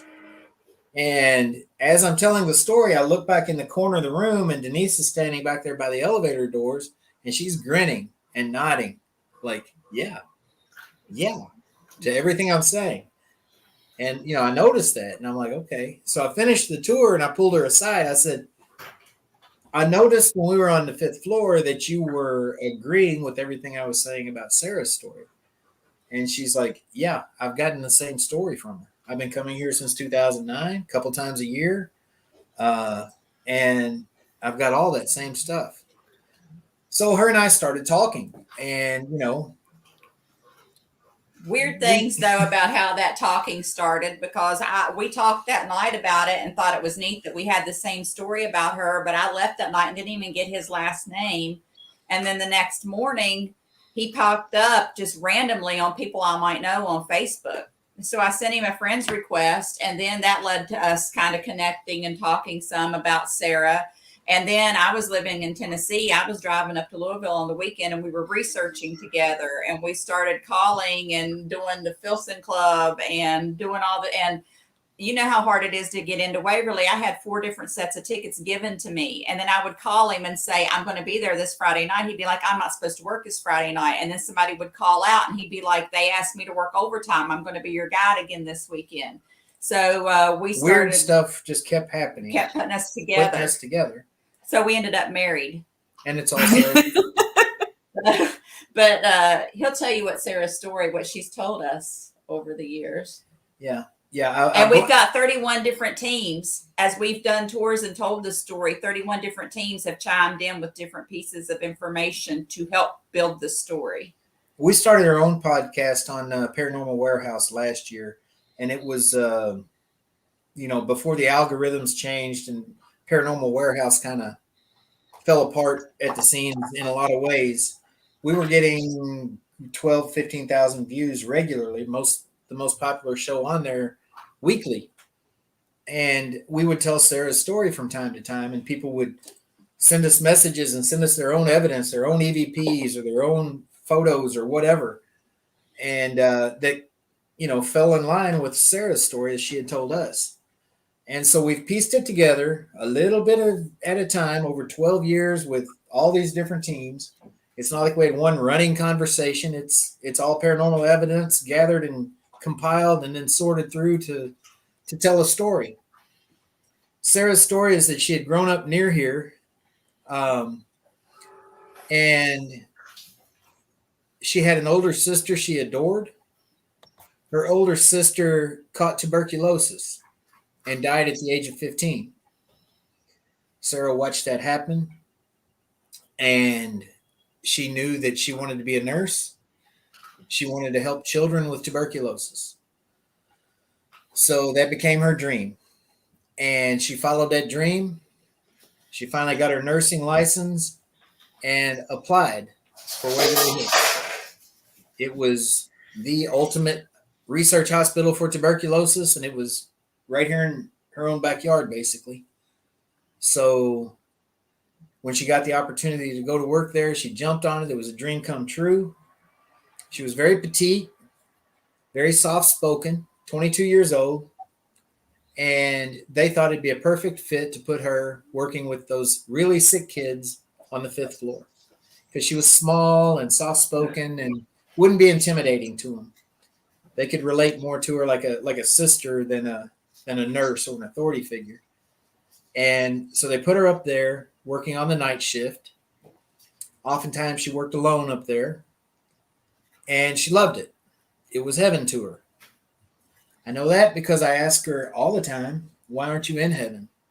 And her answer is almost always, this is heaven. And one night, 3 years after she started, she's alone on the night shift in room 504, the nurse's station, when another staff member came up the steps. He didn't use the elevator because she would have heard the bell ding and known someone was coming. But he came up the steps, snuck into the room quietly behind her, and attacked her. She tried to fight back, but she didn't want to scream and wake the kids. And she was too little. He was too strong. He got what he wanted. That's a quote that we've heard several times. She was a virgin until that night. Somewhere in the process of all that struggle, he hurt my neck. And they lied. They covered it up. No baby. Murder. Rape. Murder. Help me. Stop the lies. Lies. Lies. Help me. And we do know from research, one of the facts that we have, because a lot of this is paranormal research from several different teams. We do know for a fact that there was never a fetus searched for in the 5th floor cistern. So therefore one was never found. Through the Jefferson County Coroner's Office, that part of the story we know to be false. Yeah. And, you think about it, Waverly Hills being a self-contained community and employees, patients, no one being allowed to leave the property. It's no secret that sexual predators have been around forever and in all walks of life. It's not a stretch to think that one got a job as an orderly at Waverly Hills. And if you're that type of person, where's your pool of victims going to come from? It's got to come from right there in that self-contained community. Who's the perfect victim? That tiny little cute nurse working alone on the night shift up there with the only witnesses being those really sick kids and people considered crazy because of the electroshock therapy. And what better way to hide a rape than to make up a story about an abortion? Yeah, especially the rape of a virgin. And we did run across recently the daughter of a former nurse that was a nurse there from 1935 to 1945. Asked her if she had heard any stories or had anything she could pass down from her mother. Her mother was since deceased. And she said the one thing that her mother talked about from her time at Waverly was that the women were very disrespected by the men, and there was some sexual abuse that happened up there. Through our paranormal research, we also were given a name. Sarah gave us a name. We did it. A first and last name, and his job title, and very limited records are found of Waverly now just because of all the flooding and stuff. But the little bit of names that we did find that person's first and last name and that exact job title on that staff registry. He was an orderly. He was an orderly that she gave us the job title, and the names match. We don't say it just because he does still have family. Ernie's very tight with family, so it's kind of odd. I actually know very closely the family of this man who Sarah says did this. And it's kind of, and it's kind of odd that he's the one that she chose to tell and speak out to, considering that he's kind of got a connection to this family. So, out of respect for them, we don't like to announce that name, but it's, how can you deny that type of paranormal research when your spirit box gives you a name, first and last, and job title, and you actually match it up? And you get it from multiple different people who've never heard the story before. No. Ernie, random. I've told you before, the night we were up there, we did a spirit box session, and I kept getting a man talking over people. Mm-hmm. But I think the one thing I've left out of that story is, and Crystal backed me up with this, she was in the room when it happened. We asked, is this man talking? And I want to ask this question first. Is Sarah a little sassy from time to time? She's yelled at us a few times. She's a little fire plug, in a sense. I mean, a little spark. We were in a lot. We were both in a lot of denial. Like neither one of us wanted a relationship, and we fought it for 7 months. We were staying in the same hotel room, Tim, as friends, 2 separate beds, and we were like, yeah, no, you stay over there. I'm gonna stay over here. And finally, she was like, "Stop it! You need him as much as he needs you." She's like yelling at me. I'm like, "Woo, okay." Okay. Yeah. That night we were there with the spirit box, we kept asking, is there a man trying to speak over top of you to prevent the story from being told? Because we kept getting this man come through, and he would be louder than anything else. And he kept saying real nasty, mean things like F it, and F you, and F this. And shut up, bitch. Yeah. I mean, that's something that we've gotten often. We got quite a bit of that. And I said, I can't remember if it was her or myself. We said, is there a man? Sarah says he's the one that did it. That's him. That was caught in the bathroom of 502. Wow. Well, anyway, go ahead. Well, we asked, we're like, is he trying to talk over you to prevent your story from being told? And a female come through and said, yes. I mean, I could see it in my head, her head. Yes. That's funny because we did a 360. We did a 360 EVP session. You know what I'm talking about? Where you ask the same question, you go around the room and have everybody in the room ask the same question. I sent that picture to you, Tim. Thank you. I will screen share it. The theory behind that is that, the spirit might respond to the frequency of your voice and not mine, or Ana's and not Denise's, whatever. So you ask the same question, you space it out, give them time to answer in between. And we were in room 502, and we felt like we had made contact with this guy, this orderly that had done it. And so we're asking, what was the first question we had? Did you have anything to do with the death of the nurse? Yes. And we had a male voice come through. And I mean, everybody asked the same question. We go back and we play it. The first guy asks it, and you hear a male voice go, no. You hear a second time, the second guy asks, and you hear the same male voice go, no. And the third time another guy asks it, you hear a female voice go, yes, he did. You're the same thing, sassy. Like, yes, he did. Oh yeah, like when we had that come through the spirit box, I was just like, I looked at her, Crystal, and she looked at me, and I could just see that head, you know? Yeah. Oh, hell no. Yeah. Yeah, exactly. Exactly. So there's the picture you sent me, Denise. It's kind of small on here, but you can definitely see it. I wish we could get that full screen because that is one of the creepiest photos that I've seen. I've got that other picture of Sarah that someone sent us. Oh yeah.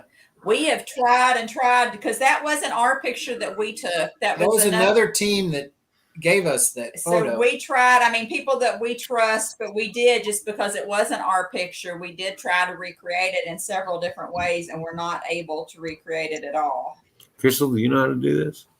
Do you know how to make this full screen? There should be a thing down there that says full screen. I don't see it.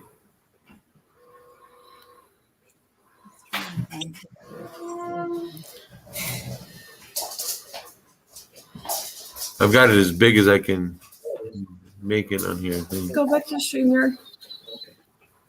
Oh. Yeah. Where she's in 504. Yeah. Oh. Like you mean like this? Yeah, I don't know how well it's going to come up. Oh, I didn't make it that much bigger. But anyway, you can see he's standing there kind of in the shadows looking with his arms folded, and he's got a hat on, you know, a 1920s looking orderly's hat. Mm-hmm. And he's just kind of staring toward the camera. It's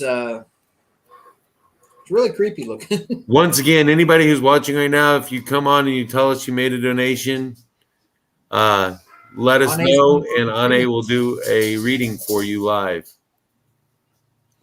If you'd like that, a one-question reading. I'm trying to find that other photo because I don't know where all it could be. I've been there before. But I don't know. Sarah's story to us is, of course, it's very special. She brought us together. She was at our wedding. We got married at a haunted location, married by an exorcist. Our reception was a ghost hunt. But we took a chair to the wedding and set it where the maid of honor would be. We had a little name plaque on there that said Sarah, had a nurse's cap, a rose, a candle, and we took our little flashlight and mag light and set it there on the chair. And everything was just sitting there nice and calm for a half hour while we're waiting for the ceremony to begin. As soon as Denise started reciting her part of the vows, you know, when it was my turn to speak, nothing was happening. Every time it was Denise's turn to speak, the light would come on and go off. And we got that on video. You know, a lot of people don't like the flashlight communication stuff. They say that it's, you know, it's been debunked 1,000 times. Whatever, maybe so. It was on point that day. But it was, when it's on point, I'm sorry, I don't think that's a heat cycle in the flashlight when you get, you know, spot on answers and responses like that.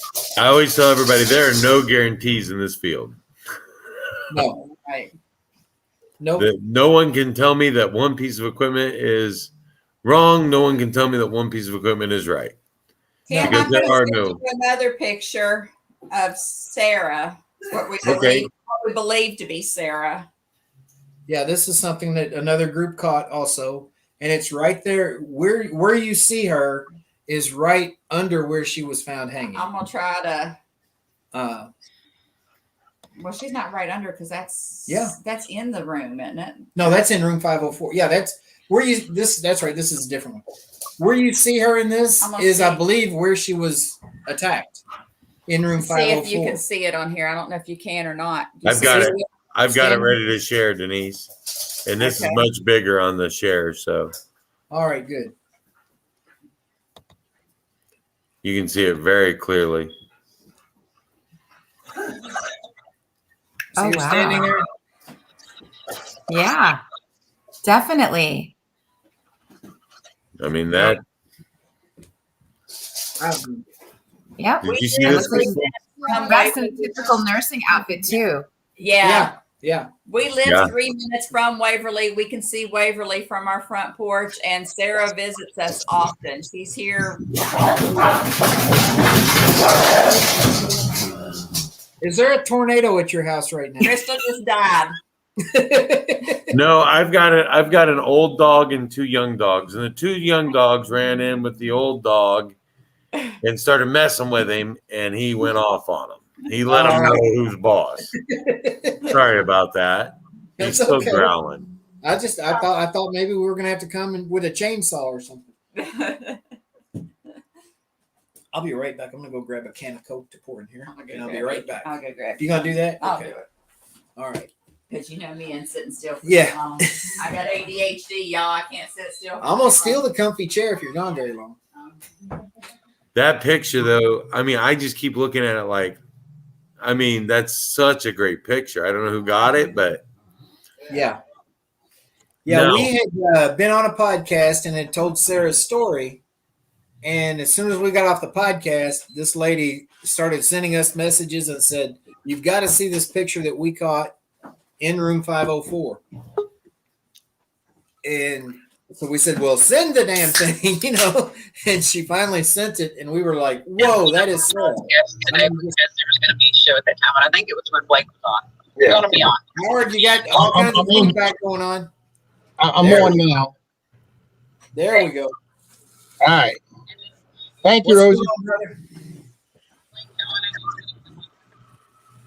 All right, and I'm into this thing. I think I got control of this thing now. I have control of this. Oh no. Yeah, I've got. Yeah. I don't know what's happening half the time, man. Look, I've been in Ireland for the last 3 hours. I see leprechaun people, leprechauns. You know, but it was fun. It was fun doing it. You It was, got a skeleton getting ready to attack you from behind or something. yeah, that's my son. Duck, Howard. Howard. Looks like you're I ready think the Grim Reaper's right there. Yeah, he is. He's ready to attack me. I'm just surprised to see Howard in daylight. tell him Usually Timmy he's always got, Christmas like, I know, huh? you just see the face. Yeah, It's some scary shit. Some scary shit. Okay, let me take care of this right quick, and I'll be right back. Okay. Y'all just continue going. I've got to give Jackie my money so she can go buy us dinner. Speaking of I said some biscuits and gravy. You know, Don't and that's look, if you tell him he needs to feed me dinner, Howard, I want you to tell everybody what he had for breakfast. he had bacon. I mean, big old slabs of ham on that thing. He had a big pile of biscuits. He's getting treated like a king at that house. I deserve it though, because I'm awesome.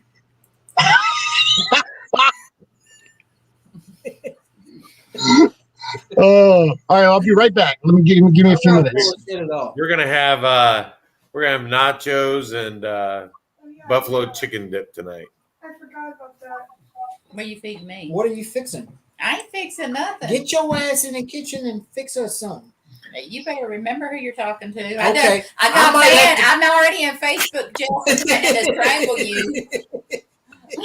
That's why I know I'm in better. I know better than say that. I threatened to strangle him in the comments last night, so now I'm in Facebook jail. She should have been in Facebook jail a long damn time ago because she friends me every podcast we're on. I've been married 21 years, the same woman. If I said that, I'd be getting buried in the backyard right about now. I'm a dead man. I already know. It's a full moon tonight too. Oh yeah. So you know, I'm pretty well screwed. Denise, we were talking. The night we were there for the pun night is the night that picture behind your head was taken. Yeah. Yes. Ace took that. Yep, that's Ace's picture, and I love it. I do. Yeah, it's awesome. That was like my favorite picture ever. I know Ernie gave you that stone to hold that night, but I believe some of those stones were actually charged that night on the roof of Waverly under the full moon. Oh, yeah. Wow.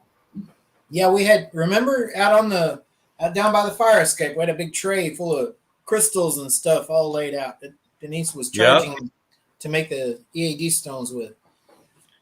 This is the the picture that Crystal took that night. I think Ernie saw it earlier. One of, anyway. I have a whole camera full. But this is one of our favorite pictures that we took that night. Yeah, that's beautiful. Awesome. Yeah. The moon That over the building there.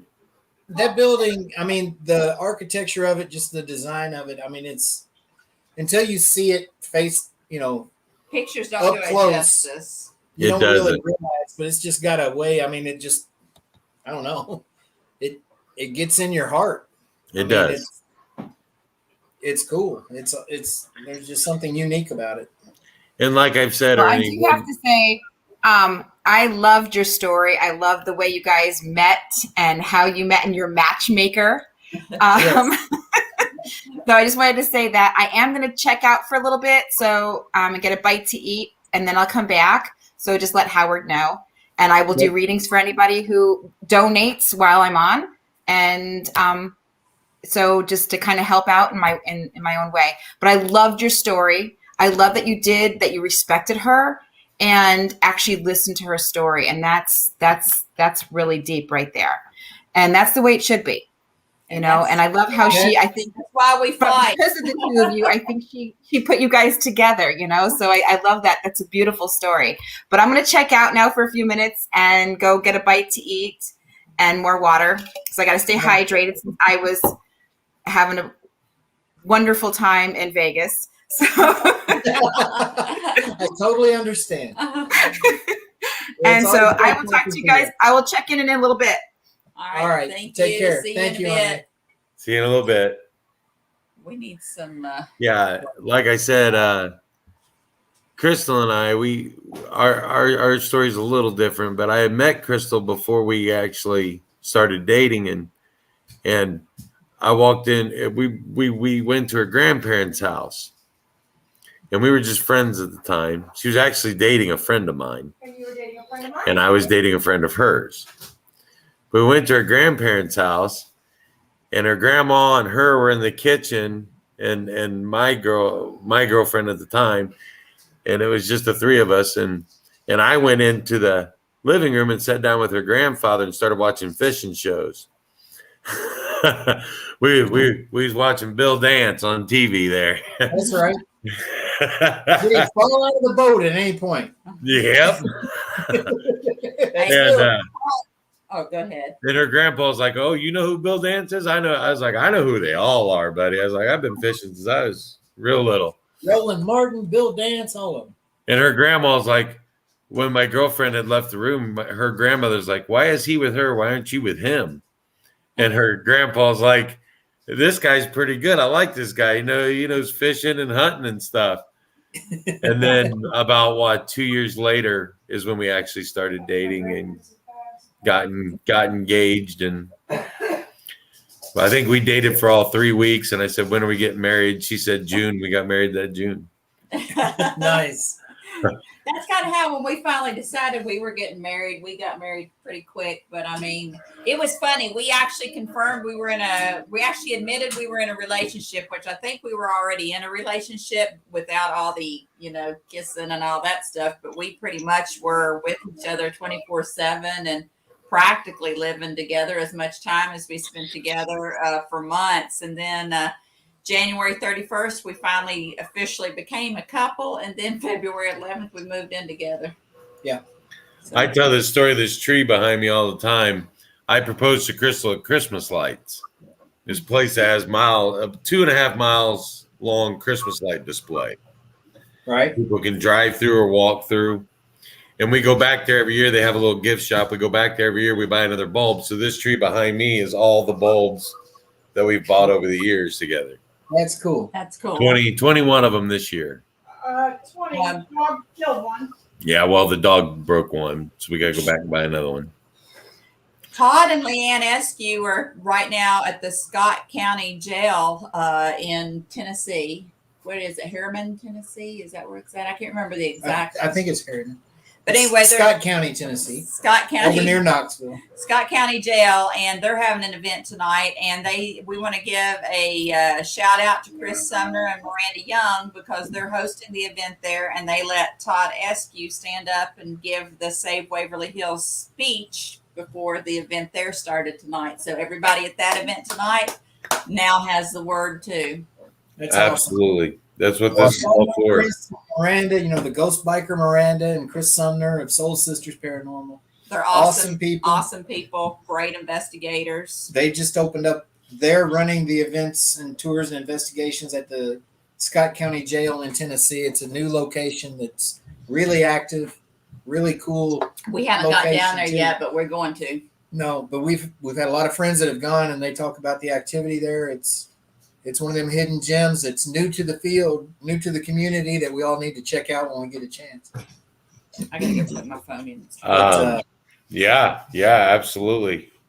That's what this is all about. And guys, if you haven't heard this already, if you're just tuning in or just starting to watch, www.savewaverlyhills.com. There's a petition on there. You sign that, and you sign it. That is just a period right there. You sign it.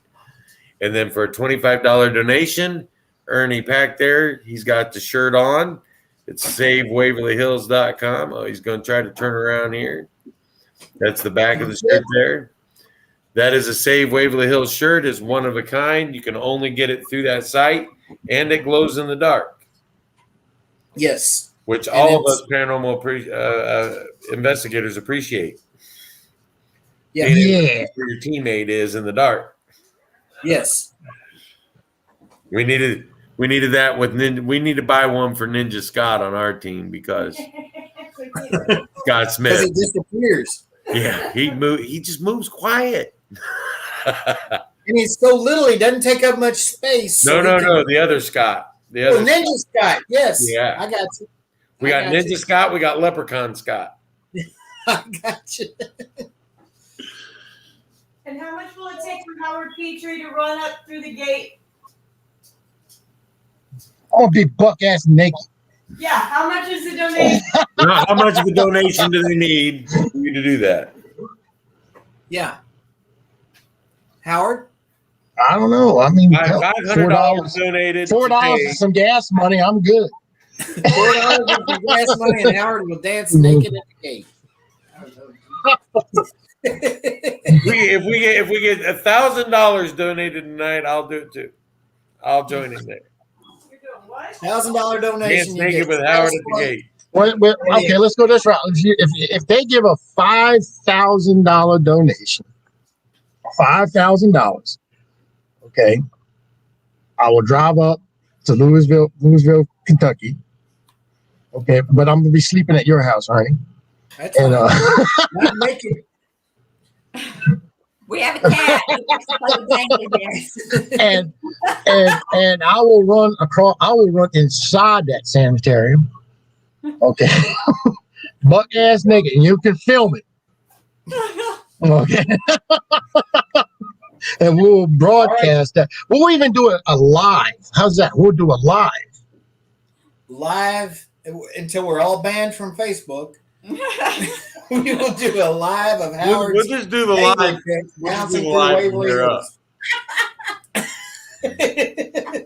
I'm willing to sacrifice. I'm willing to do what I've got to do to save Waverly Hills. That is dedication right there, folks.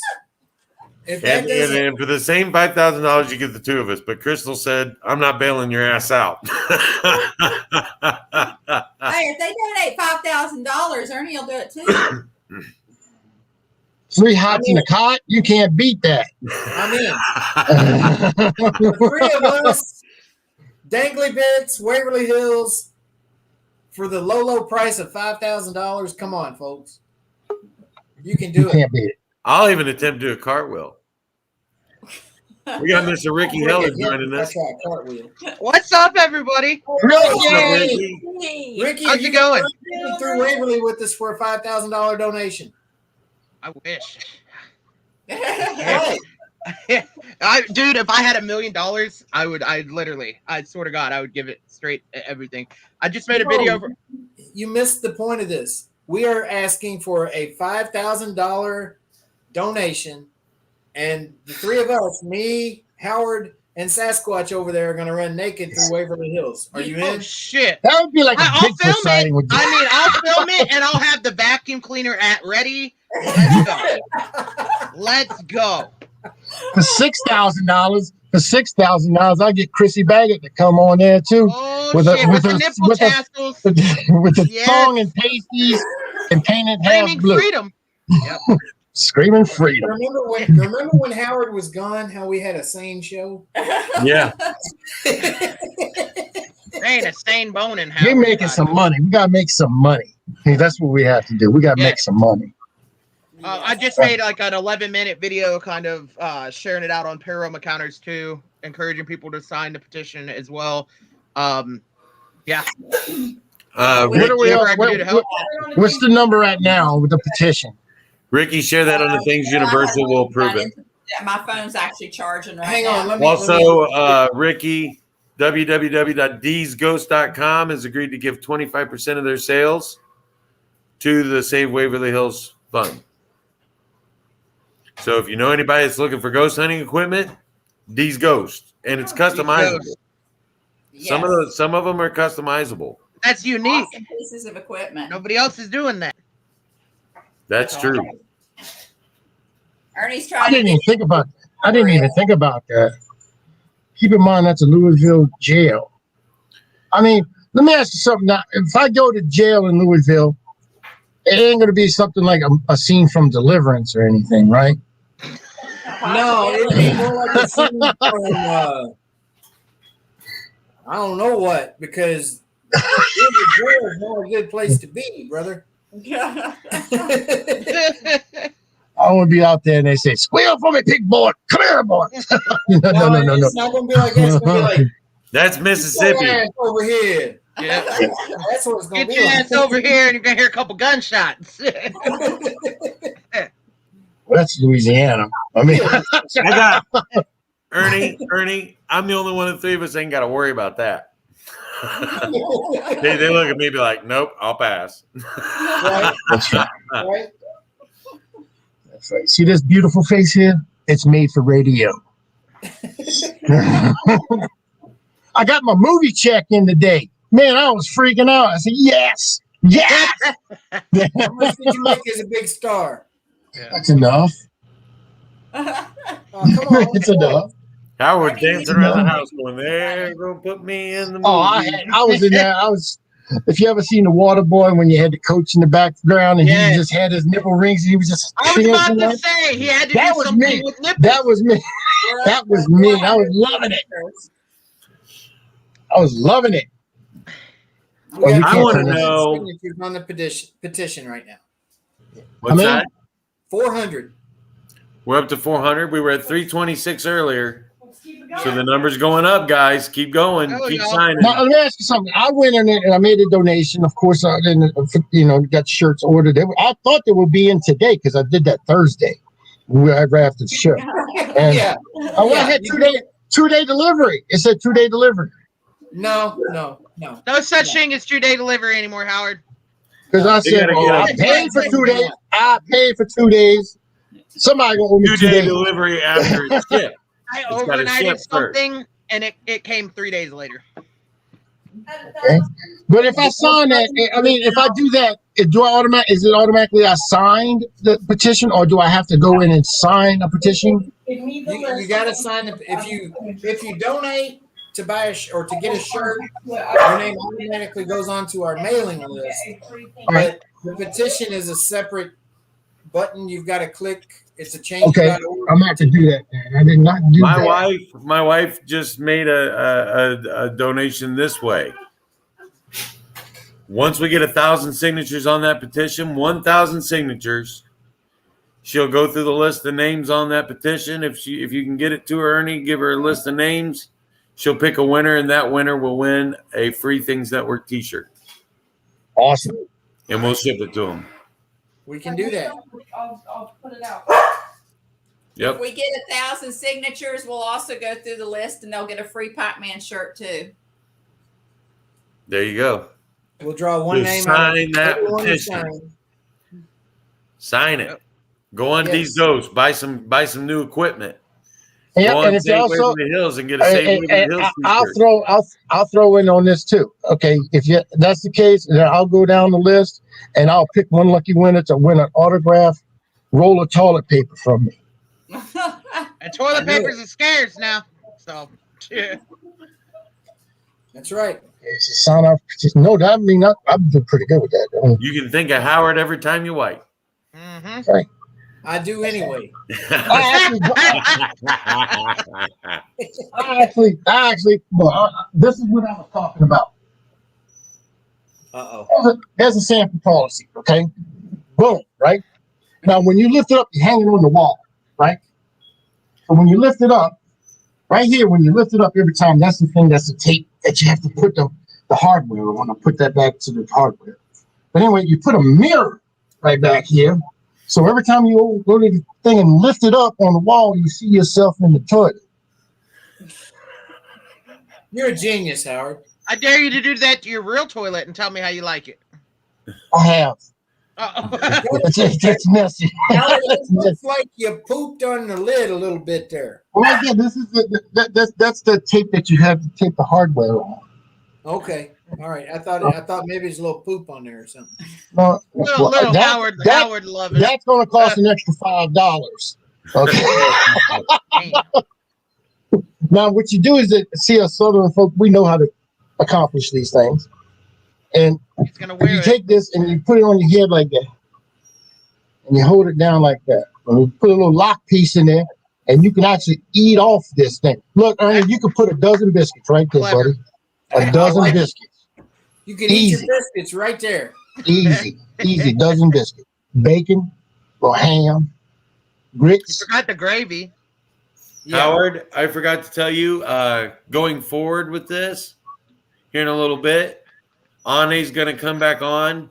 She is doing Ane's going to come back on. She's doing anybody who donates throughout the day, anybody who's donated at all today, with the donation, she's doing a one-question reading.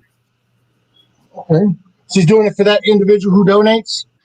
For anybody who donates, they get a one-question reading. So all they have to do is ask their question in the comments, and she'll do a card pull reading for them right then. And Howard and Ricky, you missed it earlier. Ane came on and did a reading for Charlie with the cards, and she's claiming victory. Let's go. Let's go. That's what I like to hear. She said it's going to be a fight. Positive vibes. Hey, she said it's going to be a fight. What I'm good at, though. But with enough love and support from all of us, it's going to be a victory. Yep. We've got a little group chat that we put together with all of us that have put together the Save Waverly Hills website, the Facebook page, and made the trip to Vegas. All of us that have done all this, we call ourselves Charlie's Army. And, because we've said this is a war from the get-go, and it's going to be. And we want Charlie's Army to be huge. And everybody that donates, everybody that shares, we're all Charlie's Army. We're going to make a special shirt, I think. That's, Charlie's Army. And Nation, they have Charlie's Army shirts. I will custom make them. Anybody who gives a $100 donation, Crystal will custom make them a Charlie's Army shirt. Awesome. I like it. Anybody who gives $100 donation. It'll have Waverly on it. It'll have Waverly Building on it. Hey, go get my shirt or your shirt. Underneath it, I'll put Charlie's Warrior. Because do you remember the shirts she made for when we were there?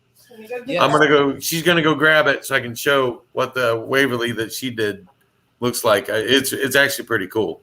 Yeah, I like it. I like it. And let me tell you, she put some time into them.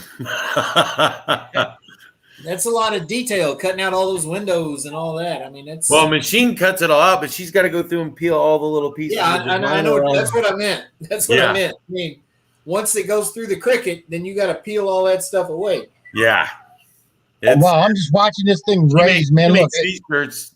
I've watched this shirt 1,000 times. I still have mine, man, and I wear it still. And not anymore because I'm too fat to wear it. But it not a single tear at all.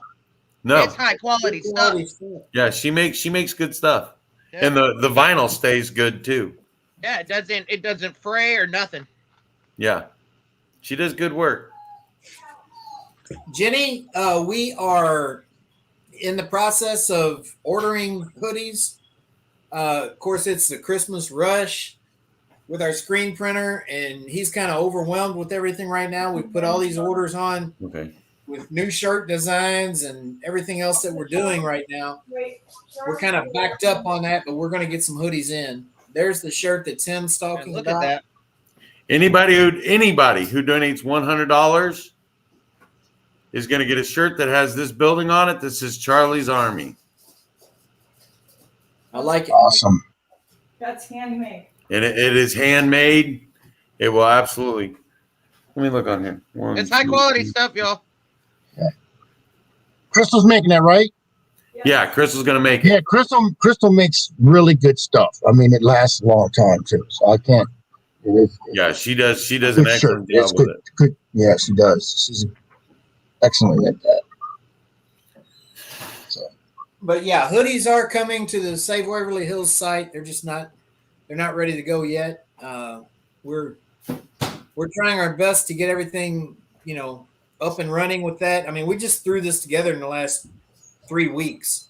This whole campaign it's still brand new. We're just getting our feet on the ground with it. This Getting the ground running.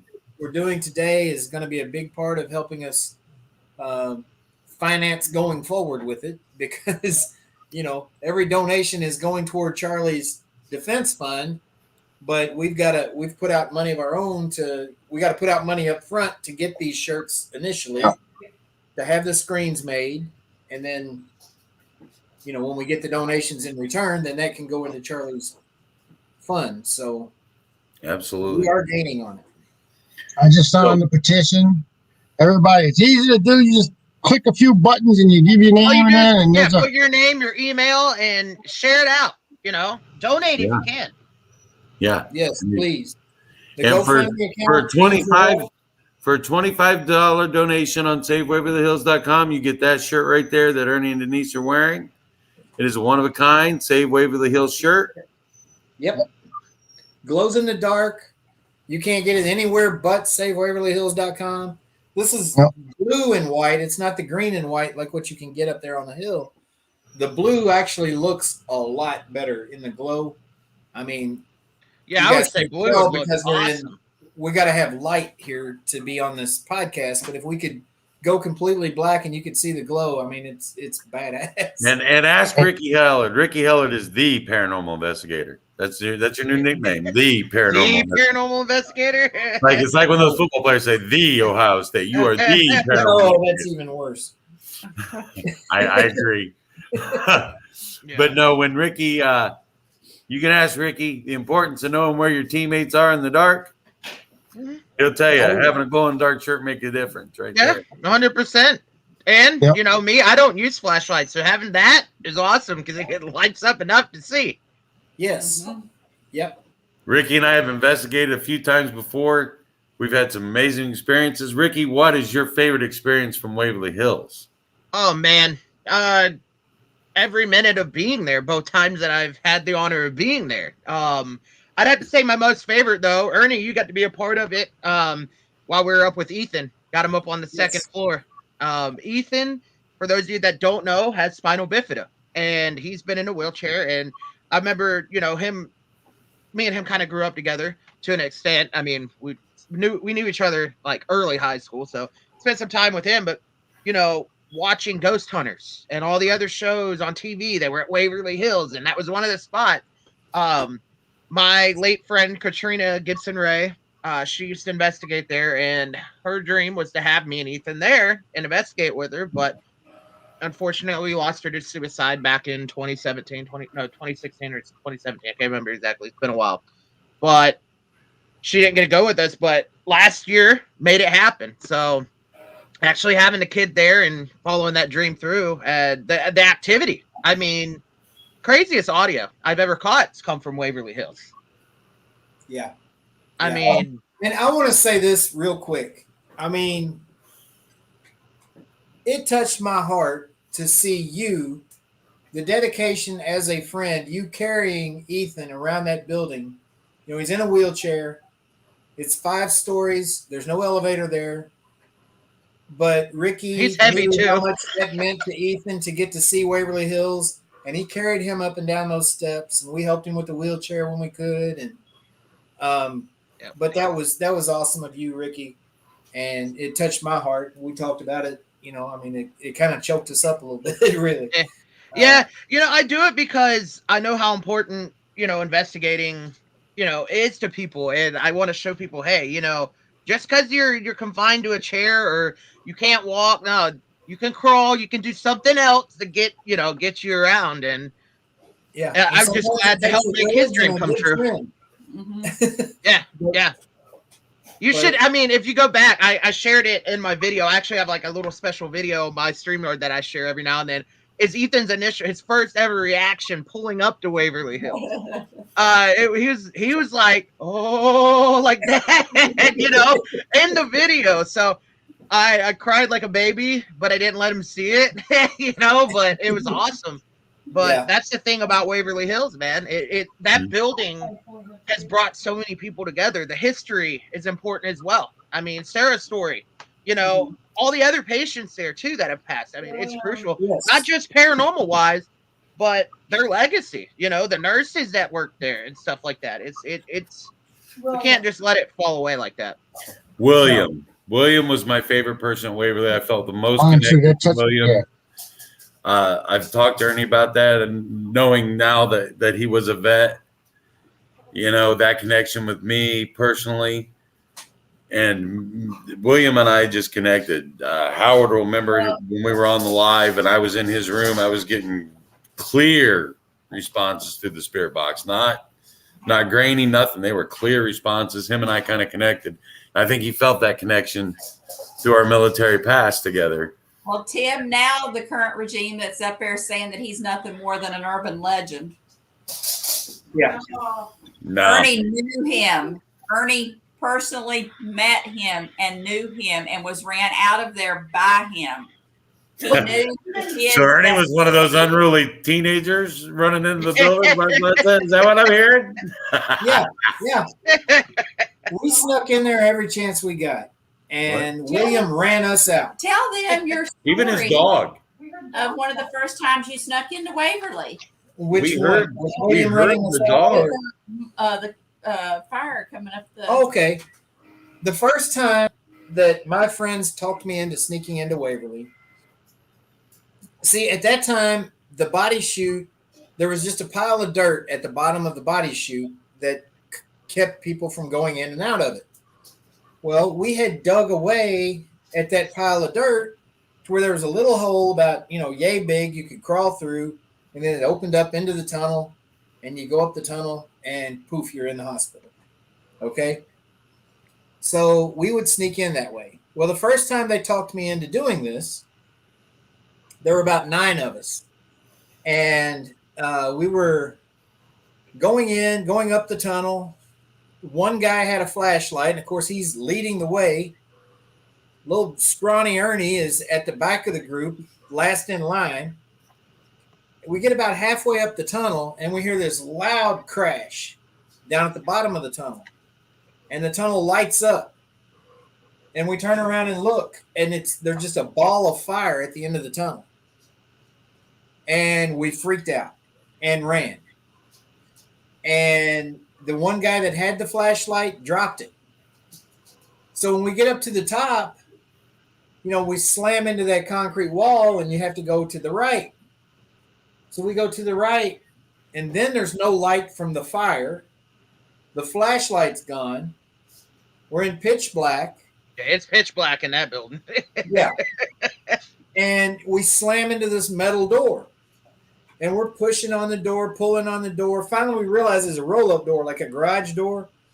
We roll the door up and run down the hall. We get down toward the end of the hall. There's a little bit of light coming through a doorway. We duck into a room, slam the door behind us. Still dark. You can see a little bit, but it's dark. One guy gets out a lighter. He lights it. We get looking around. You see a metal door, metal door, metal door. This is the morgue. We didn't want to be in the morgue. No. So we run out of there. We go around the corner and up some steps. come off the stairwell, and there's a big open room. We run into the big open room. Then there's a doorway that goes out to a little balcony. We run out onto that balcony, and we kind of hide. We're up there on the second floor outside the atrium there, kind of duck down behind the brick wall. Like, what the hell was that? Trying to figure out about that fire in the tunnel. And, I mean, the best we could figure was someone had thrown like a Molotov cocktail in that hole behind us, after we went in. That's what I was just thinking or wondering. That's probably what it was. I don't know. But so anyway, we're all, just kind of catching our breath and looking around and, looking at the big, looking across the building because, how from that balcony you can see all the way around the back. Oh, yeah. Like straight across from you is the other end of the building, And straight across, almost at the end of the building on the third floor, we see what looks like a candle light. And it's like someone is holding a candle down in front of them and their face is glowing behind it. And we're like, look over there. Somebody's over there. Look. And we're like, it's security. Everybody be quiet. Be quiet. They'll see us. Just stay down. We're teenagers. We're freaking out. We're like, we don't want to get caught in here, of course. Because we'd heard stories about dogs and, crazy people that shoot at you and all kinds of stuff. And that light, that little candle light, all of a sudden gets a little bit brighter, and then it goes shoo, shoo, shoo, shoo, shoo, shoo, all the way around that building, way faster than anybody could run. Holy smokes. But you could see it just around the building toward the end where we were at. And we're like, yeah! So we freak out, run again, run down those steps. We get to the bottom of the steps, and it's like morgue, fire. No, we're not going that way. Let's go this way. So we run to our left down that long hallway. Dark, dark, dark down that hallway. We get down to the end, big chandelier and a beautiful lobby. It opens up into the lobby. The lobby was beautiful back then. The chandelier that was in there was huge and crystal and beautiful and had cobwebs hanging off of it. It was creepy. But we make our way down there, get to the front door of the building, kick on it, and it flies open. We run out the front door, across the paved area there, and we're just going to go straight on down the hill. Well, there's a cable that is about knee high, about 10 feet off into the woods. Once you get off that pavement, this cable is stretched all the way around the top of the hill. We didn't know that, and it was dark, and nobody had a flashlight at this point. Ouch. One by one, we all trip over this cable and go tumbling down the hill. And that part of the hill is steep as fuck. I mean, it's steep. We're like, ba-boom, ba-boom, ba-boom, just tumbling down the hill. And we get down to the bottom, and we're laying there like, oh, God. Everybody's got, sticks all in their hair and scratches and everything. He had hair back then. I've got hair right now. I'm not gonna comment. I'm not even gonna show my lack of hair right now.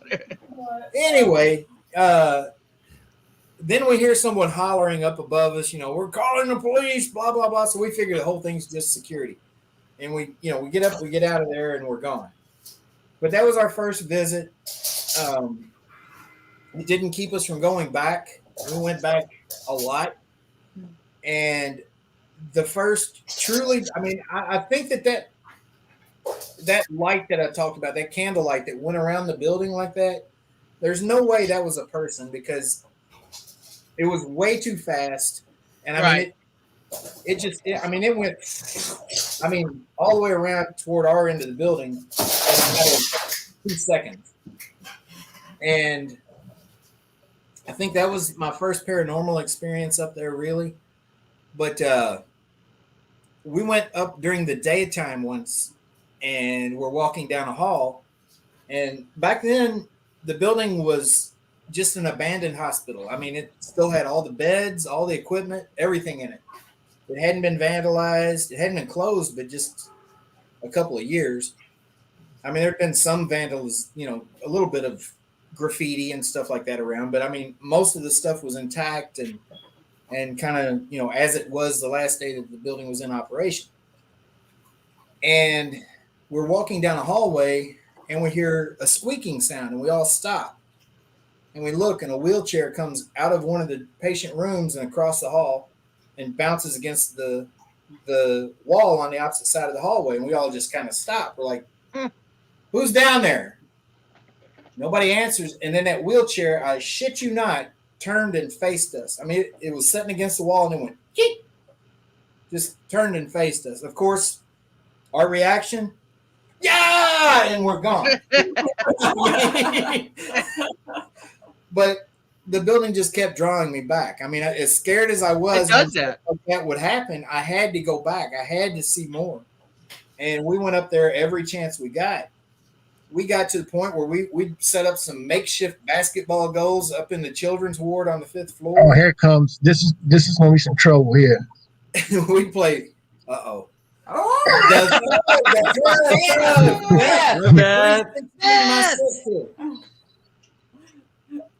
So we're getting to the story of William, I do believe. Yes, we are.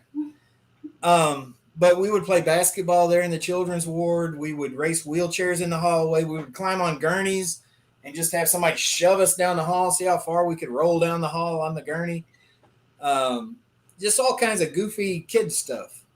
Not tearing anything up, nothing like that. Just playing, really, in this big open, empty building. One day we finished what we were doing. We were getting ready to leave. And we're walking down the hall on the 3rd floor. And just out of nowhere, this guy pops out of a room about 3 rooms in front of us. Like, what the hell y'all doing here? Get the hell out of here. Go on, get him, Sadie. And here comes this white I would have shit my pants. Loping at us. And we're like, yeah. And we fly down the hallway to the fire escape. Gone. Out of there. Couple weeks later, went back up there. We're messing around again, and here he comes. It just pops up out of nowhere. I mean, we're in this building for hours and don't see anybody, and then all of a sudden, there he is, right there on us. Get the hell out of here! How many times I gotta tell you, boys? Go on! And that was William. He wore this long, khaki green army raincoat, blue jeans, black combat boots. He had kind of a bushy beard, long, stringy black hair, and walked kind of bent over. And I mean, a big guy. I mean, he was probably your height, Tim, and a big guy. And Sadie was this white German Shepherd looking dog that he would sick on us every time. She never quite got to us. She got close. I mean, you could hear her nipping at your heels. By the time we got to the fire escape, both times they ran us out. She was close by the time we got to that door. But, William and Sadie are still there. William tried to run out some kids one night that were not like us. Okay? They were bad intentions. Yeah. And they wound up beating William and Sadie both to death. And William and Sadie's bodies were found several months later down off of the lobby at the bottom of the elevator shaft. Oh, my God. And William is still there. William still tells people to get the hell out. He also says hello to us occasionally. And, yeah. Or good night. William, can you send that to Tim so you can? I'll send that to Tim. That's William captured in the hallway. Absolutely. That was captured about 30 years after he was murdered. Oh my God. Send it to me. Yeah, I remember hearing that story, but oh my God, that's unfortunate, man. It's so sad. Yeah. Jesse Stewart's asking someone to message him. Tim, I just sent that to you. All right. Jeremy is back again. Hello, Jeremy. Jeremy, how you feeling better, brother? They've put his surgery off till tomorrow, folks. So tomorrow, send your prayers and best wishes Jeremy's way that the surgery goes well, and we love you, brother. Recovery. Yep, you got this, man. Just stay strong. No, and Denise and Ernie, the best part was one night we were there and I was asleep on the couch and they come back down and they were just like we're done. We're supposed to be tired. Not Denise and Ernie. They were grinning from ear to ear like, oh my God, he told us good night. Yeah. Mm-hmm. We had gone through every night when we locked up, and we're going to do it again when we get the building back. When we go through the lockup at the end of the night, We tell everyone that we know up there. There's William. There's William. Wow, that is vivid. I mean, you can see it, and it's exactly how you described him, man. The blue jeans, the black combat boots, the khaki green raincoat. That's him. It looks like what you described. Yeah. I'm going to pull up the other two that you showed me, Denise, that you shared with me earlier. You finish about him telling us. That's oh, wow. Yeah. That's Sarah on the 5th floor. That is wicked. Yes. You can see it. Facial details, hair, and the gown, like a white gown of some sort, like what they would wear. They're top. Like the old white nurse's uniform. Right. The old nurse's uniform, the white nurse's uniform. That is wicked. Wow. Yes. And then that's the last room 504 there. And then that one's harder. That's the one that creeps me out. We talked about that when we were there the last time, Ernie. Oh my God. Yeah, that we believe is the man who killed Sarah. Sarah has told us that's him.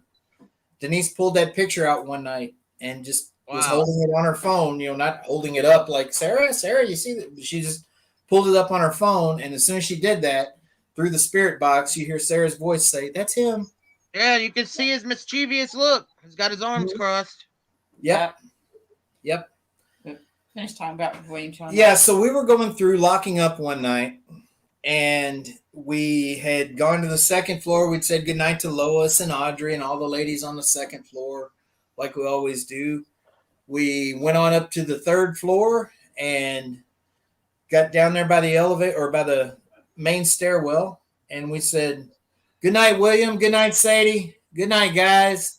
Thank you for your service, because we know there were a lot of military people on the third floor. And we started up the stairwell, and we didn't get 2 steps up, and we heard, good night, y'all. And we both stopped like, what? That's awesome. I believe it, though. I mean, it's so vivid. Yeah. You can hear them. I mean, I've heard it. I've heard numerous times. The last time we were doing that little session there on the first floor main lobby. Something was trying to separate me, and I literally was following voices down the hallway. Yeah, you kept getting drawn down out of the lobby down that main hallway. I remember. I'll tell you one of the funniest things that happened to me and Ernie locking up one night is we would always play this little game at the end of the night too, where we would act like we were gone, and then we would jump back out in the hallway thinking if we jump out fast enough, we'll catch them out here and they won't know to get away from us. And Ernie jumped out. And he saw something go around the corner, and he said, oh, my God, you just missed it. He's going around the corner because, it bat wings out. So that corner's right there. Yeah. And I come running out. I was like, oh, no, I missed it. Do it again. And I kid you not, this guy, I guess it's a guy. It was on the men's floor. He walks back around, looks out, and he does this, and he turns around and keeps going. That's awesome. Yeah, we've all had some great experiences there. I mean, like Todd earlier said, I got broke in real quick. Me and Denise got locked into the body shoot. Oh, fun. First time around. And here's the thing. Ernie, weren't we bad? Yeah. I could hear them cussing me from behind the door, and I'm all the way down by the morgue. Yeah. At the other end of the hallway. she was yelling at Ernie. She was like, Ernie, I'm going to kick your ass. This isn't funny. And Ernie! No response. And then sprinting down the hall because I'm going to you could hear him. Get them out of there. That's when you knew, though. We heard the door lock. We heard it lock. We heard the click of the door. Like, wasn't that happening the last time I was there? Like, a couple weeks before that, people kept getting locked in. I think we did it for all of y'all. We started wedging that shirt in the door because not only did Beth and I get locked in, we had several people get locked in. Wow. We'd had a lot. Well, Brandon and Mustafa. Mustafa got locked in, yeah. Yeah, when they were up there to film in October 2019, Brandon and Mustafa got locked in there. And we were sitting down in the laundry room. Grant, myself, I think Kristen Lumens, Daryl Marston, we were all sitting down there talking. And you hear over the radio, Mustafa comes through and he's like, guys, anybody Mustafa. Brandon and I are locked in the body chute. And the body shoot. Okay, cut you real quick. Hey, Howard, I'm gonna pop off for a while. I gotta feed my son. All right. State requires me to feed him, so. Okay. All right. I'm gonna get beaten. I got, since you going out, I got Jesse Stewart coming in from These Ghosts. He wants to make a little announcement here for y'all. Oh, yeah. Awesome. Hi, Tim. And then there's Jesse. Bye, Tim. Hey, Jesse, how you doing, brother? Hey, can you guys Bye, hear me Tim. all right? Yeah. What's going on, man? We hear you. Let me know when you're ready to come back. Bye, in. everybody. Bye, Tim. No, so I've been thinking, I know we talked yesterday about what I can do to help to, donate some of the proceeds. And I've been working on this box for a while and I finished it. So it's anybody that has looked over my website, I have something that's a Funhouse portal, but this is like the newest version of it. So basically what I've done is it's a spirit box that you can access through Bluetooth and run your apps, or you can hook straight to the auxiliary and run with an echo and a volume. So Nice.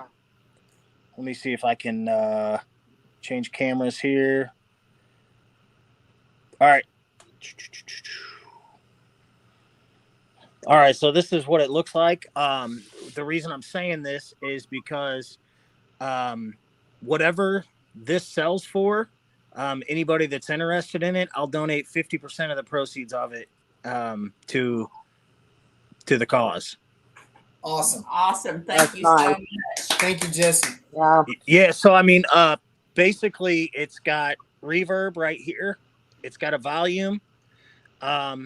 You could power on this speaker right here that's rechargeable for just your Bluetooth and run apps. But if you don't, He froze. He froze up. on the back, There you Hey. go. there's a power supply on the back that operates. Yeah, you was frozen Can you up hear a me little bit there, Jesse. Yeah. Oh, okay. So basically, this speaker box is rechargeable for the Bluetooth part for somebody that wants to use their phone. And the ones that don't, there's a power supply on the back that you kick on. And then it's plugged up right here to the auxiliary that I've put in. Let me turn this SB7 on. Now this is God damn, that thing's loud as hell. I didn't expect it to be that loud. I had to. So you can adjust the volume and then the reverb over here to however you want. It's portable. You can see it's the size of my hand, so you can walk around with it in your hand. There's not a lot coming through right on this because this spirit box, I've unhooked the antenna. But yeah, this is. I think it's awesome. Piece of equipment. It's super loud. Yeah. So. And it's portable. Oh yeah, it's portable. Like you can. Yep. So everything is done basically. So something like this would go for up to $200. I've seen things like this go for well over that, but whatever, if people want to make some offers on it, they can message me and then, we'll bid it up, I guess, and try to get as much as we can. And then I'll donate 50%. If it goes over 200, then it'll be the $100 plus whatever it went over 200. Awesome. So there you go, guys. I think it's worth more than that myself, but go by that at Go Stop and see how much you pay for something like that. And they get you for shipping there too. Yeah. They'll kill you with shipping. Yeah, the shipping is outrageous. Yeah. Jesse has got the most affordable products. I can't say enough about These Ghosts. I mean, they're awesome. Jesse's awesome. I think it's awesome that he offers insurance. Yeah, he offers insurance. You don't see nobody else doing that. Nobody does that. Right. Yeah. He does. I get a lot of messages on it. There are people that use it but then I get a lot of messages, they're like, is it unlimited? And I'm like, well, no, you're paying for a one-time use within 6 months, because the insurance, you can see I don't charge a lot, so I don't make anything off the insurance. It's just like a courtesy thing that I do for the customers, because let's get real, we're investigating in dark places. We're bound to drop something. Accidents happen. Yes. Yeah. Especially if you're accident prone. Yeah. How can we do this?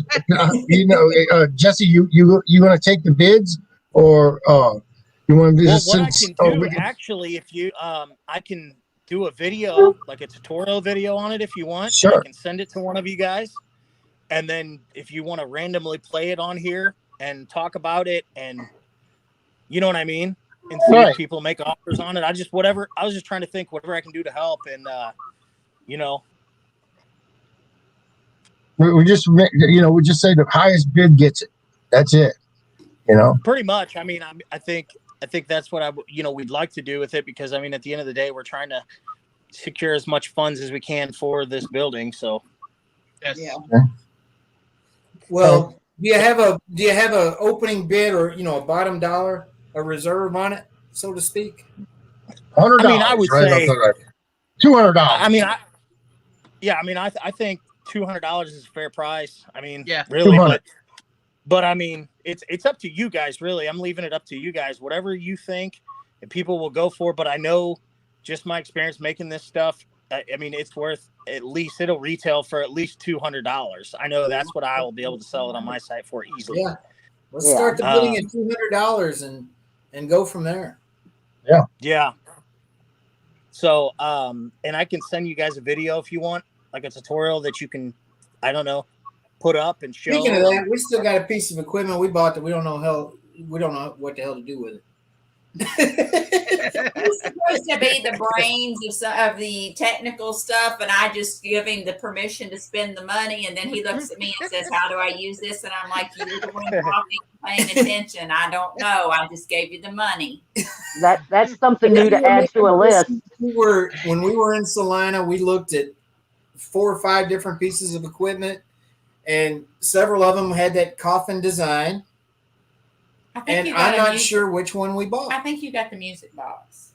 I think that's what we bought. Because Todd and Leanne got the pyramid, I think. I think Eileen wants it. She said going when she'll be an auctioneer, and she said it's sold. Eileen, you buying this or what? Eileen just spent $200. I like how you volunteered her there, Howard. Nice. Well, no, she said she's the one who said it's sold. Hell. So you bought it for $300, right? $300, $300, right, I Eileen? heard 5,000, Eileen. I thought I heard 5,000. So now we all got to run through Waverly naked. Naked. Naked. I'm just the camera guy, so you're just gonna see random butts running through the lawn. To get ready to run through Waverly. I guarantee if you want to get sick, just watch this fat guy running through a building naked. I'll guarantee you're gonna get sick. Howard. I'm just gonna stay here in Atlanta. I can't with that. Somebody on the Things Network asks again, what all is included again? What's all included again? Yes. Here, let me pull it back up. Sorry, guys. Oh no.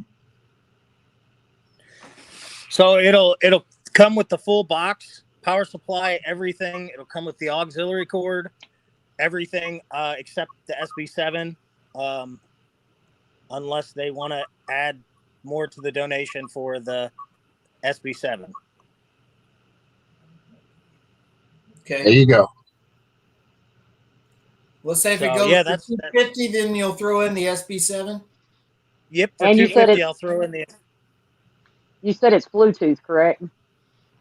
Yeah. Mm-hmm. Yeah. So you click this on, and then when you go to your Bluetooth, it'll pop up, and then once you get on, it'll go on, and you can run your apps. Ernie, why don't you take care of that, Ernie? Why don't you take care of that part? Just set it up to where. Hold on, did I lose you? Are you still there? We got you. Set it up on the page, and we can share the heck out of this thing out, and start an auction. Yeah. All right. Beth's my How did you technical want me to send guru. it to you? Beth can do that. She's good at that. She'll do Yeah, I it. She'll tell be you. more than happy to, won't you, Beth? She be hocking people's underwear and stuff too. I mean, she knows what to do. Beth, I can't post anything. I can't help him on this one. I'm in Facebook Send it to jail. me. I tried to Send it to strangle him me, on and I can comment get it. last night. I can get it to Pac-Man, and then me and Leanne can get it on the Black Wolf and everywhere else. You rock, because you know I'm. Did you get that, Jesse? Unsound. Well, send me a message on Facebook, and then I'll reply. Do you want a video? Okay. Or do you want pictures? What do you want? However you want to do it, honey, we'll get it out there. And then I'm going to make sure I put, what I've been putting on everything all day long is, www.call this guy, he's the shit. Yeah, I'm replying to this right now, Eileen. No hot dogs were harmed in the making of this vacuum. Yeah, they will definitely have to PayPal me though. But I mean, I guess I can put it on the site real quick if under like featured items or something, and they just scroll down to featured items, and it'd be the first one on there. Yeah, I mean, if you want to send me a picture, then we can just send it out, and then where they need to go to watch the video. Yeah. Okay. And then whenever, it goes, whatever, you'll see the numbers. Awesome. All right. Sounds good. That'll work. All right. Yeah. Awesome. So an opening bid of $250 if you want the S box. The SB7. Yep. SB7 and 200 for just for the portal itself. Yeah. Okay. I think somebody needs to buy it for Denise so we can get out her microphone and do karaoke with it as well. Yes. Yes. I mean, I guess you could. Sing some Frozen. Come on. No, I can't let that go. You can't let that go. Frozen. Yeah, just remember, I'm not a singer. I'm a rapper. That's how I roll. She ain't no joke. She used to let the mic smoke. Amen, brother. They don't want the smoke. They don't want the smoke. That's funny. All right. Well, I'm going to get off here, and then I will get that sent over to one of you guys, and then we'll go from there. Thank you so very much, Jesse. Right, awesome. We You're an awesome everything individual. you're doing to help us with this, man. Thank you. Thank you, Jesse. No problem, man. Anything I can do, I'm up for it. We appreciate Thank you. Thank you so very much. All right, guys. Have a good one. You too. You too. That's a good guy. I think I say this, when y'all get back into Waverly Hills, yes. It's not if, it's when y'all get back into Waverly Hills. I think that y'all promote him as one of y'all places to go buy paranormal equipment. Oh yeah, we'll put a banner up for him in the building. Because I mean, he's the only one that's actually stepped up. I mean, that man has just as much as they've helped us. Yeah, he has stepped up. And just for someone who's out there who does that, builds equipment and in the paranormal field. Right. I have not seen not one famous person in here yet. I have not seen. Was in here earlier. Yeah, Brian was here earlier. That's a good guy right I there. have not seen one. Poor Brian. Don't be mean to Brian. He hurt himself last week. He had a bad fall. He really did. Oh, Lord. Laughed at him for a while. We were laughing. He fell. I hope he's all right. I saw the aftermath. I was like, oh my God. We were all standing there at the top of the escalator laughing as he's writhing in pain on the escalator going down.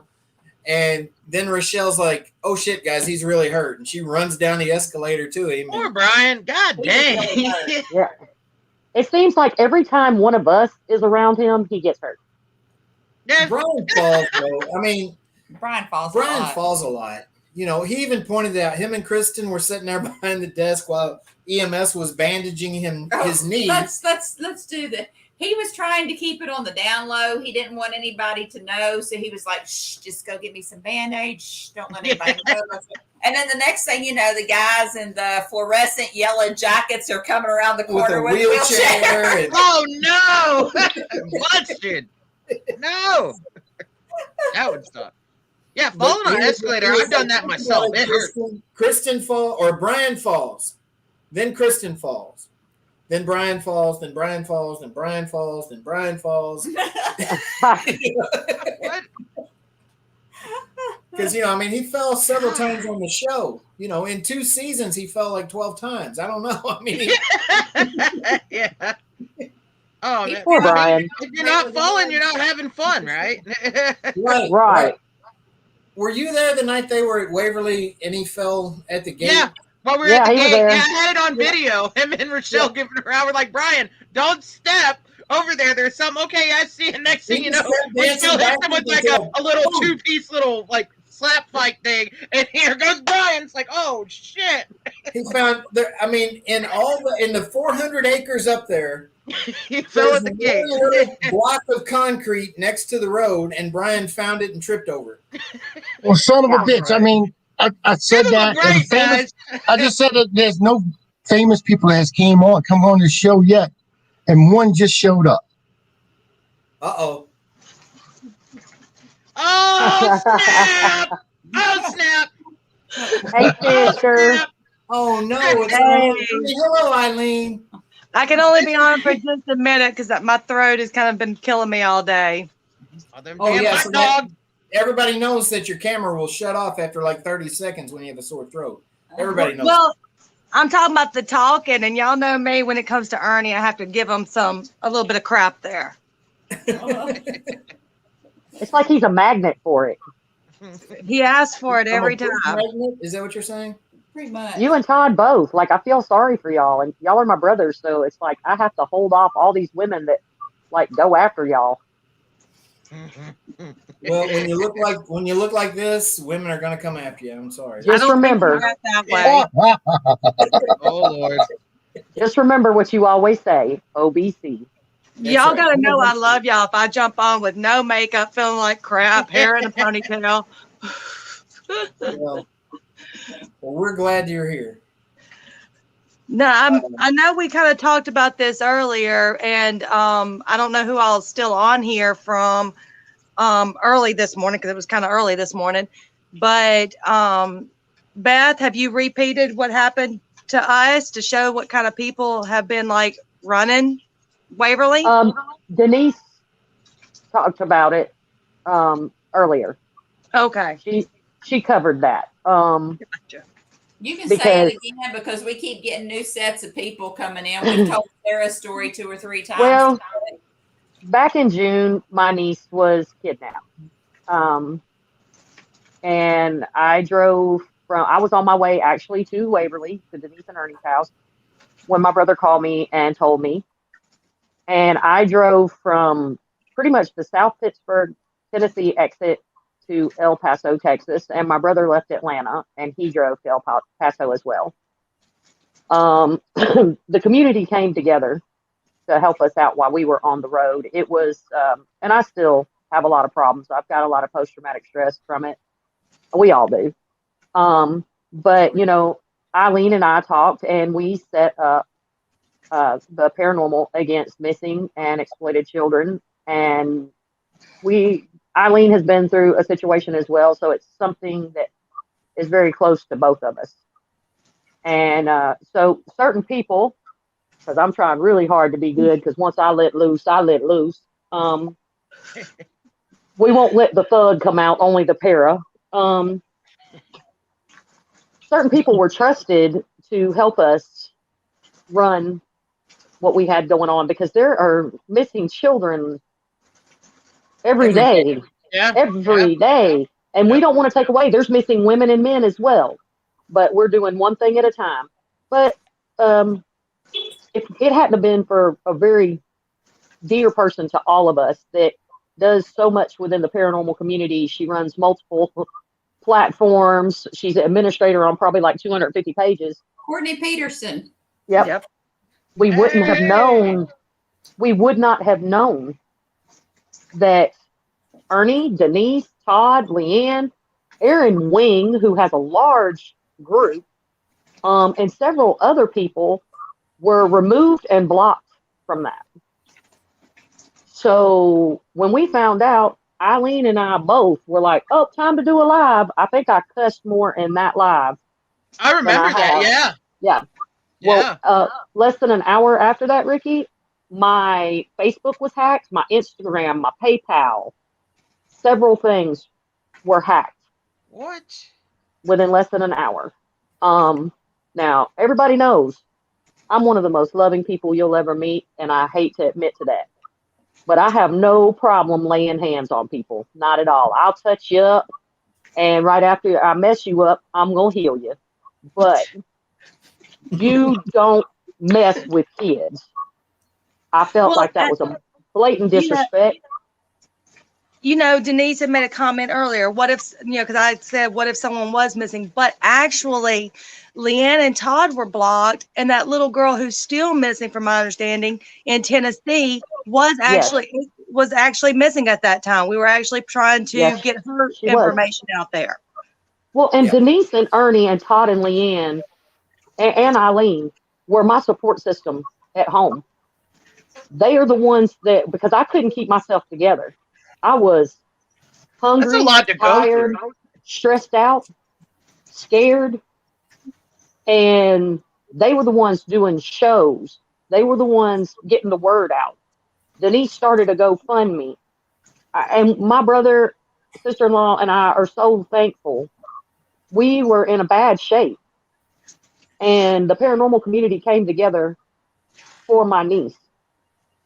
And for someone to do that,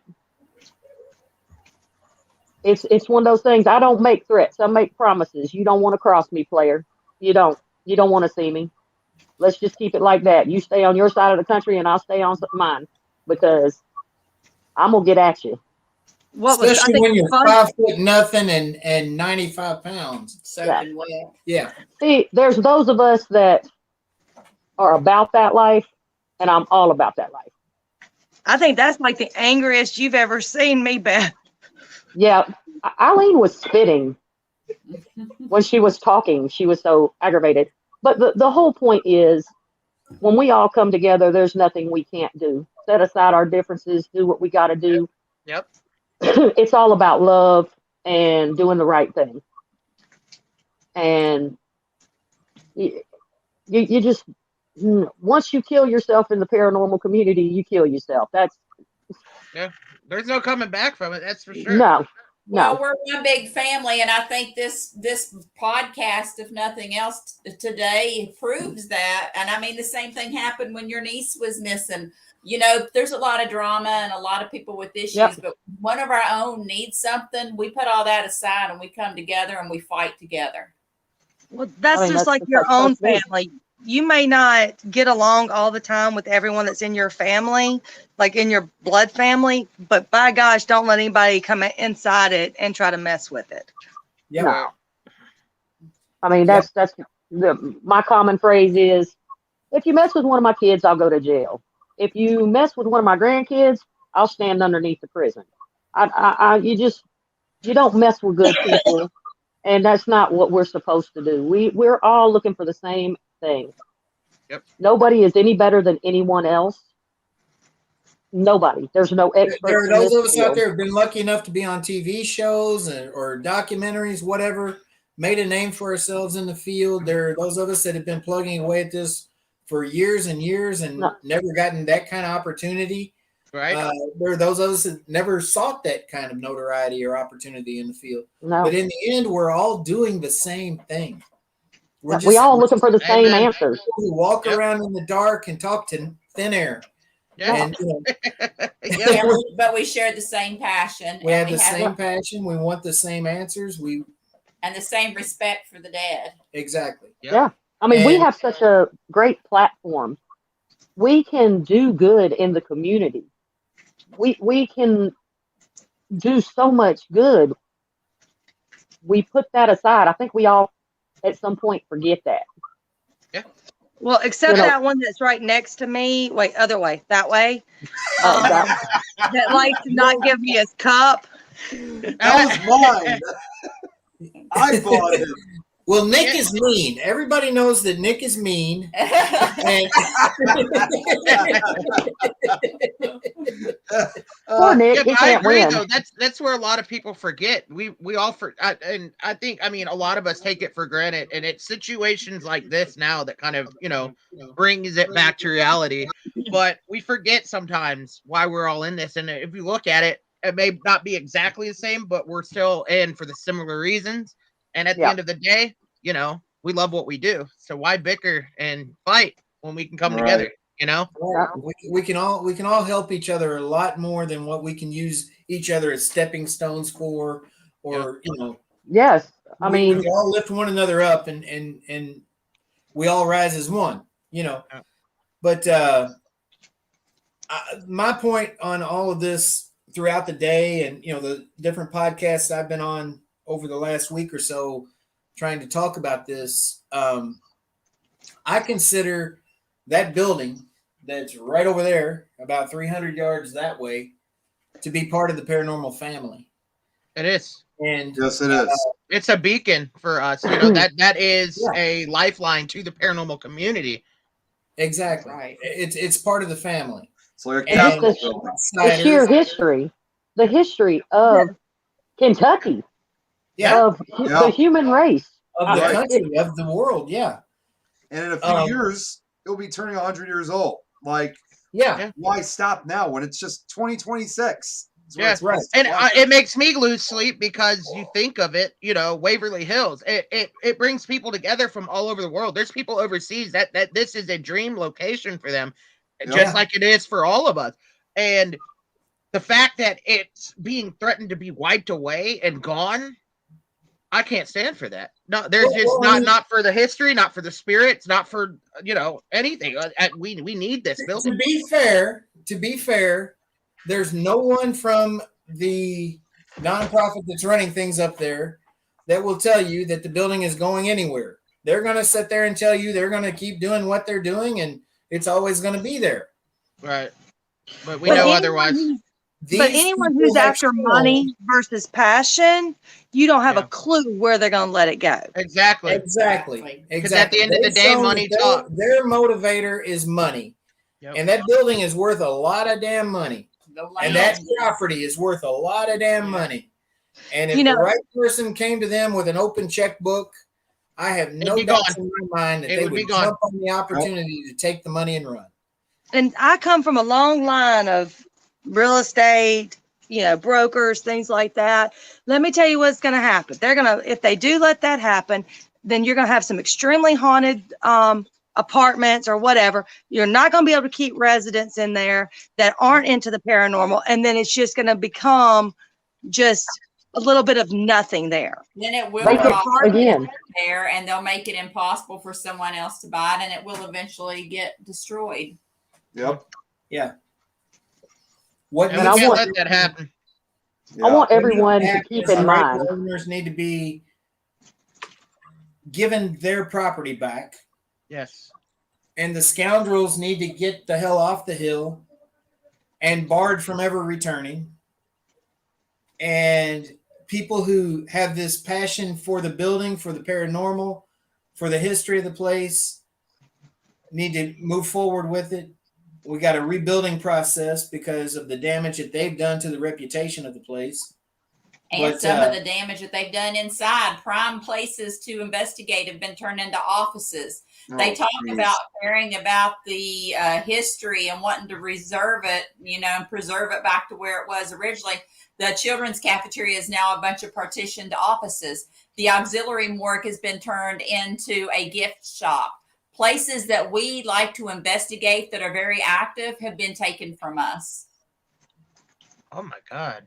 I mean, listening to Charlie's story out of his own mouth earlier was very heartbreaking. Just hearing all the hard work and blood, sweat, and tears he put into that to at least keep it, when he could have just easily bypassed that place and went to somewhere else that was already established and went that way with it. But he chose that location and put his blood, sweat, and tears into that building. And he could have sought taxpayer dollars years and years ago and done it to make a profit. He said it himself. He was never out to make the profit. He just wanted to restore a piece of history and give back. And, you know, I mean, like another thing I've said a couple of times on here, but since we got new people watching, I don't know what spies might be in here at this time, but we've had them throughout the day. The best thing that those people that are up there right now on their little power trip can do is resign tonight, drop this lawsuit, and walk away. Because we're not going away. Because we're not going anywhere. We're not going to be quiet. Because you can try to come after me and Ernie next to silence us, because we've been fully expecting that to happen. But now that when our voices become silent, there's a lot of other ones that are willing to speak up too. Somebody's going to pick up the torch and run with it. There's thousands upon thousands upon thousands upon thousands upon thousands. Yes. Yeah. So, It's too many of us. Right now, you can consider Waverly having herpes. We're not going nowhere. Even if you try We're going to be here for the long haul. Basically, best way I can describe it, I mean, it doesn't even matter exactly where we're from, whether, because, being in Chicago, how we're living in Louisiana. we got people across the pond that are willing to fight. It's like no matter how hard they try to stop us. I just passed this word. We're just going to keep coming. There's too many of us. We're here to Yeah, stay. Nick and I was just in Ireland. We did a show there, and I was plugging it in Ireland. I mean, we're going all over the world. We're spreading this. This is going to be all over. Everybody, any type of paranormal researcher will know about this anywhere, and that's like I said, in any place. And Howard, It's just funny that you say herpes, considering I said the same thing last night. Well, we don't. This is about Waverly, not personal. This is Waverly.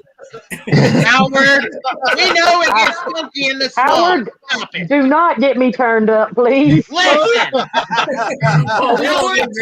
You gotta get mad about it. Listen. This is supposed to be for the good. This is supposed to be for the good, not the hood. So I do want to remind everyone, it starts with Waverly. There could be somewhere else next. What about the next location that has this kind of problem? What about the next location that somebody tries to wipe out? I mean, it could happen at OSPH. It could happen at Old Park just the wrong decision that you don't ever think about could turn on a the wrong negative person. Yeah. Yep. That's Charlie's, Tina cried to me the other day when we met. And she was, talking about how she hated this and how she felt so bad, so guilty and all this. And I said, Tina, you and Charlie, your only fault was trusting people. And you trusted some of the wrong people. That's the only thing you've done wrong here. You've trusted the wrong people. And we're going to fix it. And go ahead. And we're going to get rid of those people. They're not going to be in charge of Waverly Hills much longer. Like I said, they have lost the paranormal community. We've all said it. The paranormal community, this is spreading like a virus of its own. And everyone is going to know what's going on up there. I'm not putting another dime into Waverly until it's returned to the right owners. Yes. Exactly. They're not going to be able to save face. They're not going to be able to have respect in the field. They're done. I mean, they've screwed the pooch, and the best thing they can do is just walk away. Just give up. Say, okay, it's all yours. We got no business being here, because you don't. You've got no business being there. It's not your building. You don't own it. You leased it, and you never even paid your damn lease, by the way. Yeah, they've not paid $1 of their lease since 2015. Ford's going to tear that ass up. I hate to say it. Oh, my God. I would seriously consider, just like you said, walking away before it gets too serious, because once it gets, involved in federal court, then you do what they call a countersuit. And you go after some of the bitch. That's why we need so much money.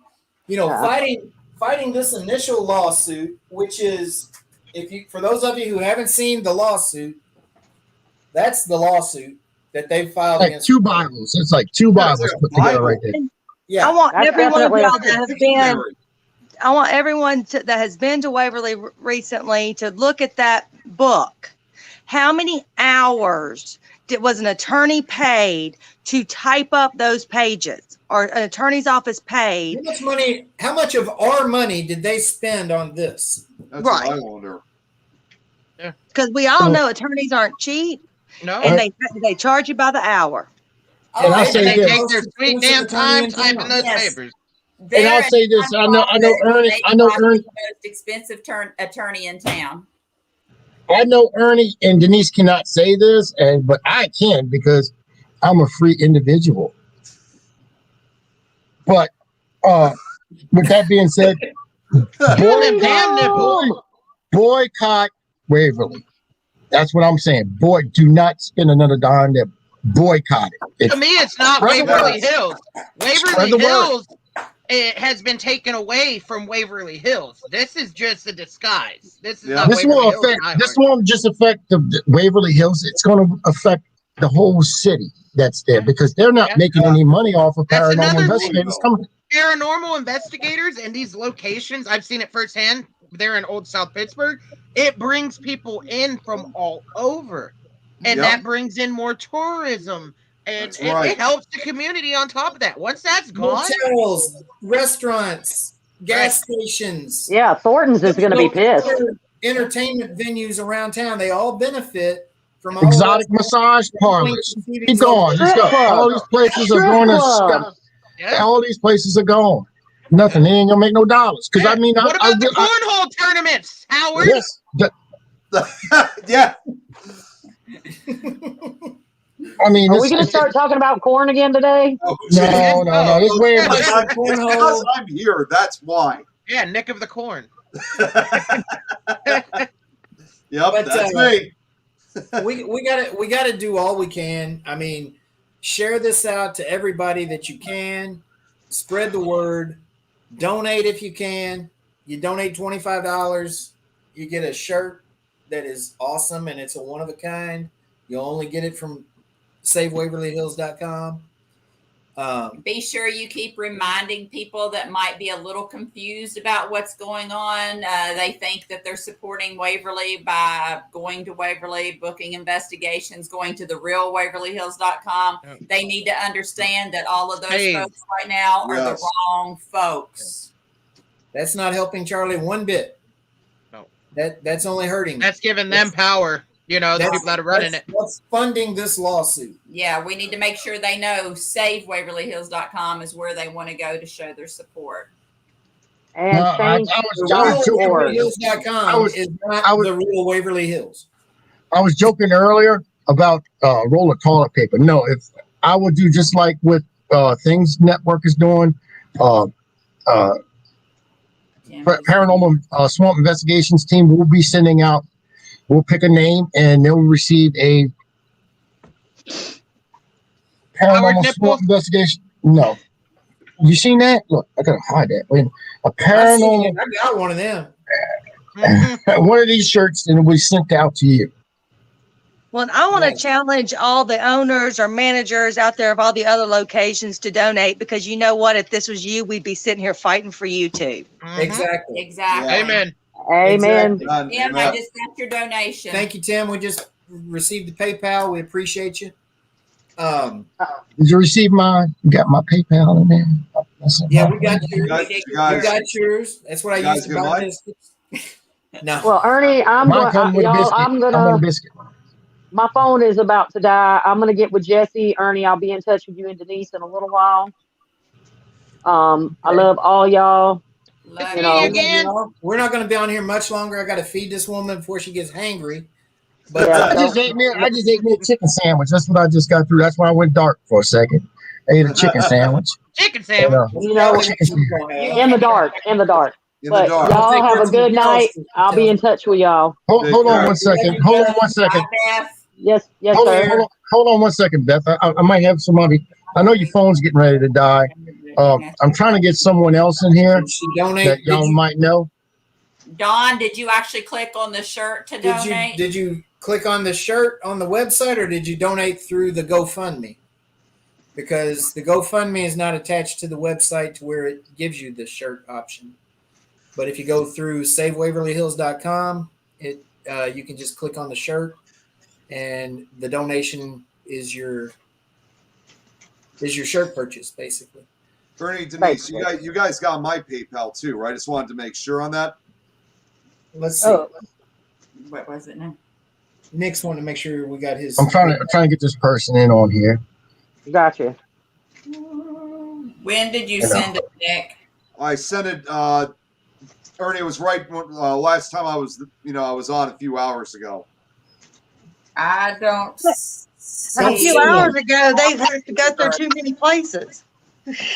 Well, it says I got the receipt.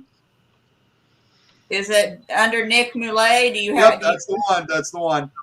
I don't have it on here. That is weird. Okay, hold on 1 second. I could have sworn I paid for it. And don't forget to go to change.org. That's one. Let's see. I'm waiting for a response from this person. Don't forget to go to change.org. That's one. Let's see. I'm waiting Uh-oh. Feedback. We got feedback. On there, do you have two windows open? Feedback.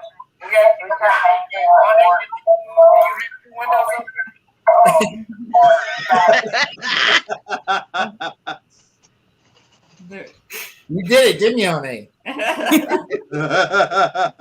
She's guilty. Look, guys, it was great seeing all y'all. I had to drop in for my brothers and sisters, but I'm just gonna lay back down. Love you guys. Go play that vacuum cleaner for me. No, I gotta get an autograph by you and Ernie first. Donation is a different thing on the website. You have to actually basically donate through the shirt. Yeah, you go to the website, and it's got the shirts on the website. And yeah, because that's what Tim was explaining. I guess I donated on the petition. Okay. Yeah, that's a different donation. That doesn't come to us. Oh shit. Oh no. Yeah, the GoFundMe. That actually funds change.org, I think. Honestly. Oh no. You just funded Howard's hemorrhoidal operation. Change. Yeah, change.org. That's just his signature. Are they You donated to Howard? corn. You donated to We'll corn. try to make that more clear on the website. We'll get with the people running the website, see if we can get them to Oh no. correct that. But Nick, you had one job. One job, Nick. One job. Hey, Too much corn in your diet. Ricky, you know what? I already could see this already. The look on your face with this. Oh my God. You're pissed off. Let's see. we'll try to take care of you though, Nick. How much Okay. did you donate? I literally had no idea. Oh shit, he didn't empty his checking account. Right. That ain't nice. We'll see about getting you a shirt because I know you've been supportive and you had the right intention behind that anyway. Yeah, we'll see about that. We'll see about it. Just shoot us a text with your address and everything. We'll see about getting you. Same for you, Don. And your shirt size. Same for you, Yeah. Don. Yeah. We'll try So to yeah, make that's get what you What you intended. thought you I like. You just got me close. Anybody off? That's for sure. Because I mean, we need all the help we can get. And we're not gonna do anything wrong. We're not gonna treat anybody wrong at all. Yeah, you just got me closer to getting that operation. That's all you did. I appreciate it, Nick. Thank you. Howard, stop being a bitch. Go get the toenail clippers and clip them off. You'll be okay. You'll scream a little bit. I was actually going to get. I was going to get a broom handle, cut it off, and put a nail in it, and Too kinky. Too kinky. and just hook that thing like that, pull it, and just No. fire it off. They should Oh, never Nick, it's okay, honey. turn Nick Howard is like, what have I done? Yeah. with the controls to I feel stream. terrible. I don't know where she's at. I gotta take her to McAllister's. I will tell you who I was trying to get in here. And I don't know if she's working on what's going on, but Shannon Rogers. I was trying to get Shannon in here. And, she might be having some connectivity issues. I think she's at an investigation tonight. Or she can stop for a minute. Lord. Depending on where she's at. That's for Ane, I guess. Oh, okay. Ane, you Yep. Howard, you Beautiful see Anna. Tim's question down there? See who? Tim's question. I had it up there. Oh, Eileen is also back in the chat. She's the one on A that I said donated that you would offer to read them to earlier. Yeah. If she wants one, definitely. Yeah, Eileen, you donated, so you win a reading. And Dawn and Nick have both donated too. So, well, you're getting under the track of them. We do have a famous author. Hey, Jason. Let's start with Tim's question.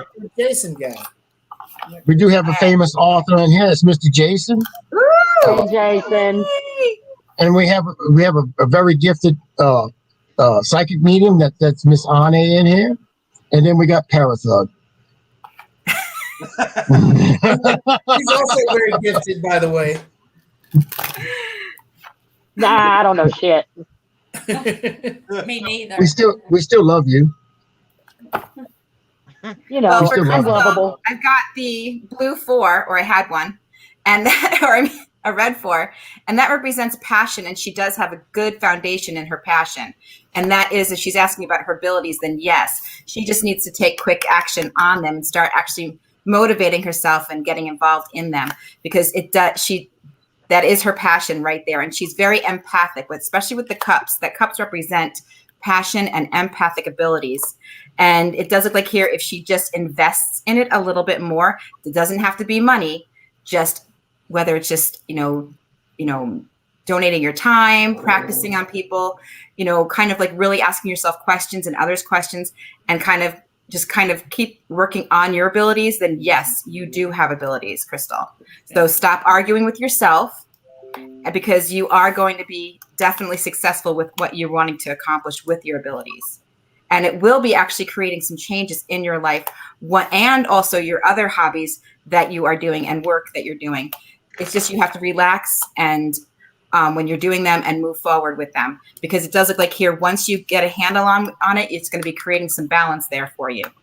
Other than that, it just looks like you're kind of like trap yourself, because you don't really truly believe. But yes, you do have empathic abilities for sure. And I'm going to leave that with you, hon, and I hope that helps. Mona's good at that. Fly through them cards, and most folks got to see them and think about them and everything. Like, wait a minute, the 6 of Cups. What the heck's the six of Cups? We got to go for a minute. All right, well, let's I go. was raised this way, though. I was born in a family of readers and intuitives, so I just grew up this way. So it's just sitting around the kitchen table with my aunt and my mom and my cousins and my sisters, and that's what we did. And whenever we had friends over, that's what we did. It's just, if you came over to somebody's house, we had coffee brewing and tarot cards on the kitchen table. And it's just kind of like, I guess people just playing like regular cards or something, or playing Monopoly, whatever. I don't know. I don't like Monopoly. It's quite a violent game. It can be. A lot of games more violent than Monopoly on A, but yeah, sure. Okay. Well, you're like Battleship. You're just violent. Well, I can see it. It depends on what side of the board you're on. I just upgraded my crack house. Now it's a trap house. And you can get. Now we're spitting bars on here. What's up with that? Ernie's got to feed me, folks. I gotta run too. We love all y'all. Y'all gonna miss her. Everybody, please. Thank y'all for coming on. Share. Spread Talk the to word. y'all soon. And we'll talk to y'all soon. Bye-bye. Wow, that cleared up quick. So who's next? Anybody want one? Did I run everybody off? What the hell's going on? Rosie, go enjoy your freaking Christmas party. Good God, that woman. You're overworked. Go have fun. I know. She needs to just go have some fun. Eat you some cake or something. She needs to get some rest. I mean, she's putting a lot into this. Oh man, I cannot believe I sent it on the wrong page. I'm so pissed off right now. I'll send you an account. You can send all your money to if you want. Don't think I'm laughing because I think it's funny. I'm so angry right now. Yep. Oh, So man, does Eileen have a question? Or no? Eileen, what's Yeah, the question? Yeah, I had put up there. That's not a question. She's just claiming her life was boring. Comments. And it wasn't boring. I'm sure it was very exciting. No, and Eileen, it was boring. I'm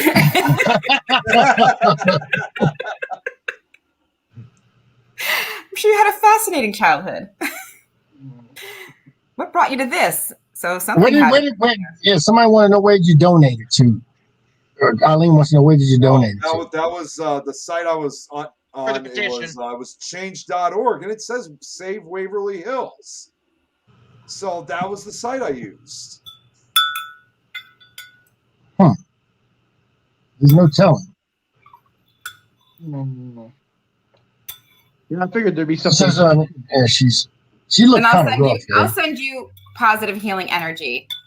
I'll send you some Care Bears. That's my go-to. Good night, Alberta. Yeah. And also, Eileen, hot toddies work amazing when you're not feeling good. You guys know what a hot toddy is, right? No, I don't. I don't know what. Eileen, the best thing to do is just take your shoes and socks off. Being serious, I don't. Take your shoes and socks off and just run through the fields, and you'll be all right. Shake it off. And here is Miss Shannon Rogers. Yay! There we go. Hey, Shannon. What's up, Shannon? Hey, beautiful. And we can't hear her. We heard her briefly. No volume, no sound. Yeah, we can't hear You got you. no sound. You got no sound, Shannon. Do I now? Yeah. Yep, there we go. There we go. Okay, I hit the mic button. I just woke up from a nap, so. We had Beth and we had Eileen. Eileen's under the weather. She was sticking her head underneath the drain again outside in the yard, laying in the field, and she got sick. Yeah, sounds about right. Oh. I know, I miss Beth too. Sorry, my son was having a meltdown because he doesn't understand that you can't open all the presents. So, yeah. Oh, look what she wrote. She wrote that about you. She wrote, no one wants to hear from Shannon Rogers. LOL. Just look at her pretty face. I know, I'm tired. I got bags under my eyes. Sleepy. So what we're trying to do is Christmas, everybody. Merry early Christmas. Merry Christmas. So have you ever been to Waverly Hills? No, and I was supposed to go with the group with Beth and Denise and Ernie and Eileen and everyone. No, Eileen, I'm sorry. I'm just now waking up. But I was supposed to go in that group and it got canceled. So I really wanted to go. So Right now we're doing a boycott. Boycott Waverly Hills. Nobody's going to go there until this is done. Well, I hear you. And then even if it's after done, it depends on where the board lands. We're confident that, we had Arne, she did a reading and said that she's confident that Charlie and them will win this. So we're got really high hopes on this right now. Right. Once they get back in there, Ernie and the SQs and everybody, be back open for business. Right. About doing the right thing, and some people don't understand that. So, Right. greed gets in the way, and ego's never good. So, And the people who don't know Shannon, she's a hot mess. She's beautiful inside and out. You're sweet. She's gorgeous. I've actually, we met her in person at Fear Fest and everything. Yeah. I got those pictures. I got those other pictures too. Shannon. Remember this one?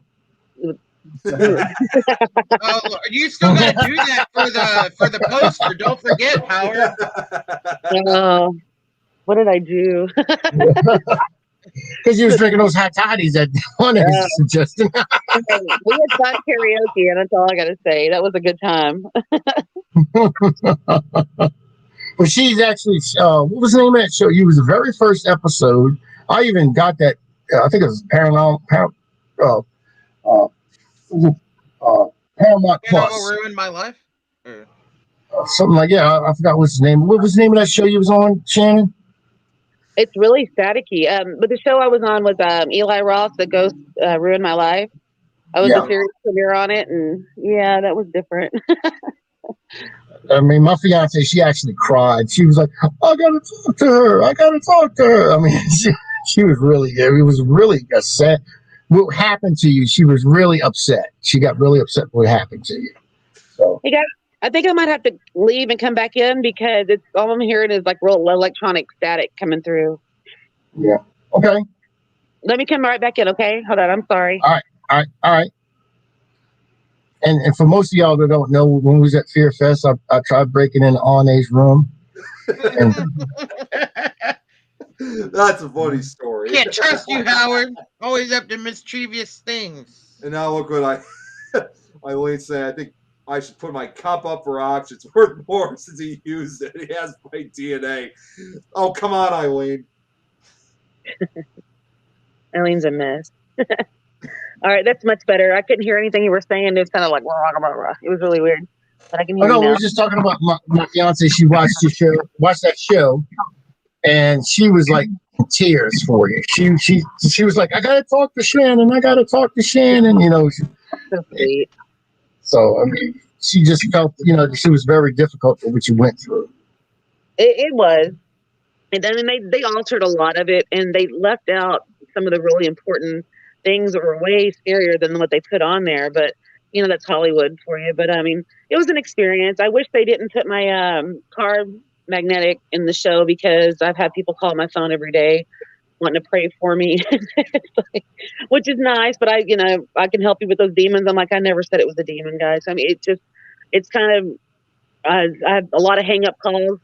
I'll call back, and this little lady will answer the phone. They're like, I just want to make sure it was a real number. I'm like, I saw you on TV. I'm like, okay, well, how can I help you? That's all. And then, hang up.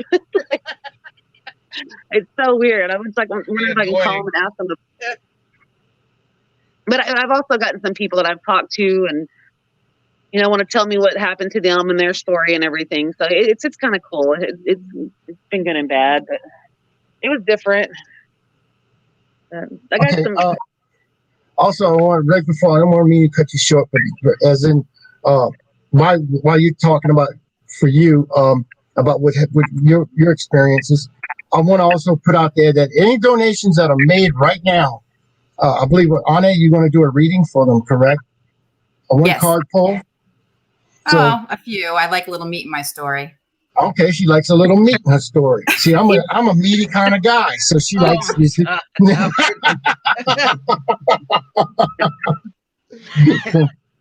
take you nowhere. Dress them up, but you can't take them out. Yeah. Oh, I'm throwing in a free toilet seat. What, man? I said a T-shirt. First, it was just going to be a roll of toilet paper.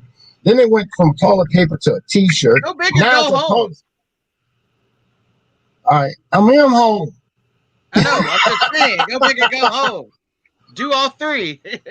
So with that being said, so whoever makes the donations, just let she will do some readings for you. She'll pull some cards for you, and she does.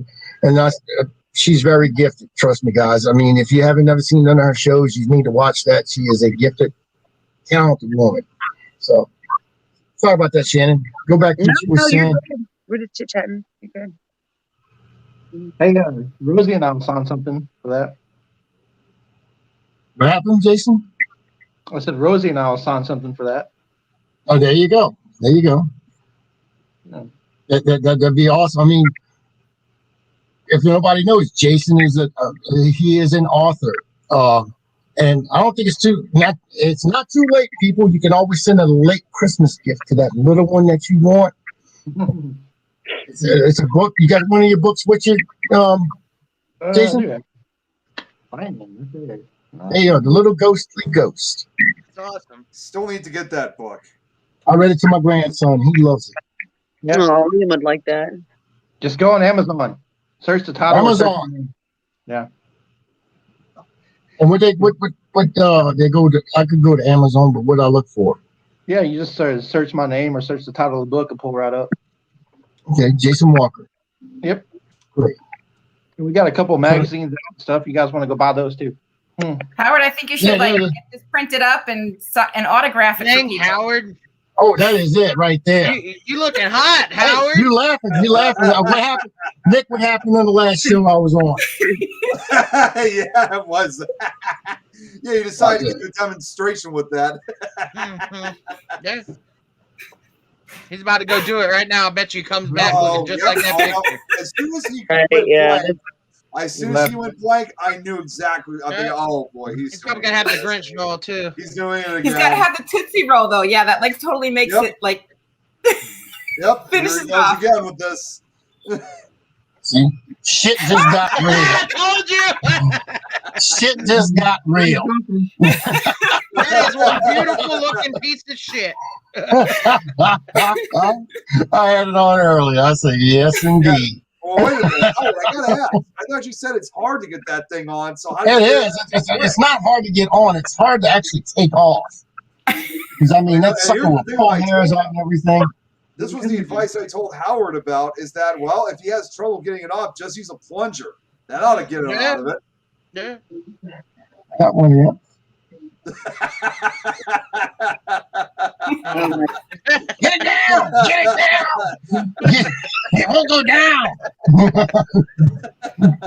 Real question is, why the hell do you have a plunger at your computer desk, Howard? Come on, now. That's for me to What know. are you doing with that damn thing? That is for me to know. Yeah. Listen.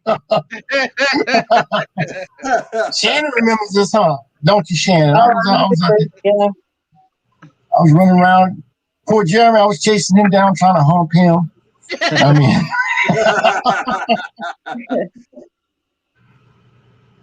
oh my God, this thing's a hell to get off. I told you. You see what I'm talking about?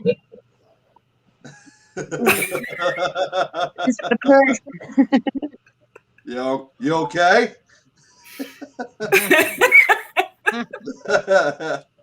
You all right there? You still alive? I think he gave himself a concussion. He looks a little disoriented. Like getting a bikini. It's like getting a bikini wax for your head. It hurts. Hey, I want to take a minute to say something real quick. I just want to send some love out to Jeremy. I know he's probably watching. I haven't really got to say it publicly, so just want to say, get well, brother. And we're all thinking of you. So just want to say. Absolutely. Yeah. He was on here early. He was sending some love early on the show. See, he's in and out, So Jeremy was on? Yeah. Really? Not on the show. Not he was in the comments. Oh, he was in the comments. Okay. He was in the comments. Okay. Well, good. I'm glad he's watching. Yeah, that's true. That is true. I should get my Jeremy York stuff out here and put him in here in spirit, at least, anyway. I mean, I got the whole setup. Yeah. There ain't no Wookiee like Jeremy York, though, man. I don't think we can replace him. We love the Jeremy York. So what you been up to, guys? I mean, come on, somebody say something. Shannon, what you been up to? You working security now? Look at you. You all badass now, huh? Security. No, I worked security for a couple haunted houses this year at Old Park Hotel and at Fort Walters during the haunted houses for Halloween. So it was fun. So I got my t-shirt now. It's like a bed shirt, I guess, a comfy shirt. But what do I got going on? A lot. I'm still waiting for the final approval for Parkland. I got my teams assembled. I got tech, security, the film That's team. going to be a wild investigation. That is going to be a wild investigation. It is. I'm waiting for Bruce to get back with me. He's going to talk to the senior vice president communications, letting them know that we are coming. That way we have a chance to hear any like reservations they may have, so we can address that when we have the meeting and that right there. So I mean, I got the Airbnb picked out for 5 days and everything, so I'm just waiting to go. So we're gonna be It's utilizing. all right to talk about it then, right? It's okay to talk about it because I remember we talked about this a while back. Yeah. And you was working on it, but you kept it a secret because you didn't want nobody to actually trounce on it.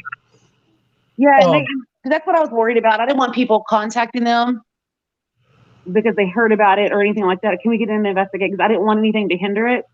But Bruce assured me that if anybody did, nobody would else have the opportunity, and they wouldn't. I just don't want anybody counted in the hospital. So Right. it's real And I mean, hard to get in.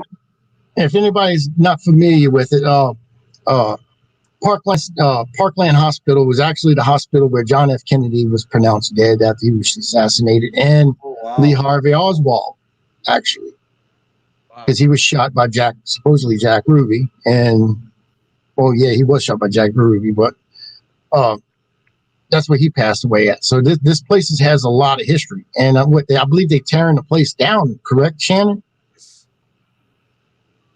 Oh, she disappeared. She'll be back. Yeah, that's a pretty good opportunity. There she is. It's a lot of. They're tearing the place down, right, Shannon? Yeah, it's going to be in the next 3 months. It'll be demolished. So I just felt I was like, crap. Yeah, it's getting demolished. So this is like the only opportunity, and I want to do it like 60% documentary, like historical and informative, and then 40% paranormal. So it's got the baseline all set up for it and everything, and I'm utilizing UNT Dallas film students and stuff like that. So I got a lot of people on standby, so we're just waiting. So yeah, I'm excited. I had to start a media company just so I could do all the contracts through it. Got to get it licensed and everything still, but I'm going to do that part because it will cost more money once I get the approval. So yeah, I'm excited. I'm really excited. I've been working on it for a long time just to get it approved. So, but the director gave 100% approval for a documentary and investigation. That's awesome. I want it done right. If it's not done right, then if it's not going to be like TV quality, I don't want to do it. I just want to go in and investigate. But I've been putting a lot of work into it. That's why I've kind of backed away from everything. This is my project now. So I haven't been very active as far as paranormal on Facebook. If y'all haven't noticed, I've kind of recluse a little bit, but Yeah, we sort of did the same thing. We took a break about mid-October until the first of the year, and after that happens, we're gonna get back going, pretty heavy at what we like to do. So we just want to take a break with family and everything. So around this time, so No, and yeah, we've been doing it. We've been doing so much for a while now. We needed that good break. So I get that. I mean, that was one of the reasons why a lot of people are stepping back. And I mean, it's gotten to the point with the paranormal community. Everybody's fighting, bickering. This one say that one say that one, and it's always there's too much bullshit. I mean, everybody needs to come together and just work together, and you won't have all this anymore. I'll just walk away from drama. Just like I'm done. I'm like, I'll just walk away because, when this is a passion, it's supposed to be fun. It's supposed to be interesting. It's supposed to be exciting. You're supposed to learn. You're supposed to teach and, build friendships and camaraderie and stuff. And so when it's ugly and backstabbing, I'm just like, I want no part of it. Everybody's trying to compete too. It's So like, yeah. You guys have always seen my posts I always make for the entire paranormal community. And I'm not just talking about like my holiday posts that I make. It's other posts that I make. And you guys could tell I try really hard to try to get a lot of these investigators like to somewhat forget their differences. But once, something starts up, it's hard to stop. So, I speak in a way like a real leader would. And, you can't save everybody, unfortunately. You may have a lot that may say, may agree with what I say or what others may say, but you're not going to have that, successful, make that successful 100%. Yep. Yeah. We've. What's your thoughts on this, Anne? I think everyone's wonderful.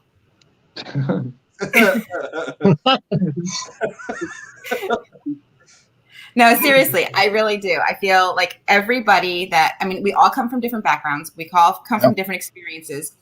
but we all come together for this one common thing.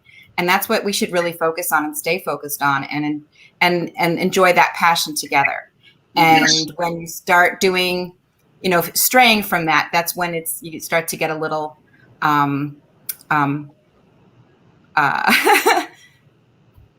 basically, that's when things start happening, like problems and jealousies and kind of things like that. And really, it's supposed to be about lifting each other up and enjoying each other's company and enjoying each other's passions of the same thing, similar passion. And really, that's where you really need to remain when you're with people and you're sharing a specific time frame with them, and just kind of stick with that. And then, and then you can, like, when you part your ways, because you always have, everybody has like different, like, compartmentalized friends anyway. Like, I won't take, Bobby Joe over here for, shopping spree, because Bobby Joe doesn't like to shop, but I'll take, Tammy Sue over here who loves to shop.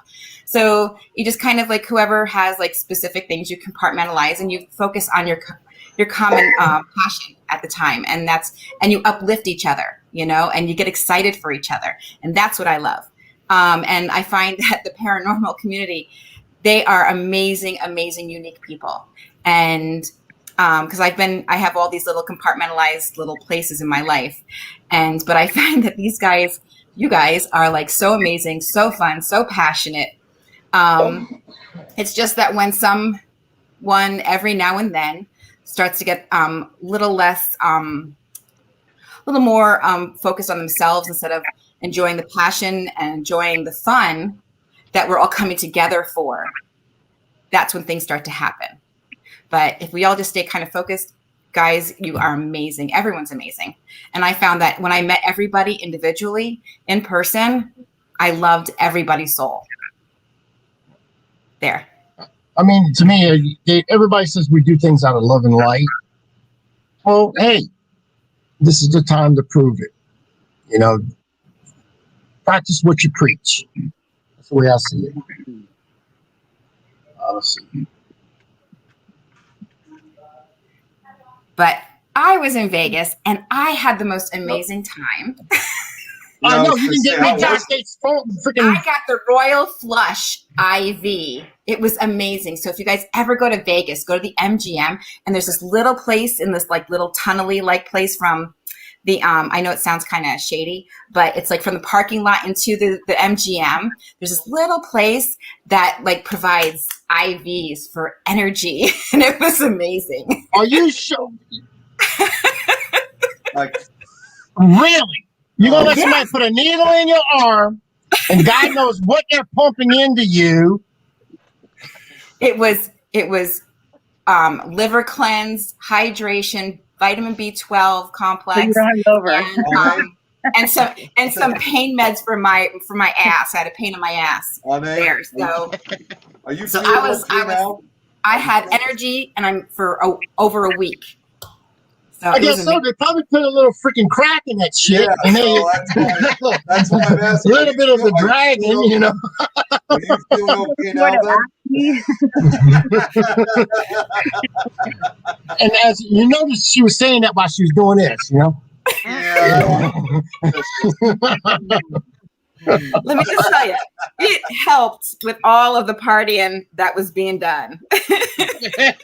Said you must have had a hangover. The IV bags, yeah, I've heard no about this. hangover. It was amazing. It was called the Royal Flush. No hangers whatsoever. It took care of all that. Yeah, you didn't see any, like, white powdery stuff mixed in this, right? It dissolved in the liquid that they had in the IV drip. It's called heroin. I think you might have some crystal meth.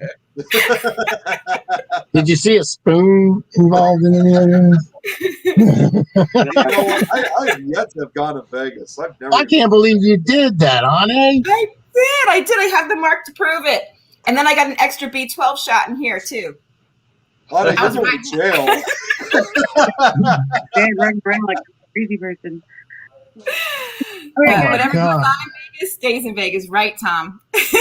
What's going on, Tom? That's about all I'm saying. Yeah, I met me a reliable doctor at a Motley Crue concert, He prescribed these meds to me. Guys, at 7:30, my daughter's boyfriend's going to be here, so we can do their Christmas early because they're leaving. All right, Shannon. All day, so I'm going to look a little bit more presentable. I've been napping, so it was good talking to you guys. Oh, you're beautiful as always, Shannon. You ain't got to do too much, so don't worry about it.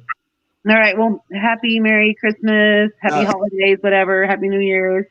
So And thank you so much for coming on. absolutely good seeing your faces again. Bye. All right. See you, Shannon. Yeah. So I've been to Vegas multiple times, but I've never done that. So, I need to know, am I the only one who's never been to Vegas? No, I haven't been either yet. Okay. All right, well, that makes two. I'm scared to go now. Hell, I'll be walking down the street. Some dudes would be jigging me with a freaking needle up my ass crack. I mean, no. I will go to Vegas. I'll go for the gambling, but I will not go for the needle. I'm just saying. That's some scary stuff. Yeah. It was amazing. I couldn't believe people don't do this all the time. Anna, you're scaring me.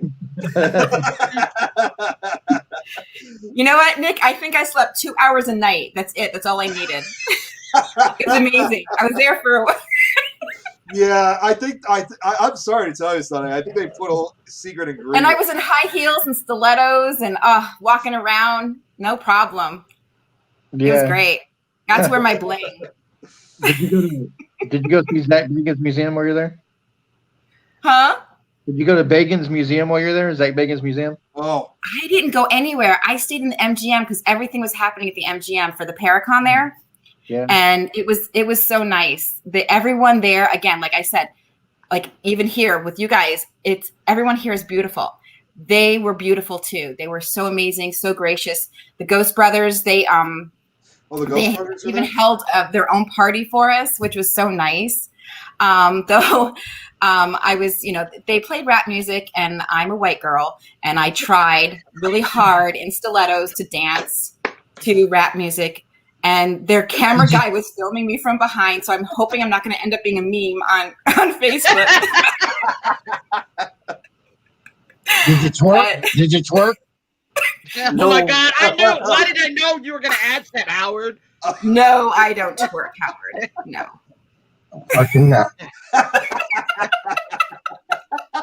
Howard, Singing the my real big- question is, do you twerk? Can you make each ass cheek move on its own? I'm doing it now, dude. Look, I got that song playing in my head right now. Big Frida's in my head right now. I'm all into it. That will never happen with me. I will never do that. Not even if it That's the only kind of dancing I know how to do. Thanks to my sister I making me like- do it. I actually like dancing. Not I don't. not twerking. I'm out. Y'all just don't know what's good for you. You just get that hanger. Yeah. What the hell are you doing? That's twerking, man. You make that one cheek do that, and the other one just like falls I knew behind. that's what he was referring to. Oh my gosh, Josh Gates is so nice. You would have just, you would have loved him. You would just like melt into his lap. Who is this? He was so sweet. Who is this? Josh Gates. Oh, Josh Gates. He's I'm not even right now.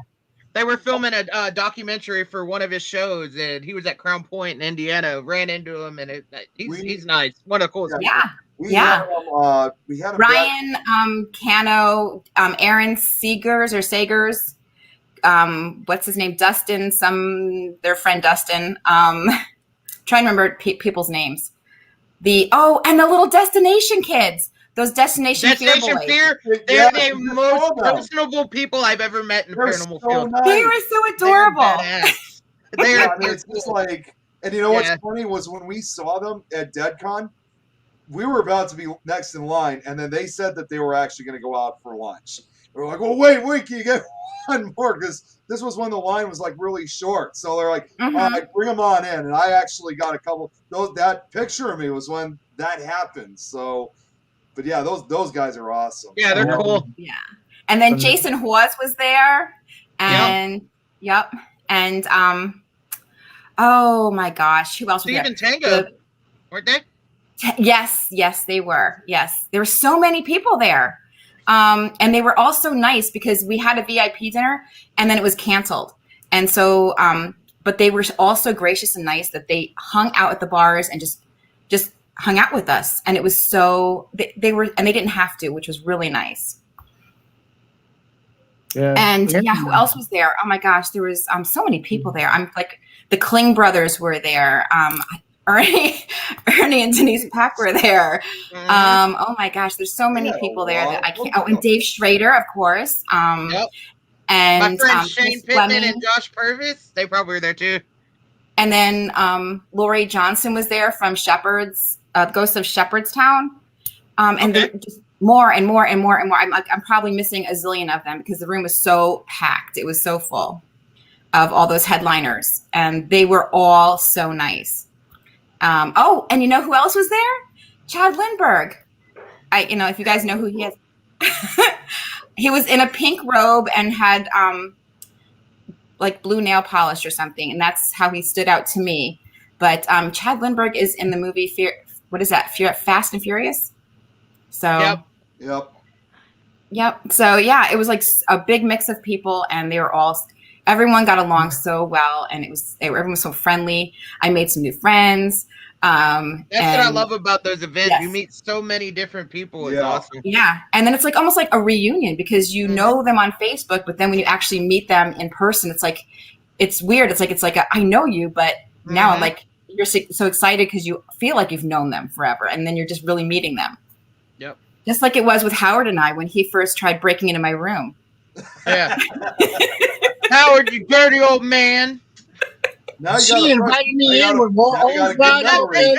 She did. She invited me in. She opened up the door, shocked the shit out of me, but she opened up the door. I was like, Howard, yay!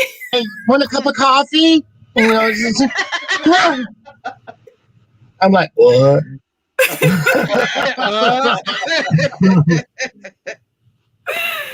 No, knowing you're like, I gotta go take a poop. No, I probably had done it in my pants at that point. Because I wasn't expecting nobody to answer that door. I just thought the key wasn't working properly.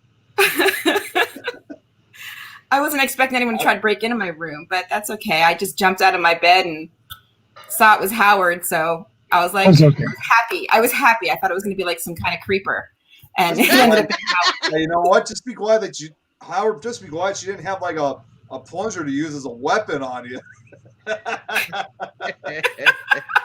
I think Jackie would have protected me. It sounds like the Vegas thing. They invited us to be vendors. Oh, there it is. We turned them down. So I don't know what that is. Oh, you guys were invited to that too, Jason? To be vendors, but that's not what we were wanting to do. So we turned them down. I wish you showed. It would have been fun. We had so much fun. It was like from the moment I got there till even afterwards. I mean, because we were still like sharing pictures on Facebook and just planning the next thing. Yeah. So, well, if they would have invited us to be guests, we would have done that. But we didn't want to be vendors. So, it's like, well, maybe next year. It's like, yeah, maybe next year. We'll see. I would. I guess. Sure. Yeah, because hoping to. We wasn't one of the guys on TV, so we couldn't get a guest spot. Oh, that's what I'm talking about. That's not. Go back to the para-unity thing. Those guys are supposed to be paranormal investigators. We're no better. They know better than what we are. We do the same things. We do. Matter of fact, we don't fake evidence like they do. So I mean, our evidence is actually real. I mean. I'm being honest with you. Zach Baggins, boom, right off the top. Yeah. Boom, I'll say it. I've heard stories and stuff like this man fakes evidence, and to me that's the worst kind of breed that's out there. Well, it's not even just the fake it's not even just the fake evidence, it's his attitude that he has. So that's my opinion. I don't know. Yes, and vendors did have a chance to present, and it was fun. Every vendor that was there had a chance to present. You had your own room. He set up a zillion rooms for all of us to present, and it was fun. That's so awesome. We'll see. Yeah, so it was, and so everybody got a chance to say whether they were, headliners or not. It was everybody had a chance to present. Yeah, It was really nice. That's kind of one of my things. It's just if I'm going to an event, I want to be treated the same as everybody else. So that's kind of why some things you have to turn down and some you accept. But I just think because we have to explain this in interviews we do all the time. What's the difference between what we do and what the people on TV do? So We do more. There is no difference. They got a lucky break. That's all it is. They do the same thing. We do the same thing they do. Our evidence is real. There's no experts.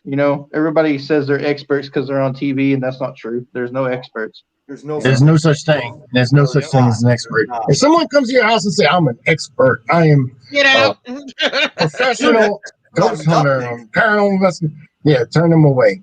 Yeah. Then they talking some crap. Because in this field, we're still learning. Everybody's still learning. I don't care how much you know, you're still learning in this field. Right. So it's always something new. Irene, just say hi to everyone. Are you asking to come on, Irene, or? That almost reminded me of the song "Come On, Eileen." That's what I thought we were going to have her on the show. Come on, Eileen. Oh. But I did see come on, Irene. Get on here. We can talk about Godzilla. A name you mentioned. Come on, Eileen. That's starting to make me laugh now. Come on, Eileen. Do you know this? Do you know the words of the song though, Nick? I don't know them. All I know is "Come On, Eileen," and then I just kind of just yeah. I've listened to that song in the mid-90s. I know that song all too well. You can never make out the words. I still remember that. It used to air on VH1 when it was still kind of brand new. Oh Lord! I'll tell you this much: a lot of those songs have dark meanings behind them. Gotta do that. Well, that are really popular. A lot of these songs to Howard have a lot of dark meanings. Oh no! It is what it is. I mean, you have that song. You spin me right round, baby, right round, like a brown round. Come on, now. What do you think you're doing? There's also Every Breath You Take. Like they have all the different no. I don't know. It's just like they were good songs. Nowadays, it's like by today's standards, they have dark meanings to them. Another song is a good one is Turning Japanese. Figure that one out, guys. You know what I'm talking about when they say you turning Japanese.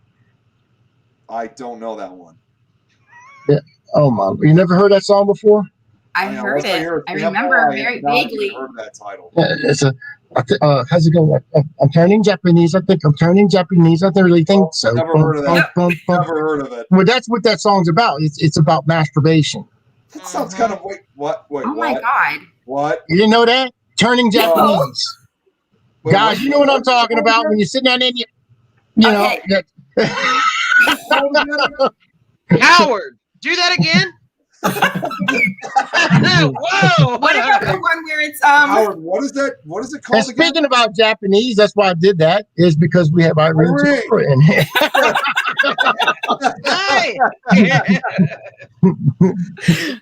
Don't touch that with a 10-foot pole. What about the if you can dance if you want to? You can dance if you want to. Something behind. Here's an example and if of you the can't dance newer and song. friends can't dance, then you know friends of mine.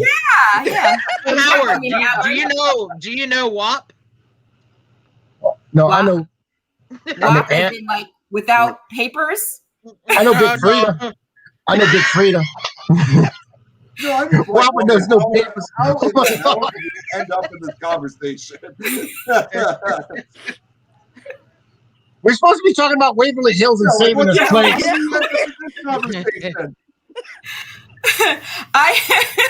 I am doing readings for anybody who wants to donate to Waverly Hills right now to help support the owner of Waverly Hills. I am doing, whoever donates while I am on here tonight, I will do a 1-question reading for you. So there. Donate, people. Donate. Help Eileen, relax. Certified free 7 days a week. Yeah, Tom. I know Tom, so I know what he's saying. Just shit or not. Oh, she done cursed on her man. I was talking to my daughter, okay? Ooh, I want to hear Howard get chewed out in Japanese. I'd love that. oh my lord! Look, it's been in every language anyway. You hear that? Oh, Howard done fucked up. I said, if you don't listen to me, I'm gonna get mad at you. So how's everything going in Japan? Freezing cold here. It's cold. It gets cold there? Yeah. But I thought it was like warm and Godzilla lived there. Yeah. You see, in the wintertime, you get this wet air from the ocean, from the Pacific Ocean, so it's just damp and it goes right through your bones and it's freezing to death. So Oh, I always pictured it. Well, you guys, we don't you have like we don't have central heating in Japan, so it gets really cold. Wow. Yeah, because I thought you guys had like those houses with just the paper, right? Is that what that is? Like the I don't know what it's called. But it's like they're like thin walled houses. So I thought that was just meant you like lived in like a tropical kind of area. I don't know. Apparently, I don't know. Sometimes it's warm, but in the wintertime it's cold. How cold is it right now, Irene? What is it? 7 degrees centigrade, which is about 35. Okay, What's so that degree? it's about the same temperature as over here, at least in my area. It's 31. Yep, same here. Yeah. Not in Ireland. What, 33 Ireland, right here. Jenny said it was what, 3 degrees? I wasn't there for that. That's why Yeah, she said goes 3. outside and it's frozen now. Well, has it snowed at all, Irene? Once, just once, Wow. just once, and then it melted away. What time is it there? About 10:30 a.m. Oh wow. Well, you guys are just starting. They're ahead of us, yeah, big time. Way, yeah. One day, yeah. Yeah. So it's Yeah, on Sunday. Here. Sunday. Sunday Yeah. over there. It's Sunday. I like Sundays. Oh, it's a kitty cat. Oh, so cute. Well, I want to go there and do some You investigations. got bad breath. And that makes 2 of us. I've been wanting to go out there too. Oh, Yeah. definitely. Arlene says she's going to take me hand in hand. We're going to go into Suicide Forest together. That's where I want to go. I want to go there. Hey, I'll if you take push her. Howard, I didn't see anything. I'll take her. And Howard's got to come too, right? I'll Suicide Forest. And Yeah. Ricky's coming, and so is Nick, right? Yes, yes. You No, know, Are you definitely. coming? Irene, you know I'm going to be there. Everybody has to tie a rope to themselves and walk into the forest, and I'll follow behind y'all. Okay, make sure. You're leading us. We'll use Howard as No, bait. I'm behind y'all with a knife. Ricky, we'll use I'm Howard cutting as ropes. bait. How's that? Do what? We'll use Hey, Howard as bait. Jacqueline. Yeah. I found it, Howard. I know your eyeballs are about falling out of your head when I was talking about the architecture.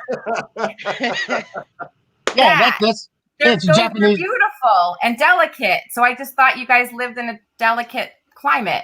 No, we live in a very strong, sturdy house because we got lots of earthquakes. Oh, Oh, yeah, yeah. I live in Arizona. Nothing happens here. Did you say a few days ago there was another earthquake? A lot happens here. Then another Apparently, earthquake is there. There was 2 volcanoes that erupted since then. Really? And we're going, Oh, wow. uh-oh, hold the furniture. Here goes the china cabinet. Oh, hold the china cabinet down. Hurry up. What are you guys doing? I think you're full of shit, Irene. I think that was Godzilla, and y'all just don't want to say nothing about it. Y'all keeping this shit secret. You're keeping it secret. That was Rodan, Godzilla was a female, Mothra. right? I don't care. He cares. Y'all. Every year and a half, y'all have to rebuild over there. He comes walking through that shit and just tears stuff up. You know, I'm just gonna knock this over.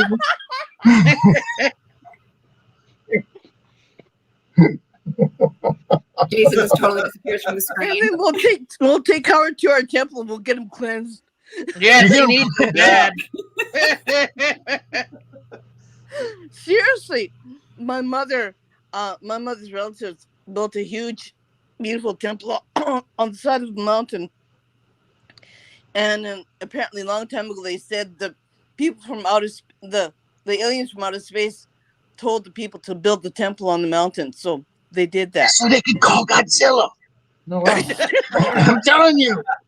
Why, Howard? What's your obsession with Godzilla? Yeah, let her finish her story.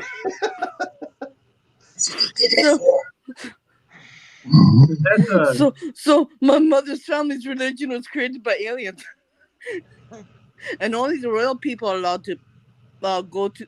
Only the royal people are only members of this temple. So we're gonna go to the royalty temple. Will they let you in? Yeah, I'm a member. You're a member? You Yep. So royalty? you're royalty then. Yep. Wow. I'm royalty too. No more talking about toilet demons now, Howard. You're in the presence of royalty. Yeah, Howard I'm royalty. I'm king of the toilet. I sit on my throne. My throne made of porcelain. Yeah. Jason, you went so far away. Yeah, you were like, whoa, where'd you go? We better pray for Howard. His head was about this big. Let's pray for Howard. Pray You for got me. your crosses there. I've got my cross up here on this wall. Let's pray for Howard. I just ate like maybe 7, 8 freaking jalapeno peppers just a while ago. Oh Lord, yes, pray for Howard. Yes. Yeah, I forgot you were eating those jalapeno. Tonight we're going to play. Let the excitement begin. Hey, Nick, we gotta get some corn with jalapeno on it for Howard. With some Gorilla Glue. And lit with Gorilla Glue. Oh boy, how is this going to help Waverly? Well, that's what I was getting ready to say. Everybody, and Eileen just said that too. I was getting ready to do that, but if you haven't, go to the website www.waverlyhills.com. Save Waverly Hills. Sign a petition, and if you can donate, we threw up some offers here. We're gonna whoever donates, or I think it is whoever donates, or yes, whoever donates, we're gonna draw a name. Things Network's going to be drawing a name. You'll get an additional shirt from Things. One person from that. Oh, cool. And one person I'll be sending them a T-shirt from the Paranormal Swamp Investigations. And Howard, you should donate this toilet instead. Yeah. Everybody says to donate the toilet. Man, look at how much that thing costs to ship. Wait. You know what it is? $46. Oh, I was right then. I said I was close. I said $20. Just $6. It went up. Shipping So went $100 up. donation should do it, Howard. Yeah. Because if you did it, I would donate. Well, we're picking one name. Conky Night Show. Woo, there you go. Yep. Jason's donating autographed photo. An autographed photo of him and Rosie. That's Night Terror Collective. Yep, we'll do that. And then we also have on. We will be posting these gifts besides making a purchase, and they'll donate a percentage of their purchase. They're also donating a what is it? What kind of box is that? It's a Bluetooth speaker that you could has a battery pack that you can run both Bluetooth and auxiliary. It's got an auxiliary input for it. So the starting bid, and that's going to be a bid item. So if the starting bid is $200 just for the box, and if you want the SB7 with it, it's $250. So that's what the starting big our bids. battery packs are. See, really tiny. Yeah. Is that from Jesse? Were you talking about auctions? Yeah, that's from D's Ghosts. That's from D's Ghosts. These ghosts. And then you can see It their only website. costs That's on here. $3 in Japan. $3. Not bad. Oh Lord, Whatever you want. I wish I had something to donate. Eileen, you just don't put that kind of Howard stuff has on cat there. balls. Jesus Christ, We man. can donate his balls. What's Come that? on, Eileen. Nah, I'm I'm sorry. not gonna go there. What? But anyway, she said she wasn't going to go there. She was getting ready to go somewhere, and she said, "No, she's not going to go there." So that's Kintama, donate your golden balls. I don't think anyone thinks like Howard. okay. I just got another message here. I got to send out this thing here. Let's see. So, Irene, what happens if you had a place that you go investigate? They decide to just say we're just going to tear it down, or they were They did that. running. They did that here. There's a really huge haunted hospital, and it was really active. Okay, and all these so-called young people went in there. They just messed it up. Like they put graffiti all over the walls. They trashed the place from inside out, and then it was so important to all the people who really liked paranormal, and they trashed it, and they tore down the hospital, and it made all of us kind of like really really sad. Yeah. And it's in an area well, it's on the way to the suicide forest. You can go that way to go to the suicide forest. It's not that far from there, but I mean, it was just a tragic thing because everyone knew that really famous haunted hospital was just loaded with paranormal activity. Wow. And it just like say, why did he do that? And it became so famous that it was all over the internet and everywhere else, and all over Japanese Facebook and everything else. And it was just really, really, really, really, really sad to see. And then even my son said, guess what? They're tearing down the hospital. I said, what? He goes, yeah, I wanted to go to that hospital because I wanted to check out the paranormal activity in the hospital. He said, now I can't go there. And a lot of these it places, really it's not just here in the United States, and it's not just in Kentucky, but it's all over the world. Yeah. We have to save these you know places. what? They made a huge, stupid tax. Okay, so they tax the properties now. So the people who had haunted areas, the people who owned the property that had really bad battles and stuff like that, they sold the property off because they couldn't pay the property tax anymore. The government was getting kind of greedy, right? So they sold all the properties off, and then here you have apartment buildings built all over on top of them, and then you have these half samurai warriors with just half a body walking through the walls all over the place, and they got blood all over their face. And they said, you know what, I'm living in this brand new apartment. They charge a lot of money, right? Like they charge about what, $4,000 for rent. And then yeah, and then that's not only that, you have to have double the amount of money in order to have the rights to own, to rent the property, rent the apartment building and apartment suite. And then they're charging all this money, and they said, you know, these actors are saying, you know what, my apartment's haunted. I see this samurai warrior going through my walls all over. They're not bothering anybody. They just look at you and they're walking through the walls. And there's nothing to preserve these areas that had lots of history, lots of bloodshed, lots of battle. And they're just saying, okay, you can buy this, you can buy that. And they're going through these real estate agents are going through these properties, and they're just building all kinds of houses and stuff like that all over the place.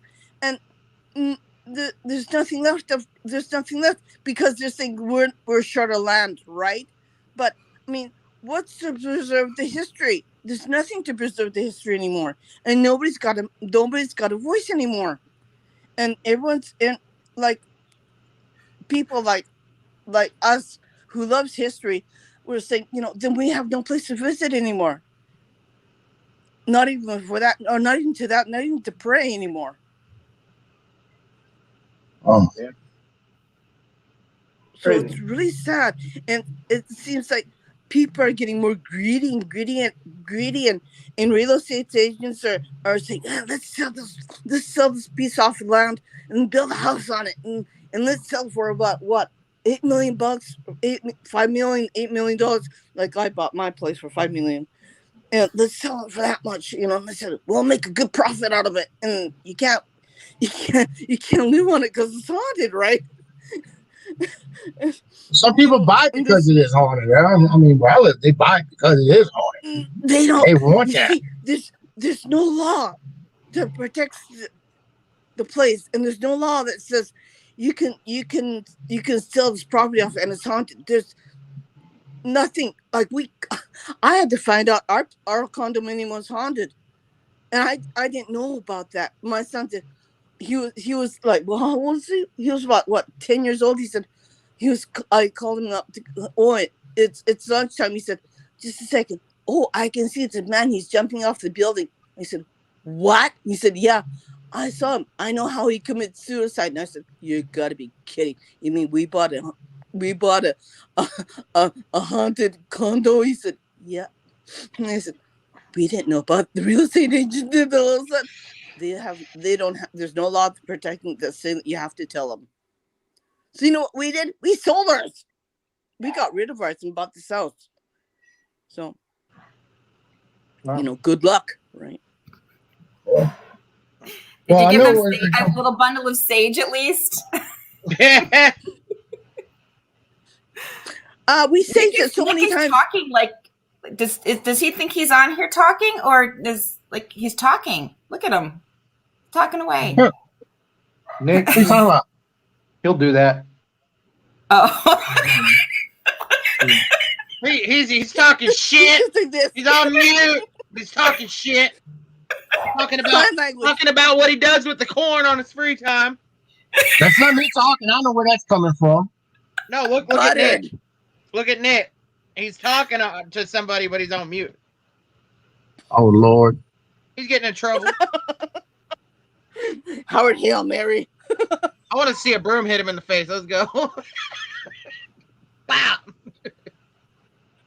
Well, I know in Japan, what they have two different types of religions. They have Buddhism, and then they have Catholics. Yeah. So, and that's a combination right there. I mean, they just don't mix that well. So. Yeah. You see, I'm Shintoist. I'm not Buddhist. It's like a higher class of Buddhism, but I'm Shintoist. But I have my cross up here on this side of the wall, and I have my this is my stand. Ow! Shh. Shit. Listen, now she's going to say shit. This is my stand. Okay. It holds my God in it. Okay. This it holds your God in that little bucket. Yeah, this protects me from illness, and protects my house from any spirits that aren't allowed in it. And this is protects me from COVID, so I won't get sick from COVID. So I won't catch COVID. But you can't have them together. You have to have your God separated, because they'll come out and they'll start fighting. So I have to have my God over here and that one up on the wall, so they can't face each other. I know what you're talking about, because I go to the bathroom and my gods fight with me all the time.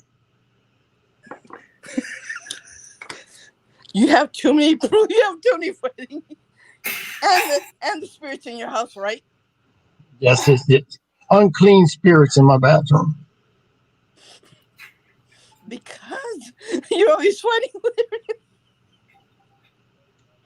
Oh God, I'm not gonna go there. Okay, I mean you're gonna have to be okay.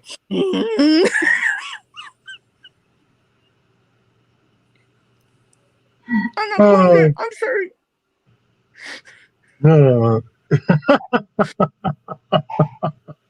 I think Jason's frozen. Is he frozen, or is he live? Jason, you frozen? Something happened to Ricky. I think so. Yeah, Jason froze. Yeah, I think he put a picture up there and went to the bathroom. There he goes. He's back. No, I'm good. I was trying to work on my volume. I don't know what's going on with it. Yeah, I hear crackling sometimes, like something's gone really weird with the internet. It's just gone really strange. And sometimes I watch your program, and sometimes it freezes. You're freezing and go like this. Like this, like, oh, Howard froze again. I have to reboot again. So you watch everybody's shows on here. You got Nick, the talking mime over there. You got I watch everybody. You got Ane on there. You have the Night Terror Collective, Spectral Sailor. I watch everybody, and I watch the Southern. You know the Southern group. That's on things. I watch them too. Did you watch the new show we had come out this past Friday night? Yep. The Unholy Trinity. Yep. We just started that one now. That's and I got to watch your new one. That's the Unholy Trinity. That's Friday nights at 9:00 Central. That's a good show. And Nane, what time does your show come on? I gotta watch. Tuesdays at I think it's 9 p.m. Eastern Standard Time because Arizona Maybe 8:00. does it change, so it's 8:00. I have to I fluctuate. 8 Central. So I think it's 8 Central. What? Yeah. Early in the morning, 9:00 here, maybe. Nick, who the hell you talking to, man? I know. I'm trying to get my drink open. There we go.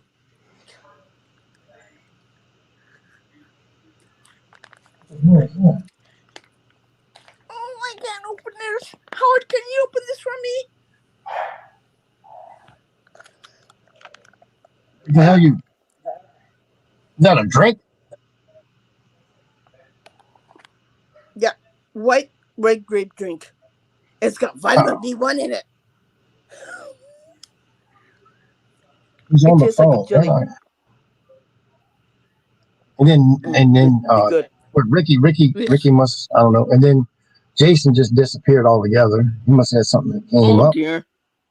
So if anybody's out there who wants to come on and just wants to talk or whatever, or tell about their experiences, are more than welcome to come in.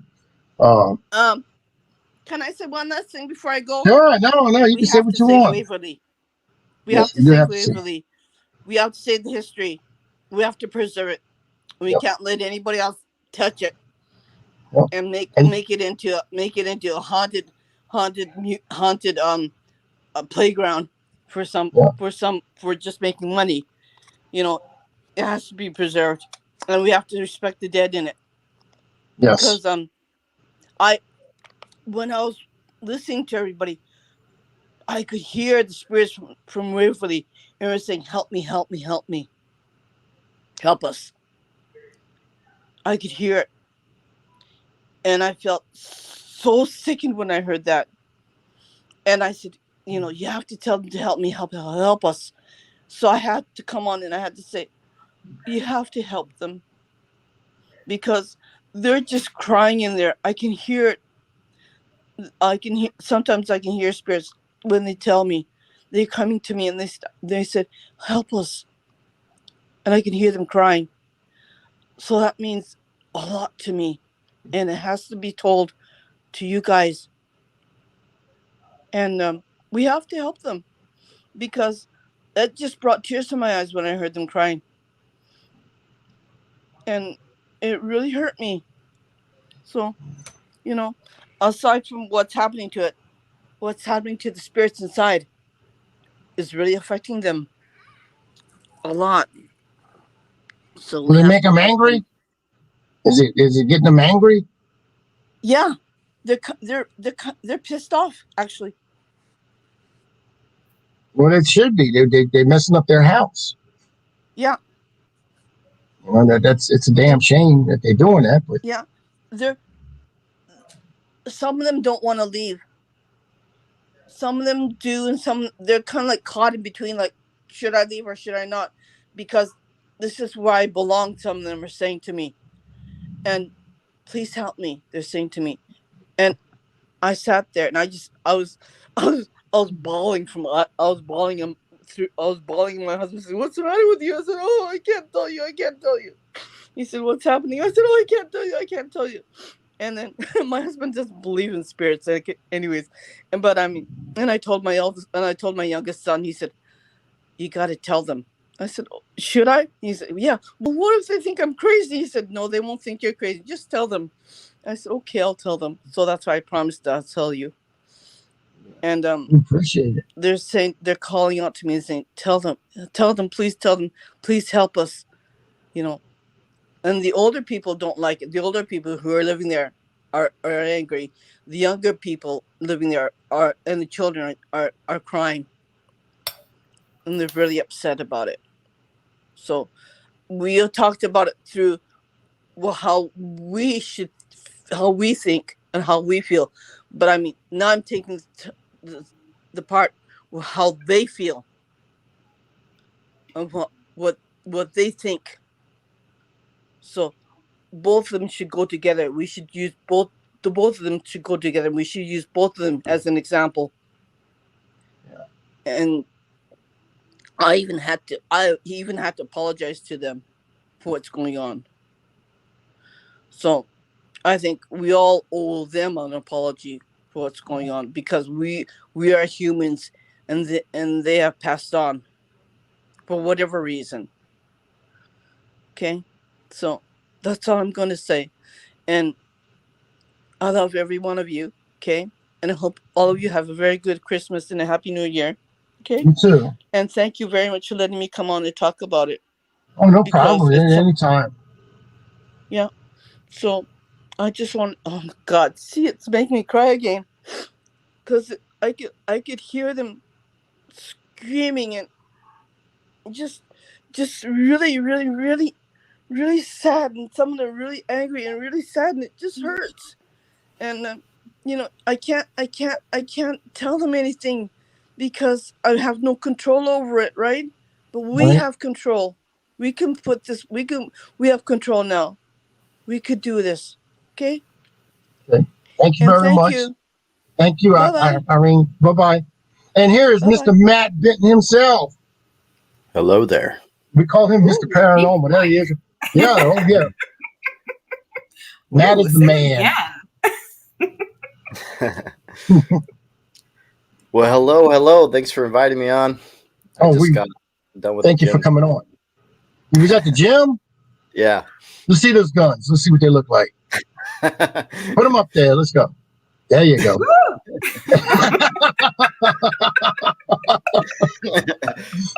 Trust me, if this was live and y'all was actually sitting in the same room, she'd be throwing dollars at you. I mean, that's on there. I'd be inviting in for coffee. Make it rain, boy, make it rain. Yeah. And people who don't know you this, guys Matt, been live for 7 hours. Damn. Oh, that's this leg of it.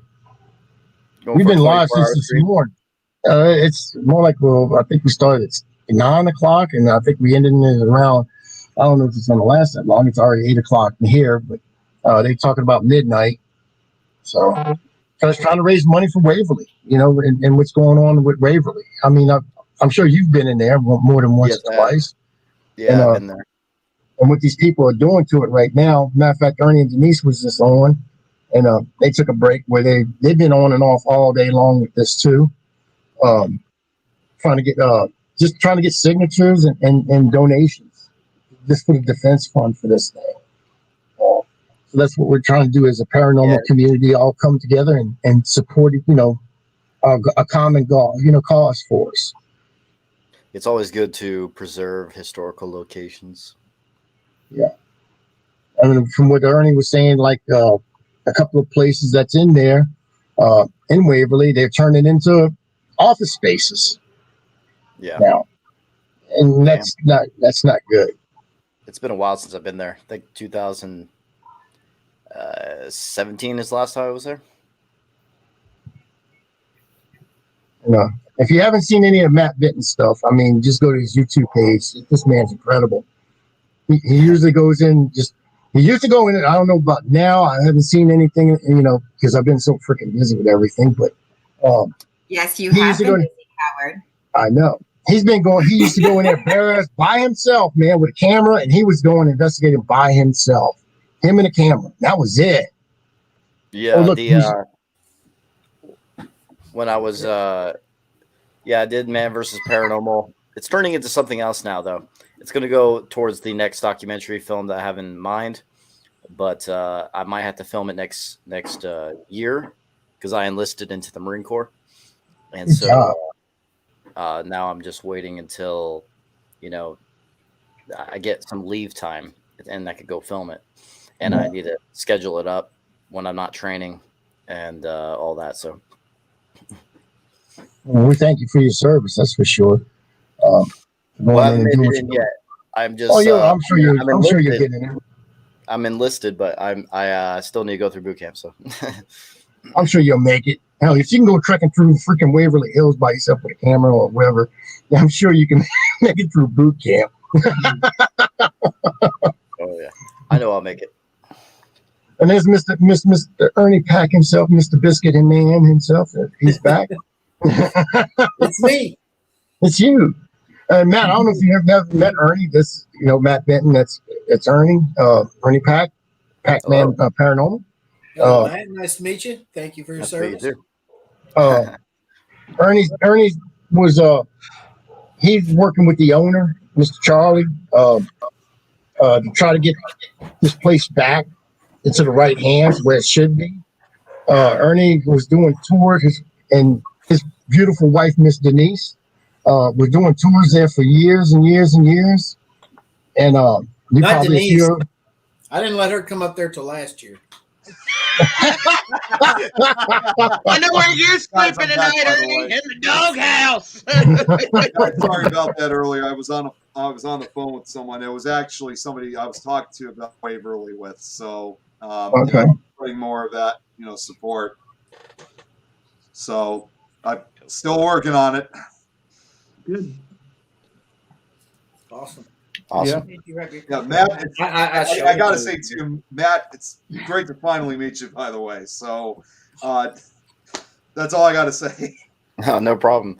Thanks for having me. I haven't been doing too many live streams as much lately, so it seems like it's fun getting back into it. I just finished that film, so took a little break after that, and I only have like one thing to release that has some good, interesting evidence. But I'm trying to figure out if I want to make it to an episode or just a small evidence video because I like when I do episodes, I like it to where it's packed with evidence. But this one so far I only have like two things that happened, so I don't know if I'm going to make it a full episode. So, but it was a good. One of them was pretty good though. It was when I was actually handcuffed inside of a building, the Goldfield High School. I was handcuffed inside, and I was in there for an hour. And while I was handcuffed in there, I heard a scream that was caught on camera. So that was pretty cool. Wow. How long were you handcuffed for? If you don't mind An me hour. asking. An hour. An hour. Yeah. That's cool. I had everyone leave the building. You look different. For some reason, you look different. I don't know. No beard. Yeah. What happened? You didn't shave the. Yeah, Man. Marines, that's against regulations to have a goatee. So. Yeah, the Marines Because don't allow last that. time I saw you, Matt, you had that. I mean, that was the last time. I think that might have been the last live stream. So I donated to that too. I remember. Oh yes. That was something I thought was really cool that was happening, and I wanted to be a part of it, even though I was never asked to be a part of it. I was just like, you know what? I want to, even though I probably won't get that many people because I don't have like the following of what Mr. Beast and all these other big YouTubers have, but it's every person counts. So decided to do it anyway. Well, we appreciate the support of everybody stepping forward, no matter how big, how small, anybody sharing, donating, telling your Every dollar stories. counts. Yeah, Every voice counts. We've been fortunate enough to talk to some of the biggest names in the paranormal over the last week about this situation. And everybody that hears the story of how this nonprofit organization is trying to steal this building from the rightful owner is infuriated and wants to do what they can to help. Some of them are under, network contracts where they can't speak out as much as they would like to. But I mean, to the folks that that have been able to speak out, I mean, we are just so appreciative. But it kind of sucks that some of those people, I won't go into name dropping, but to a lot of the people you've seen on TV, Ane was there. She knows. I mean, it was that Parathon in Las Vegas last weekend had just about the who's who of the paranormal. Yeah. And we spoke to every one of them and told them what's going on, and they all wanted to support us, but there's some of them that just can't because of their network obligations, and it really sucks because I'm sure we could have them on this podcast right now if they were free to do that. But what was the name of? You guys aren't typically under contracts. A lot of you have sponsors, but I don't think they can tell you what you can and can't say for the most part. Right. Yeah.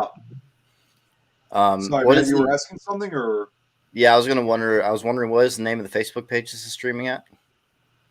It's a lot of Right at the bottom of that is Save Waverly Hills. You can type that in on Facebook, and then there's a link that brings you to the website, SaveWaverlyHills.com. And there you can make share it to some people. Yes. that way you can make a donation, just sign a petition if anything. We're giving away a bunch of stuff, and we're like theseghosts.com. They build affordable equipment for paranormal investigators. They're giving up like I think 25 or 30% of their whatever they sell right now, and on everything. And plus they donated like a voice box, which is worth about $200 without the SB7. With the SB7, it's worth about $250, and that's up for auction. So they're a terrific bunch of guys. Jesse Stewart, that's the man. I mean, there's no doubt about it. He's putting up a lot, and he's helping out a lot with trying to do this and saving Waverly Hills. Things Network, we're giving out. We'll be giving out a T-shirt. Oh, there it is. They finally did it. Did you get the Ernie? Did you get the picture that they have? Yes. Yeah, Beth just sent that to us. Okay. And I we're going to be can't- sharing that out. I can't share, and he's dropped the ball on this today because he's used to me doing everything for him. Leave me Oh, alone. man, I'm surprised you guys haven't been in Facebook jail yet, because some people shared so much that they got into Facebook jail. Yeah. Yeah. Hey, Howard. Yes, sir. I got somebody that'd like to come on with us. Okay. Could you send me a link? Yeah, I'll send you one. Ernie and Denise, y'all will know him. We know this guy? Yeah, you know this guy. Here it Uh-oh. comes. And this Jones, I'll be in MCRD San Diego is where I'm going for boot camp. So I'm just responding to questions in the comments. Did you get it, Ricky? Yep, I got it. I'm gonna All right. send this I was on gonna over. say, is it Christy? But, No, this is a guy, not a girl. Oh shoot, she's gonna fight you, bro. this is a. Listen. Oh no, it's not her, is it? No. Okay. Things Network's going to be. Whoever donated, we're going to be drawing a shirt from the Things. Things will be Network's going to be drawing a name and giving them a free T-shirt. I'm doing the same thing with Paranormal and Swamp Investigations. With ours, we're giving a free T-shirt. Jason and Rosie from Night Terror Collective will be also be doing an autograph picture of themselves, and that's awesome. And I'm bringing in Ricky's friend, and there you go. There it is. Hey. What do you say, Ethan? Ethan. Yep. What do you say, brother? Yeah, cover those titties up. He was sitting there rubbing his nipples while he was listening. Yep. To He knew he was gonna get to come on and get a shot at your biscuits and gravies, Ernie. Oh, So tell everybody what you thought, what you think about Waverly, why we should save it. It's crazy. I didn't know. Are you in the witness protection plan? Because this is a little dark. Hey, you're awful dark. He does have very, very bad lighting in his room. He is not set up. Very bad lighting. There you go. There you go. A little bit better. And he needs, your to, most he memorable? needs to introduce himself because a lot of people don't know who Ethan is. And just like Mr. Matt Benton. I'm Ethan. I'm actually friends with the second guy on the row over there. And the guy in the second row up top, Ricky. Second window. What's Or, up? yeah, second window. Also ghost hunt. Yep. And I've been to Waverly. And you do it in your chair, man. Yeah, right. You're special, dude. That's awesome. It was great seeing you get to explore the building. I know that Ricky had told us how much it meant to you. Just seeing the building when you came through the gates and were coming up the hill for the first time, you got all excited, and then seeing Ricky take you through the building, all 5 floors. That was dedication right My there. back still hurts from that night, but it was worth it. Second off. But I know you had some good experiences there. We were on the second floor out on the solarium, and we're hearing voices and had a lot of activity going on around there. You guys were talking about your friend who you'd recently lost, and we actually got her name to come through on the spirit box, I believe, didn't we? Mm-hmm. Yep. That about made me cry right there. I knew she was there. I knew it, but Jason, for you guys to know, Jason, his phone was dying, but he'll come back on in a bit. Cool. Okay. Talk about your night, Ethan, at Waverly, man. Oh man, that was awesome. I can't wait to go back once we get this all straightened out. Yep. Because the night that I went there, that was fun. We had a lot of activity up there. What was your favorite part, man? Maybe the second floor, I think. Yeah. Yeah, that's where we had all that activity happening. Shadow play. Yeah. Voices. Yep. We got down to the lobby, and then Ricky kept getting called down the hallway. While the rest of us were all hanging out in the lobby, Ricky kept wandering off by himself and he was going to get grabbed by a demon and dragged away at any moment. Dude, bro! Good night, all. Good night, all. You going, Miss Sonny? Oh, well, she just went fast, didn't she? I'm out. Bye. But no, it was great having you up there. And once we win this battle, we're going to roll out the carpet for all of our Charlie's Army. We're gonna make sure that everyone that helps us win this fight gets back in that building, gets a chance to experience it again, the way it should be. Exactly. Ready for round 2, Ethan? You know what? Ready for round 2, Ethan? Yep. Let's do it. We will say we just ran out to dinner, and it was time for one of the tours to start, the public overnight tours to start. There was nobody at the gate waiting to get in. They even had the gate unlocked, and there was nobody there. Oh, man. Good. That's what it needs to be. Yes. So what are your thoughts on this, Matt? I mean, I see you're quiet on this, and I know you're always a strong thinker on some of this stuff. But well, yeah, I don't know that much about it, but it sounds like someone's taking over, trying to at least. So I guess, and are they trying to tear it down out of curiosity? What's happening? Not exactly. Charlie and Tina Mattingly own the building. They bought it in 2001 when it was just a big, empty, abandoned building nobody had ever heard of. And they built it into what it has become, this bucket list location for everybody in the paranormal that is known around the world as one of, if not the most haunted place in the world. Yeah. And they formed a nonprofit organization to run the business of the tours and investigations out of it. That nonprofit organization is made up of a board of directors that Tina and Charlie had originally appointed, but over time, members of the board got replaced, and it's this one core little clique of people that gained power. They voted Tina out as executive director of the board, told Tina and Charlie they had to leave their home, which was inside the building there, an apartment they had built inside the building. They kicked them out of their house. And now they have filed a lawsuit that is, I've shown it several times today. I'll show it again. You might as well just keep it on the desk. Yeah. This is the lawsuit that they have filed against Tina and Charlie, claiming damages for all the repairs that Tina and Charlie did to the building to try to save it.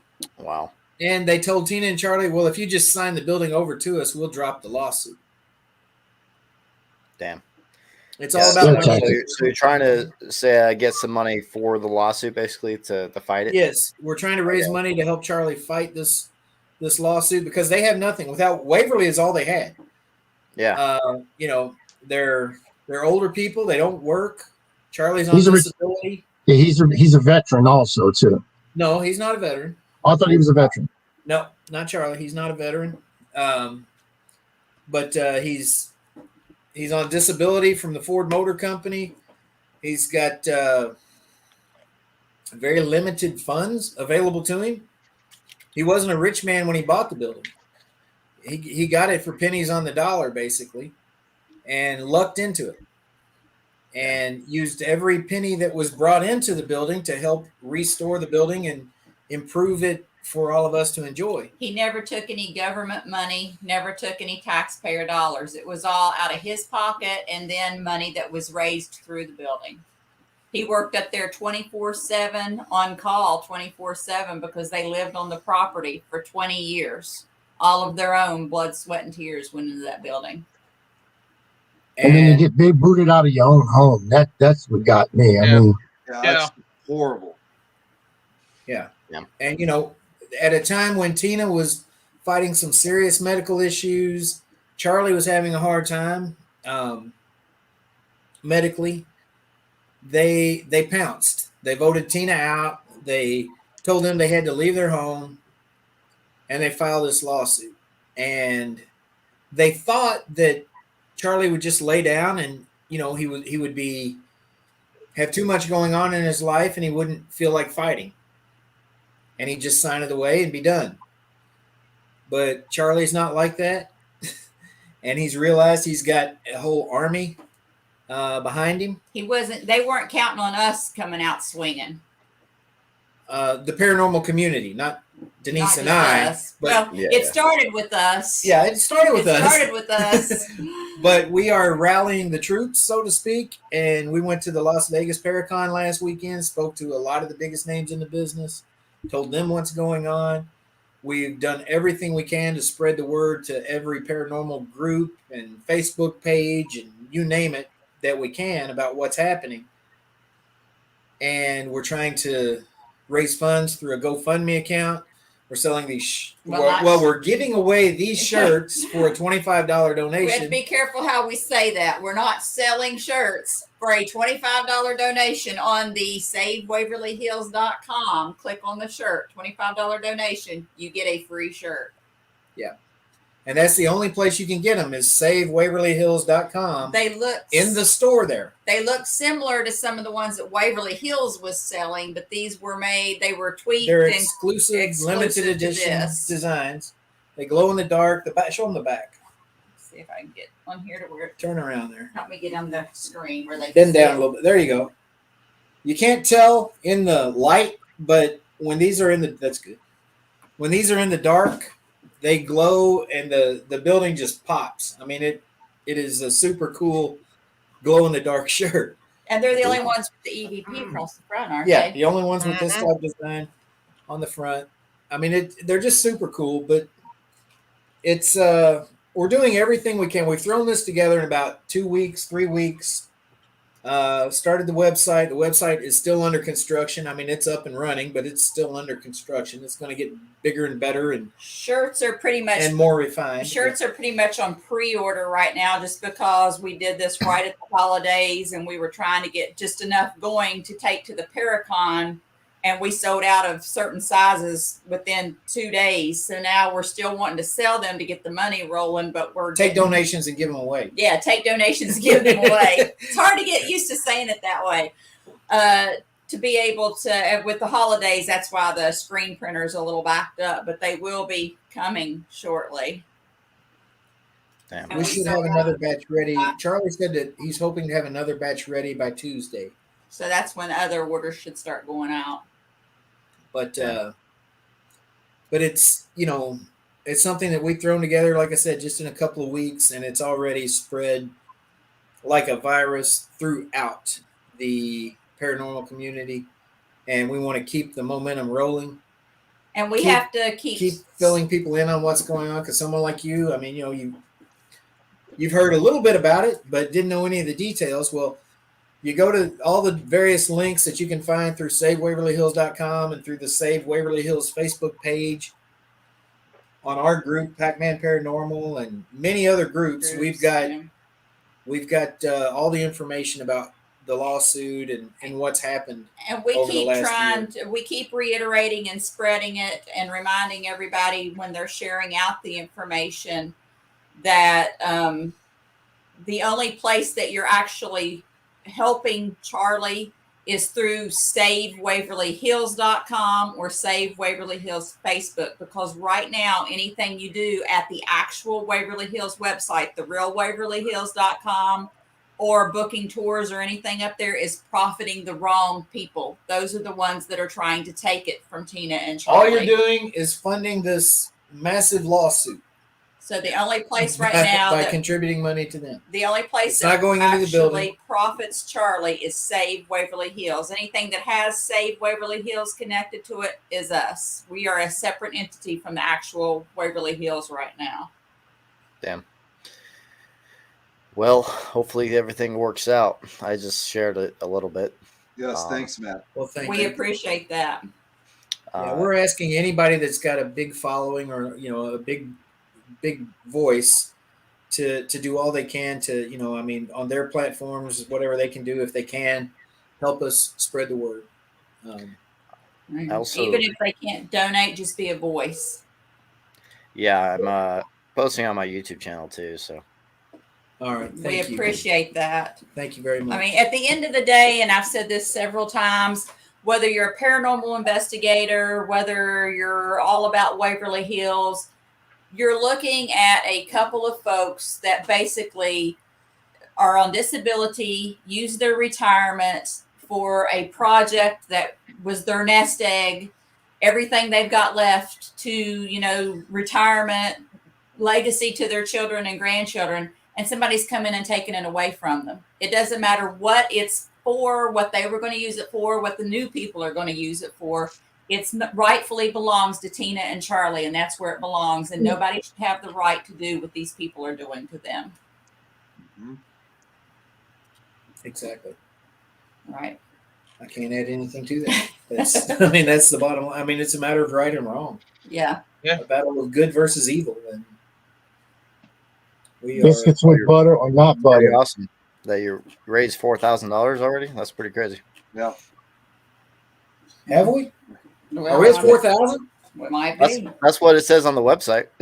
Oh, Might snap. be. That's Might $1 be. grand away from Ernie and Howard.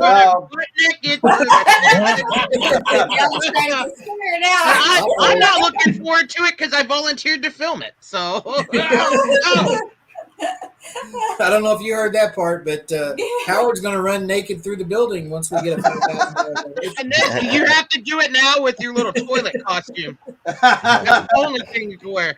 You know what? I'm doing. Why I lace Ethan up with my paintball gun, shooting paintballs at you? You know what? None of this was all involved in this. Well, can I just say one thing about this? This could be for Howard doing something like that. That could be a very special paranormal episode of Naked. Ballsy thing to do. No pun intended. The paranormal is not supposed to be scary. No. That would be freaking scary. Gotta have fun. So, yeah, I think the title "Naked and Afraid." I think it would be more of us being afraid of Howard. Petrie and afraid. Why not? Oh Lord. The raging Cajun freaking. We went to Vegas based on donations and all of that. I mean, everything has been thanks to the kindness of the paranormal community, and we know that the paranormal community takes care of its family in times of need, and that building is part of the family. Tina and Charlie are part of the family, and we need to do all we can to rally behind them. The people that are running the show up there right now are not part of the family. They're not paranormal investigators. They're not a paranormal team. They are a clique of friends who see dollar signs. And if they end up in total and complete control of the building, there is a possibility we could lose it one day, because if the paranormal community starts to boycott and they realize that they're not getting what they hope for, or the right bang for their buck, and they quit going, all it's going to take is one person to offer the right amount of money and the building's gone, because they don't care about the history. They don't care about the spirits. All they care about is what they can line their pockets with. And part of the reason that they're suing Charlie and trying to get them disassociated with the building is because they're trying to get federal grant money, which Charlie never sought. And if they get this $20 million, they get to take 10% off the top to do with whatever they want in a discretionary fund. And if that includes putting it in their pocket, they get to put it in their pocket. Because we have knowledge right now that their executive director that was appointed to the position by the president, which is his wife, is making a six-figure salary from your nonprofit building that's up on that hill right now. Damn. Hey, Howard. I got it. Yeah, I've seen that again. They showed up last night in our show. Yeah. That link. Whatever the case, I just got to say, just the mess. I mean, all I got to say, with all what we've done to save this place, I mean, in my opinion, I'm willing to do, of course, whatever it takes to save this place. I would be a soldier fighting for this building no matter what. Well, like Denise has said a few times throughout this podcast, we fully expect them to come after us with some type of cease and desist, gag order, whatever, to try to silence us on all of this, because they play dirty and they're afraid of the truth. We had a meeting with Charlie a couple of weeks ago at Starbucks, and we had a private investigator sitting in the corner watching us. Yeah. He was so obvious. I was taking pictures of him while he was sitting there, and I walked around to the front of the building and stuck my face up against the window and made eye contact with him. You should have flashed him. Go give him that Ernie pack. That's what I was talking to, Ernie. Ernie should have flashed him. Yeah, go give him that Ernie pack. You should do that, Howard. I don't give that out for free, Howard. Scare them off. Only special people, Howard. I'll make him spit out his coffee. Oh my God. But you all right? I mean, it's just a matter of those people are playing dirty. They're not known in the paranormal community. They don't care to be known in the paranormal community because they think that it doesn't matter. They know that Waverly Hills, the building itself, is a rock star, and they're going to bring people in just based on the reputation of Waverly Hills, because there's going to be the Waverly fan that's always going to want to go to Waverly until they know what's going on. And there's no way that we can, we can reach everyone in the paranormal community and still not reach every Waverly fan. You know, I mean, right? Because Yeah. Waverly is well known, and it's there's always going to be people that want to go. That it's going to be on their bucket list. We can't stop that. But Also, our Facebook feeds are a whole bunch of other paranormal pages and things like that. Yeah, you ain't lying. You seen Constantly them panel? filtering through, Oh. and so it's being covered up by this stuff, so you can't really see it. Like, I didn't know too much about this, so yeah, yeah. It's so you know, it's going to be hard to get the word out to every freaking body that needs to know. But I think that we have reached a huge chunk of the paranormal community. Yeah. And we're doing our best to have everyone we I mean, you know, it's like I might not know someone from this YouTube channel, but you might not know someone from this paranormal group, but she might. You know, I mean, if we all just do our best to share it out everywhere we can, eventually the word's going to spread enough that they're not going to have a, you know, that core that they need of people buying tours and investigations. And that's one, you know, hit them in the pocketbook is one way that we can win this war. Yeah. Yeah.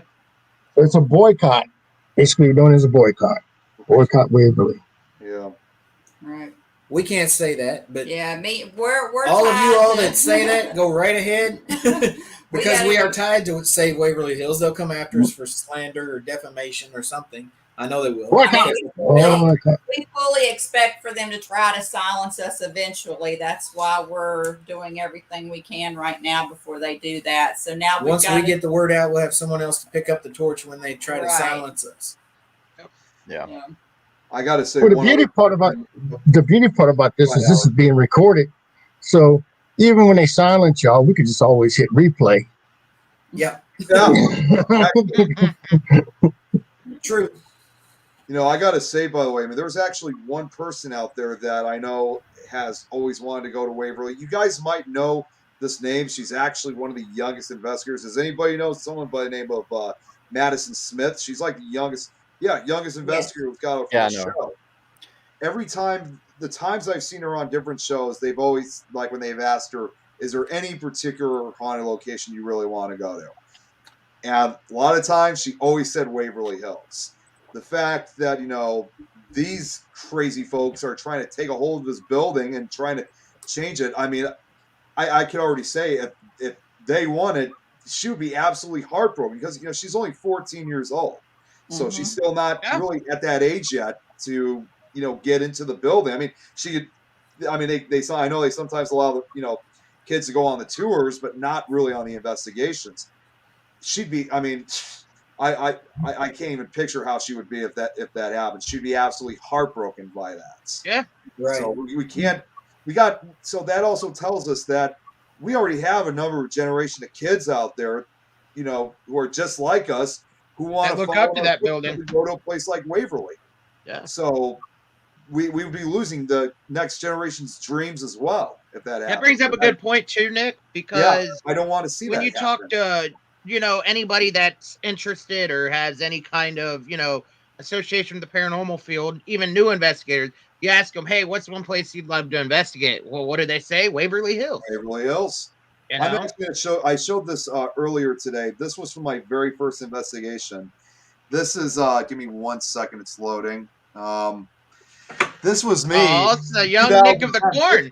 17-year-old me back in 2010 that actually got the opportunity. Look at that little boy. Yeah. That's pre-Nick of the Corn right there. That was the niblet.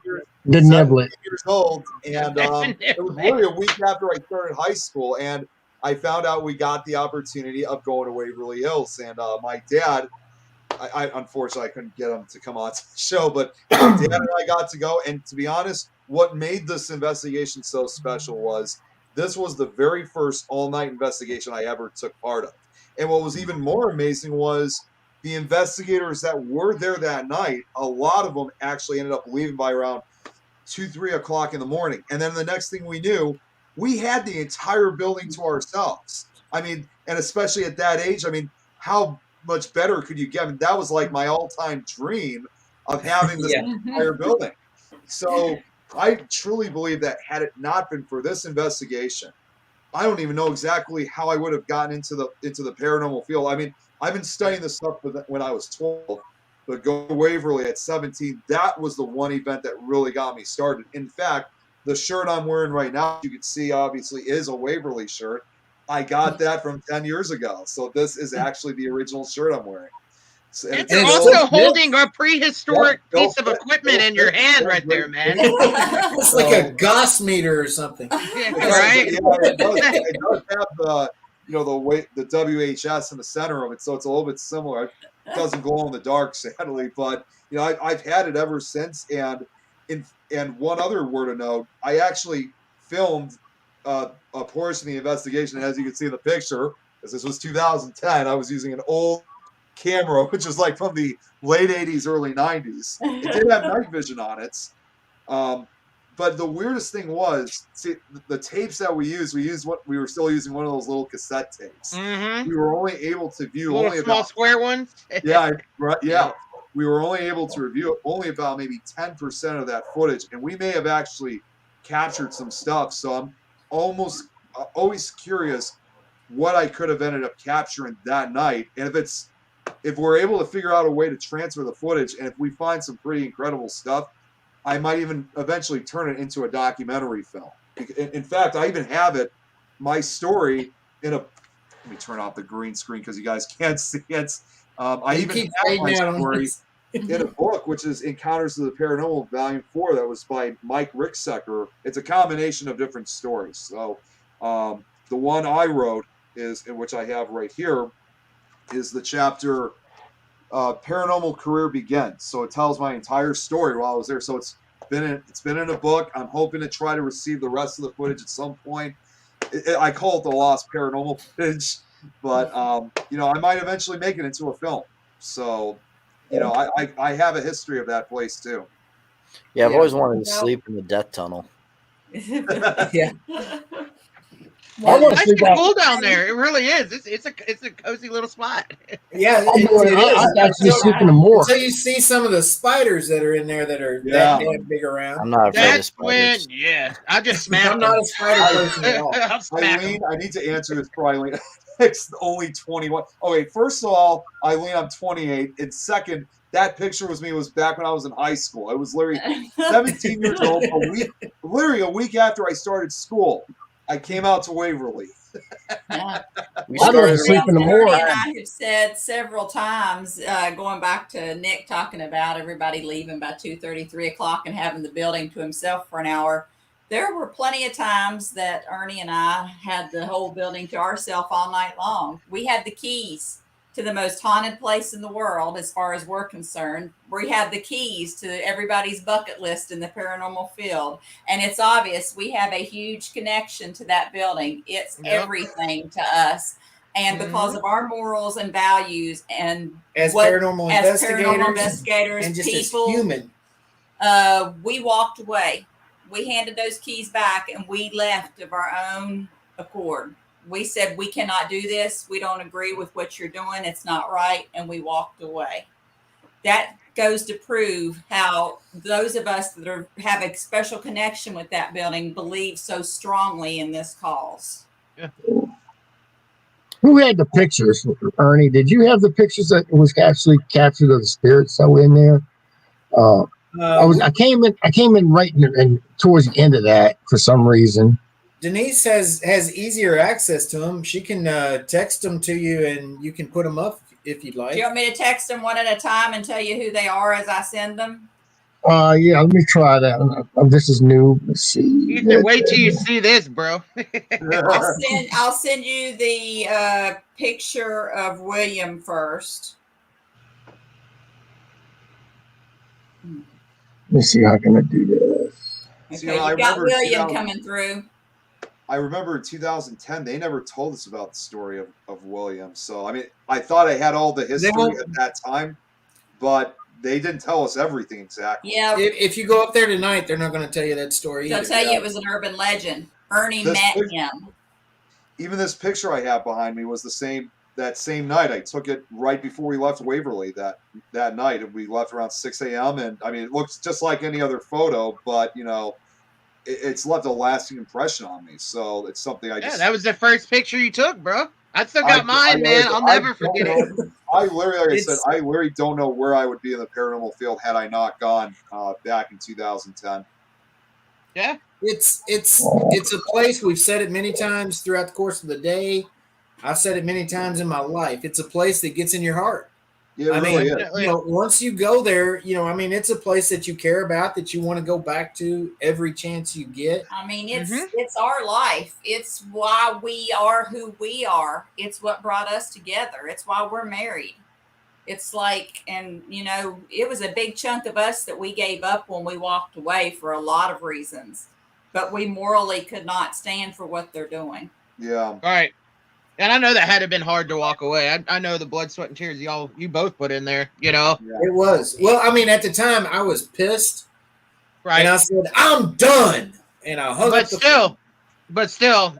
And I know it hurt. And then, I mean, the minute I hung up the phone, it all hit me. It's like, We've wow. cried. We've both cried. I mean, Yeah. we've both cried. Yeah. There's been tears shed. Oh, I would be definitely. That's the thing a lot of people don't realize. Oh, whoa! Holy shit, there's an imposter! It's a doppelganger. It's a doppelganger. Yeah, how you like that, huh? I like the real Howard, not you poser. I mean, here's Ethan's first photo. Taking it all in. Yeah. Nice.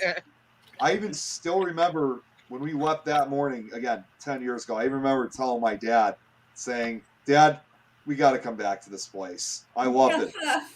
So I still remember, that was over a decade ago, and I still remember my dad that morning. So it really draws you in. Yeah, Ethan decided he was going to go for a little roller coaster ride while we were there.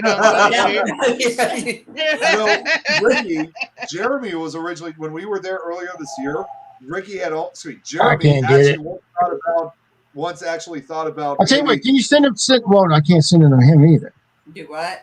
I can't send it to him either. What are you trying to say? I'm trying to share this stuff out. Nick, I'm gonna send them to you, and you do. Or send them to Nick. Yeah. Nick's good at this screen sharing and kind of shit. Nick, Yeah, that first one that he sent, are you sending that one to him, Howard, or do you want me to send it to him? You can send it to him. Okay, the first one I'm sending to you, Nick, is William's picture. William's picture. Are you going to send it in the private chat or directly to me on Facebook? I'll send it to you directly through Messenger on Facebook. Okay. Give me 1 second here. Let I me didn't have find you Facebook here. open, but now I do. Okay, the first one just went through. Okay, give me a sec. Yep. Okay. I just got it. Okay. Yep, there's my first official Waverly photo. I'll share the. All right, I'm going to share the screen. You guys tell me if you're able to see this thing. Oh yeah. Give it a second. Oh wait. Go in and put it through brand. There it is. You guys see it? Yep. There it is. There it is. Look at that. That's incredible. I mean, you can see the Can you khaki send me the green photo? army raincoat, the blue jeans, the black combat boots. I mean, that's William. That's the guy that ran me out of there before he was murdered. How long ago was that photo taken? That photo was taken, I believe, in around 2017. Okay. One of our guests caught that and sent it to us, and presented it to us that night, and we were just blown away. I was, especially because it was him. It was so clearly him. And you knew him too, so there's no mistaking it. You knew what he looks like, and Now, there he is. Correct me if I'm wrong on this photo, because this is just from my perspective looking at it. Does he have a head or something? Because what I'm looking at, it looks like he's got no head almost. That's what I'm saying. He looks like he's got no hand. kind of bent over, kind of hunched over. Yeah, I see it now. Yeah. He was, he was a homeless guy, and he walked all the time. You used to see him walking along the railroad tracks down here that run along the highway at the bottom of the hill. And he was always looking down, I guess, so he didn't trip over the rails. But when you'd see him walking the halls of Waverly, he was walking the same way, looking down and kind of bent over like that. Wow. The next one I'm going to send you is a picture somebody captured of Sarah, and it was actually taken in 504, not 502. Okay. I'm going to just stop sharing for just a second just so I can get ready, and then I'll put it right back.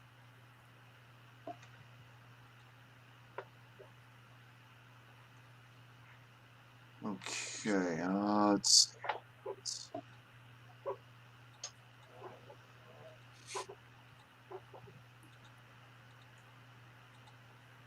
All right. You guys can see it now? It's going. It's loading. There we go. Yep. Look at that. There we go. Right here. Yeah, right. See it right through the window there. Yeah. Back in the room. You see the head and the shoulders. Yeah. Even see all the white long hair. nurse's dress. It's a girl. Yeah. A white dress. Yep. That is Sarah, who we believe is the nurse who was found hanging outside of room 502. Yeah. If you look online, there's stories about a nurse named Mary Hillenberg that they claim is that nurse. She does kind of have an appearance of, kind of like someone from like the late night, like somewhere in the 1930s, which of course that's what usually fits. And the the story. hairstyle, you can look. Yeah, It's most shoulder prominent length. back then. Yeah. You can almost see facial features. Yeah, you can Yeah, kind of see yeah. like When you blow it up, eyes. there's a lot more Clothes. detail there. Once you blow it up, you can tell that there's features, and Oh, it's not. it almost looks like she's got a little nurse's hat actually that's kind of tilted Yeah. back to the back of her head. When you Yeah, I get couldn't zoomed zoom in in on on- it really good. Couldn't zoom in, unfortunately. So The next one I'm going to send you is one that was captured in the doorway of 502. And this is something I was looking at that somebody sent us. And while I was looking at it, the spirit box said in Sarah's voice, because we've heard that voice a lot, he did it. Oh, So we're geez, thinking that this I is got going to to say that actually one just murder. took me completely by surprise. Give me a second here. Like this is kind of a creepy photo. Yeah, it is. Yeah, I'm sorry that it's a little bit small, but hopefully you guys can see it.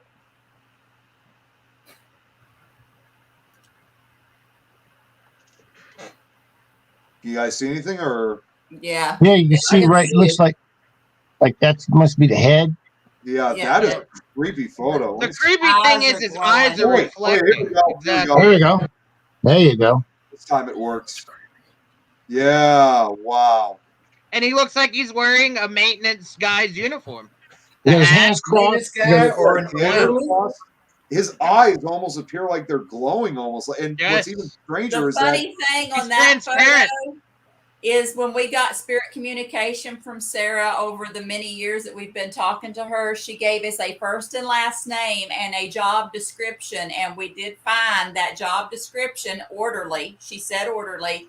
And we found the first and last name to correlate with that job description. So we actually found it on the staff registry. We're not going to give that name because that guy has relatives here in the community really close to us that we know. And so we're not going to give that name. But send him that picture Corey caught. Yeah. I'm getting So ready when to these photos were taken, there's like no one, like you knew the people that were there, or were you there? For And we have tried to Okay. recreate this one right here Yes. because this was one that was sent to us through a contact that people we met up there. We weren't present for this photo. We have tried to recreate that photo multiple times, and there has been no way to recreate that photo. It's pretty cool. Yeah, he almost has it. He's definitely transparent. It's almost like a Yeah. shadow figure if I you was look going at to it. say, based on his appearance, he actually almost partially appears even partially solid. Yeah, he's Like, partially. You can see and- the details, like the Yeah, hat and and what- everything. He's wearing a hat, clearly. Yeah, and what makes this picture even more partially unsettling is, like I said, it looks like his eyes are glowing, but the even weirder Yes. part is, like, you can only just see one of his eyes glowing, the other one's kind of obscure. Yeah. I'm That's going to a- send Almost you like he's squinting with one eye. the it's a next very photo I'm unsettling sending photo. is a doctor that was caught from the solarium looking into the 4th floor children's ward. And this Oh. was caught by, who was it caught by? Corey Schnitz. Corey Schnitz on one of their overnights. And it's circled because it was a little hard. I mean, once you see it, you see Shout out it. but it's Shadow one of Seekers those- Paranormal. Yeah. Just Makes just me let you wonder, know. too. It makes me wonder too, because they always say some shadow people have like the glowing red eyes. Obviously, this is a night vision camera, if I'm correct. That's using that. No, that was just a regular photo. This is actually in the background. That was zoomed in from the background of a picture of the group standing there, standing out on the roof, and then they happen to notice in the background this thing. They were back here basically taking a selfie and saw that in the background behind them.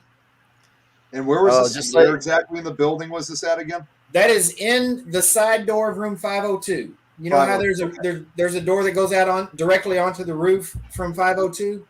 That is looking in from out on the roof. Okay. I still got goosebumps. Yeah, that is a we talked very about unsettling picture. That's a creepy one. Yeah. So Denise, I think you sent me another one, so I'm gonna.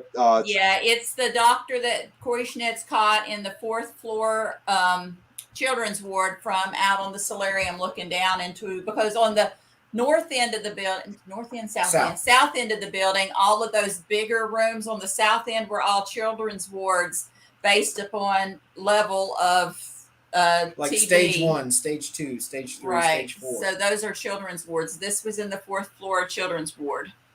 Okay. All right. This is another interesting one. Yeah. If definitely. you can zoom in on it, zoom in on you that. can see I'll you try. see his headlight, his stethoscope, and everything. Oh yeah, I can see it right now. It's not letting me zoom. See I think the reason why it let me zoom in on the last picture because it was a smaller photo, and the larger one it zooms out, as you can see.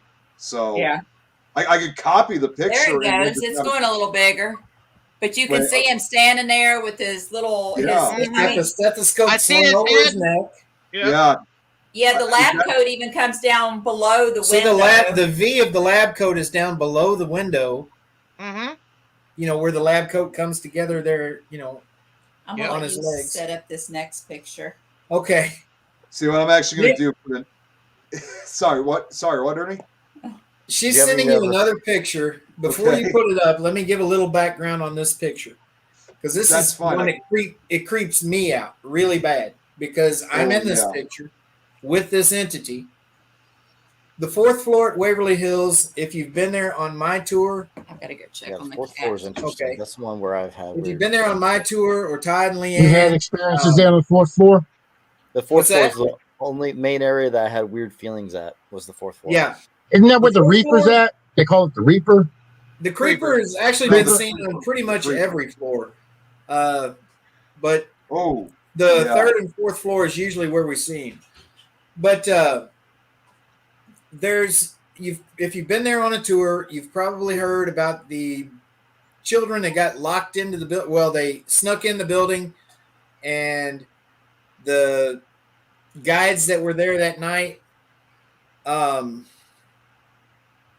heard some banging and screaming coming from inside the building. They went in there to check it out. They found some teenagers on the 4th floor that couldn't get out the door. They had broken in by chopping through a boarded up window on the 1st floor with a little hatchet. The banging and screaming was those kids trying to use that same hatchet to chop through the door to get out. It's a metal door. And there's actually axe marks on the door you can see where they were trying to chop their way through that door. Now that door swings open with just one finger. It's really easy to open and close that door. But for some reason, these kids couldn't get out. They said that the shadows wouldn't let them leave. And so they got them out of there. And then they found those axe marks on the door. And so we always point out those axe marks and tell that story when we're giving tours of the building or walkthroughs, whatever. So I had told these people about that on a private overnight. And I turned to head on out into the hallway. Well, the leader of the team that was there investigating said, everybody stay back for a minute. I want to get a picture of this door. So everyone's standing back over in the stairwell. He steps back and snaps a picture of the door. I'm walking on down the hallway. And I hear him say, no fucking way.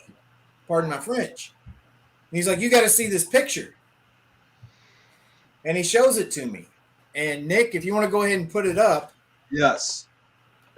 You know, here's I the picture. Nobody in front of that door. Ethan, you got to go. Yeah. I've seen All that right, picture bro. before. Bye, Ethan. Good We'll night. see you, Ethan. Good seeing you again. We'll Bye. see you on the hill as soon as we win this battle, brother. All right, brother. Nice Take meeting care, you. man. Yeah, okay, I'm gonna get the picture. And like I said, funny enough, I've actually seen this photo previously. So give me 1 second. Oh, Yeah, I think I here know it which is. one this one is. This one's crazy. Yeah, this is an unsettling picture too. Yeah. Yes. Yeah.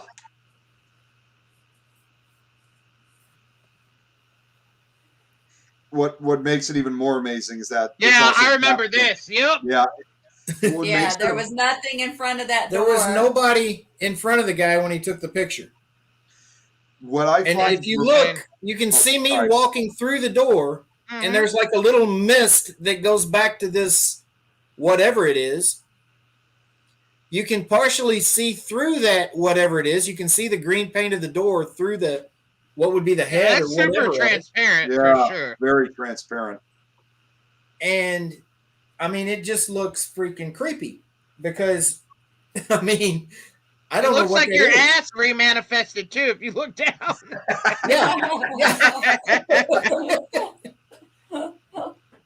You know, All right, I gotta this say next- what's impressive about this picture, unlike most paranormal pictures, is that the fact it's captured in a brightly lit area. Yeah, and you can see the details of her hair. Like, Yeah, the hair. You can even partially see kind of like the side of the face a little bit. You can't see much, but partially. Yeah. And she's wearing like a there black. was a top. girl in that group that looked similar to that, but she had like dyed bright red hair. That was the yeah, closest. that's clearly dark brown. Yeah, it's like a very dark brown color. Yeah. And, I mean, we were all just like, what the hell is that? And, why is it attached to my back? Because like I say, you can see where it almost looks like a hand reaching out to my lower back or my butt. She's trying to play with my butt, I think. It's But- grabbing you in your hoo-hoo. I won't take that pleasure away from him. Damn. I'm The going only to thing send that another I could picture say- of Do you have there's the video? an entity in the lobby that we've talked about. We were hesitant to say demon. It's an asshole, basically. And this was footage caught on a security camera that the security guards just happened to look up and be like, what the hell is that?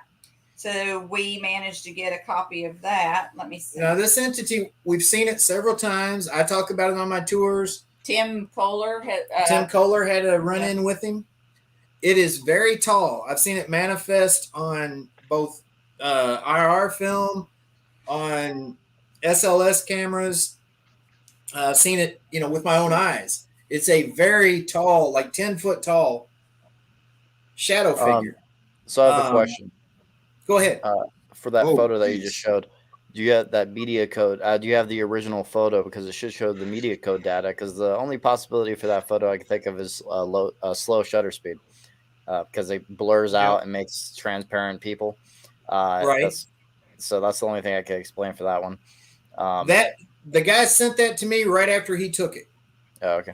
So you have and- the if you look at the properties in the photo, it probably I don't know if Facebook changes it, but in the media code data, it should tell you what shutter speed it was at and all Okay. that. So I have no idea how to.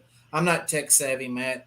I can send you the photo directly, and if you can, find try it. it. I mean, try and and send it to we're me. all about if you can figure out. You've got him as a friend. I'm pretty sure. Can you Yeah, I think I do. text Yeah, that to slow me? shutter speed can do some crazy shit. Oh yeah, Especially yeah. with light. How many?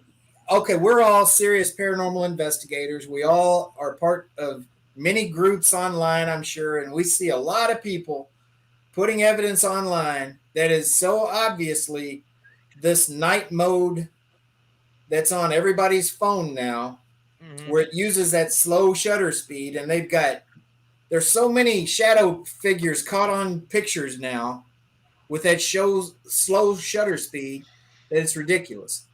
And you know, I'm sorry, but putting stuff out there as evidence just hurts the field, folks. That's not evidence. Make sure that came through to you. It did. I think I did hear a message. Yeah. And we're all about, if you can disprove it, then we'll remove it from thinking that it's something. We're not about talking about evidence that's not evidence. Believe me, because I mean, Waverly Hills is haunted. We don't have to enhance evidence or anything. Yeah. You know that. Hey Nick, did you get that other one? I did. I was just waiting until you guys. I was shocked. Speaking about Did you get that message at the bottom, Ernie? Yep, here it is. About Jeremy? Actually, seeing a nurse walk through the second floor nurse's station. Got it. Yes. Yeah. That blew me away. I saw the back of her head, her hat. That's the thing on the first floor. Now that's kind of hard to tell. It's kind of pixelated because it came off of a security camera. But you can see this is a very tall, looks like a cloaked figure. You can kind of see the cloak kind of billowing out behind it. Right around and the face. And then like the torso. And that head is all the way up to the ceiling. You know how tall those hallways are. That's on the first floor hallway, down just through those double doors by the morgue. That's got to make it at least 7 to 8 feet tall. At least it's about 9 or 10 feet tall. Okay, since it's been sent over by Facebook, it kind of compressed it. It compressed it and made its own file, so I don't have the raw file. So I can't tell you what it is. I can just tell you the basically the ratio. That's it. Okay. So yeah, that one I can't. I need the raw photo to be able to give you the exact information. Do you remember who took that? I can't remember, but I can try to figure it out. We'll try to figure out who We'll took try to figure that. out who took it and see if we can get them to send you the file directly somehow. No, yeah, I can send it by Google Drive. Google Drive does not compress or make its own file. It just sends it the normal file. Sends exactly what you got. Yeah. Yeah. Now, if I may ask, I used to know how to do that stuff, and I haven't done it for so long. I have no clue now. Then he got old and senile. My Lord. I used to know how to do it, but I got high. No, I got old. No, I mean, the guy took. He was using a flash, so he wasn't using the night mode on his phone or anything. He just, I mean, I remember I turned to walk out the door. I heard him say, "Everybody, just wait right here, so I can get a picture of this door." He snaps it. I see the flash, and he comes around the corner and walks down the hall a little ways. And he's like, "No fucking way!" And he's like, "Y'all look at this," and everybody's gathering around his phone, and I run back there. I'm like, "What? What'd you get? What'd you get?" And he showed me that. I'm thinking he's got some dust on there. He's thinking is an orb or something, and no, he had that. And I was like, "Yeah, what the hell? You got to send me that." Nick, I'm going to send you one now that came from the auxiliary morgue that we actually called the bride and groom. You want to set that up? Yeah. Now, I just had one other question to ask, just about. So, I get it, it's from a security camera. Was this too from a few years ago? Because it almost makes it look like it's an older picture. Almost was this in the last? No, that years? was taken this past summer. Oh, okay. So it was just a few months ago then. Like June. Right. Yeah, Jeez. June of this year, I believe. Okay, and the picture set up. Oh wow. Okay, give me 1 second. Ricky. Yep. Yeah. But I'm this losing picture all was kinds taken of in the shit too. auxiliary morgue, which is one of my favorite rooms to investigate in the building. It's one of the more active parts of the building, and we get a lot of great photographic evidence out of this room. And this picture was taken. I might have to. Let's see. Is this still on? Yeah, this is a pretty cool picture. I'm trying to see what's going on. Okay, we done went too long on this. I think it's kicking me out of the stream, so I'm about to go out and come back in and start a new stream because we've been at this for 8 hours now. Yeah, we are. Rosie was asked. Oh, wait, yeah. Before we get to this, I was going to say Rosie actually asked me about. I guess I wasn't sure if she meant taking over the stream or something. She said, "Who could be around for the 9 p.m. to midnight?" And I said I thought originally she was asking if any guests were going to be on, but I'm not sure what exactly she meant by that. So I haven't heard from her since. Okay. She ain't said nothing to me.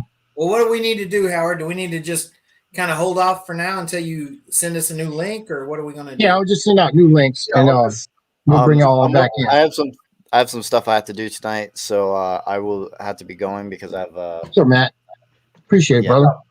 Matt, we like I said, it was appreciate you popping definitely a in, pleasure to showing support, spreading Yeah, the it was word. definitely a pleasure meeting you finally, and I'm sure we'll talk again real soon. But yeah, yeah. thanks for Everybody, your support. go to his YouTube channel. Tell us what your YouTube channel is, Matt. Yes. It's called Devil's Hour Productions. It's that's the name of the my production company, and the Paranormal Research Unit is the name of my team. So, And if I may All ask, right. Matt, Well, when do you think you'll We'll get find you on YouTube. We Hit were that actually- subscribe button. We were actually already friends. I was like, hey, we're friends. yeah. What were you going to say? If I may ask, when do you think you'll probably start doing your live streams of Devil's Hour again?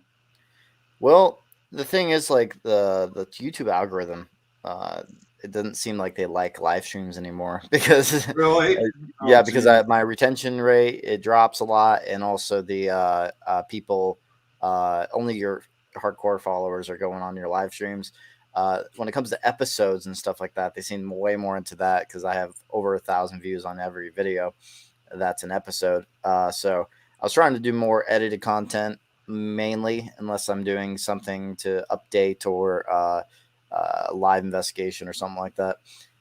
So yeah, that's usually what right now I do have a video I have, but right now I'm just been trying to get ready for the Marine Corps, getting back into cardio shape and learning my general orders and all that. So Well, best of luck to you, brother. Yes, good luck. And thank you for your service again. And Stay Sue, safe. we When will you get out there. definitely be Oh, answering yeah. your question. If you come back when we restart this, because Yeah, Howard has to just keep restart checking it. back here on the Things Network or PUN, wherever you're watching from. We'll be right back live here in just a minute. We got to reset the broadcast. And Thanks again, Matt. Sue Appreciate you, brother. Sue Sisler was Take care. asking. We'll be right back, Sue. So we'll answer your question once we come back on. All right.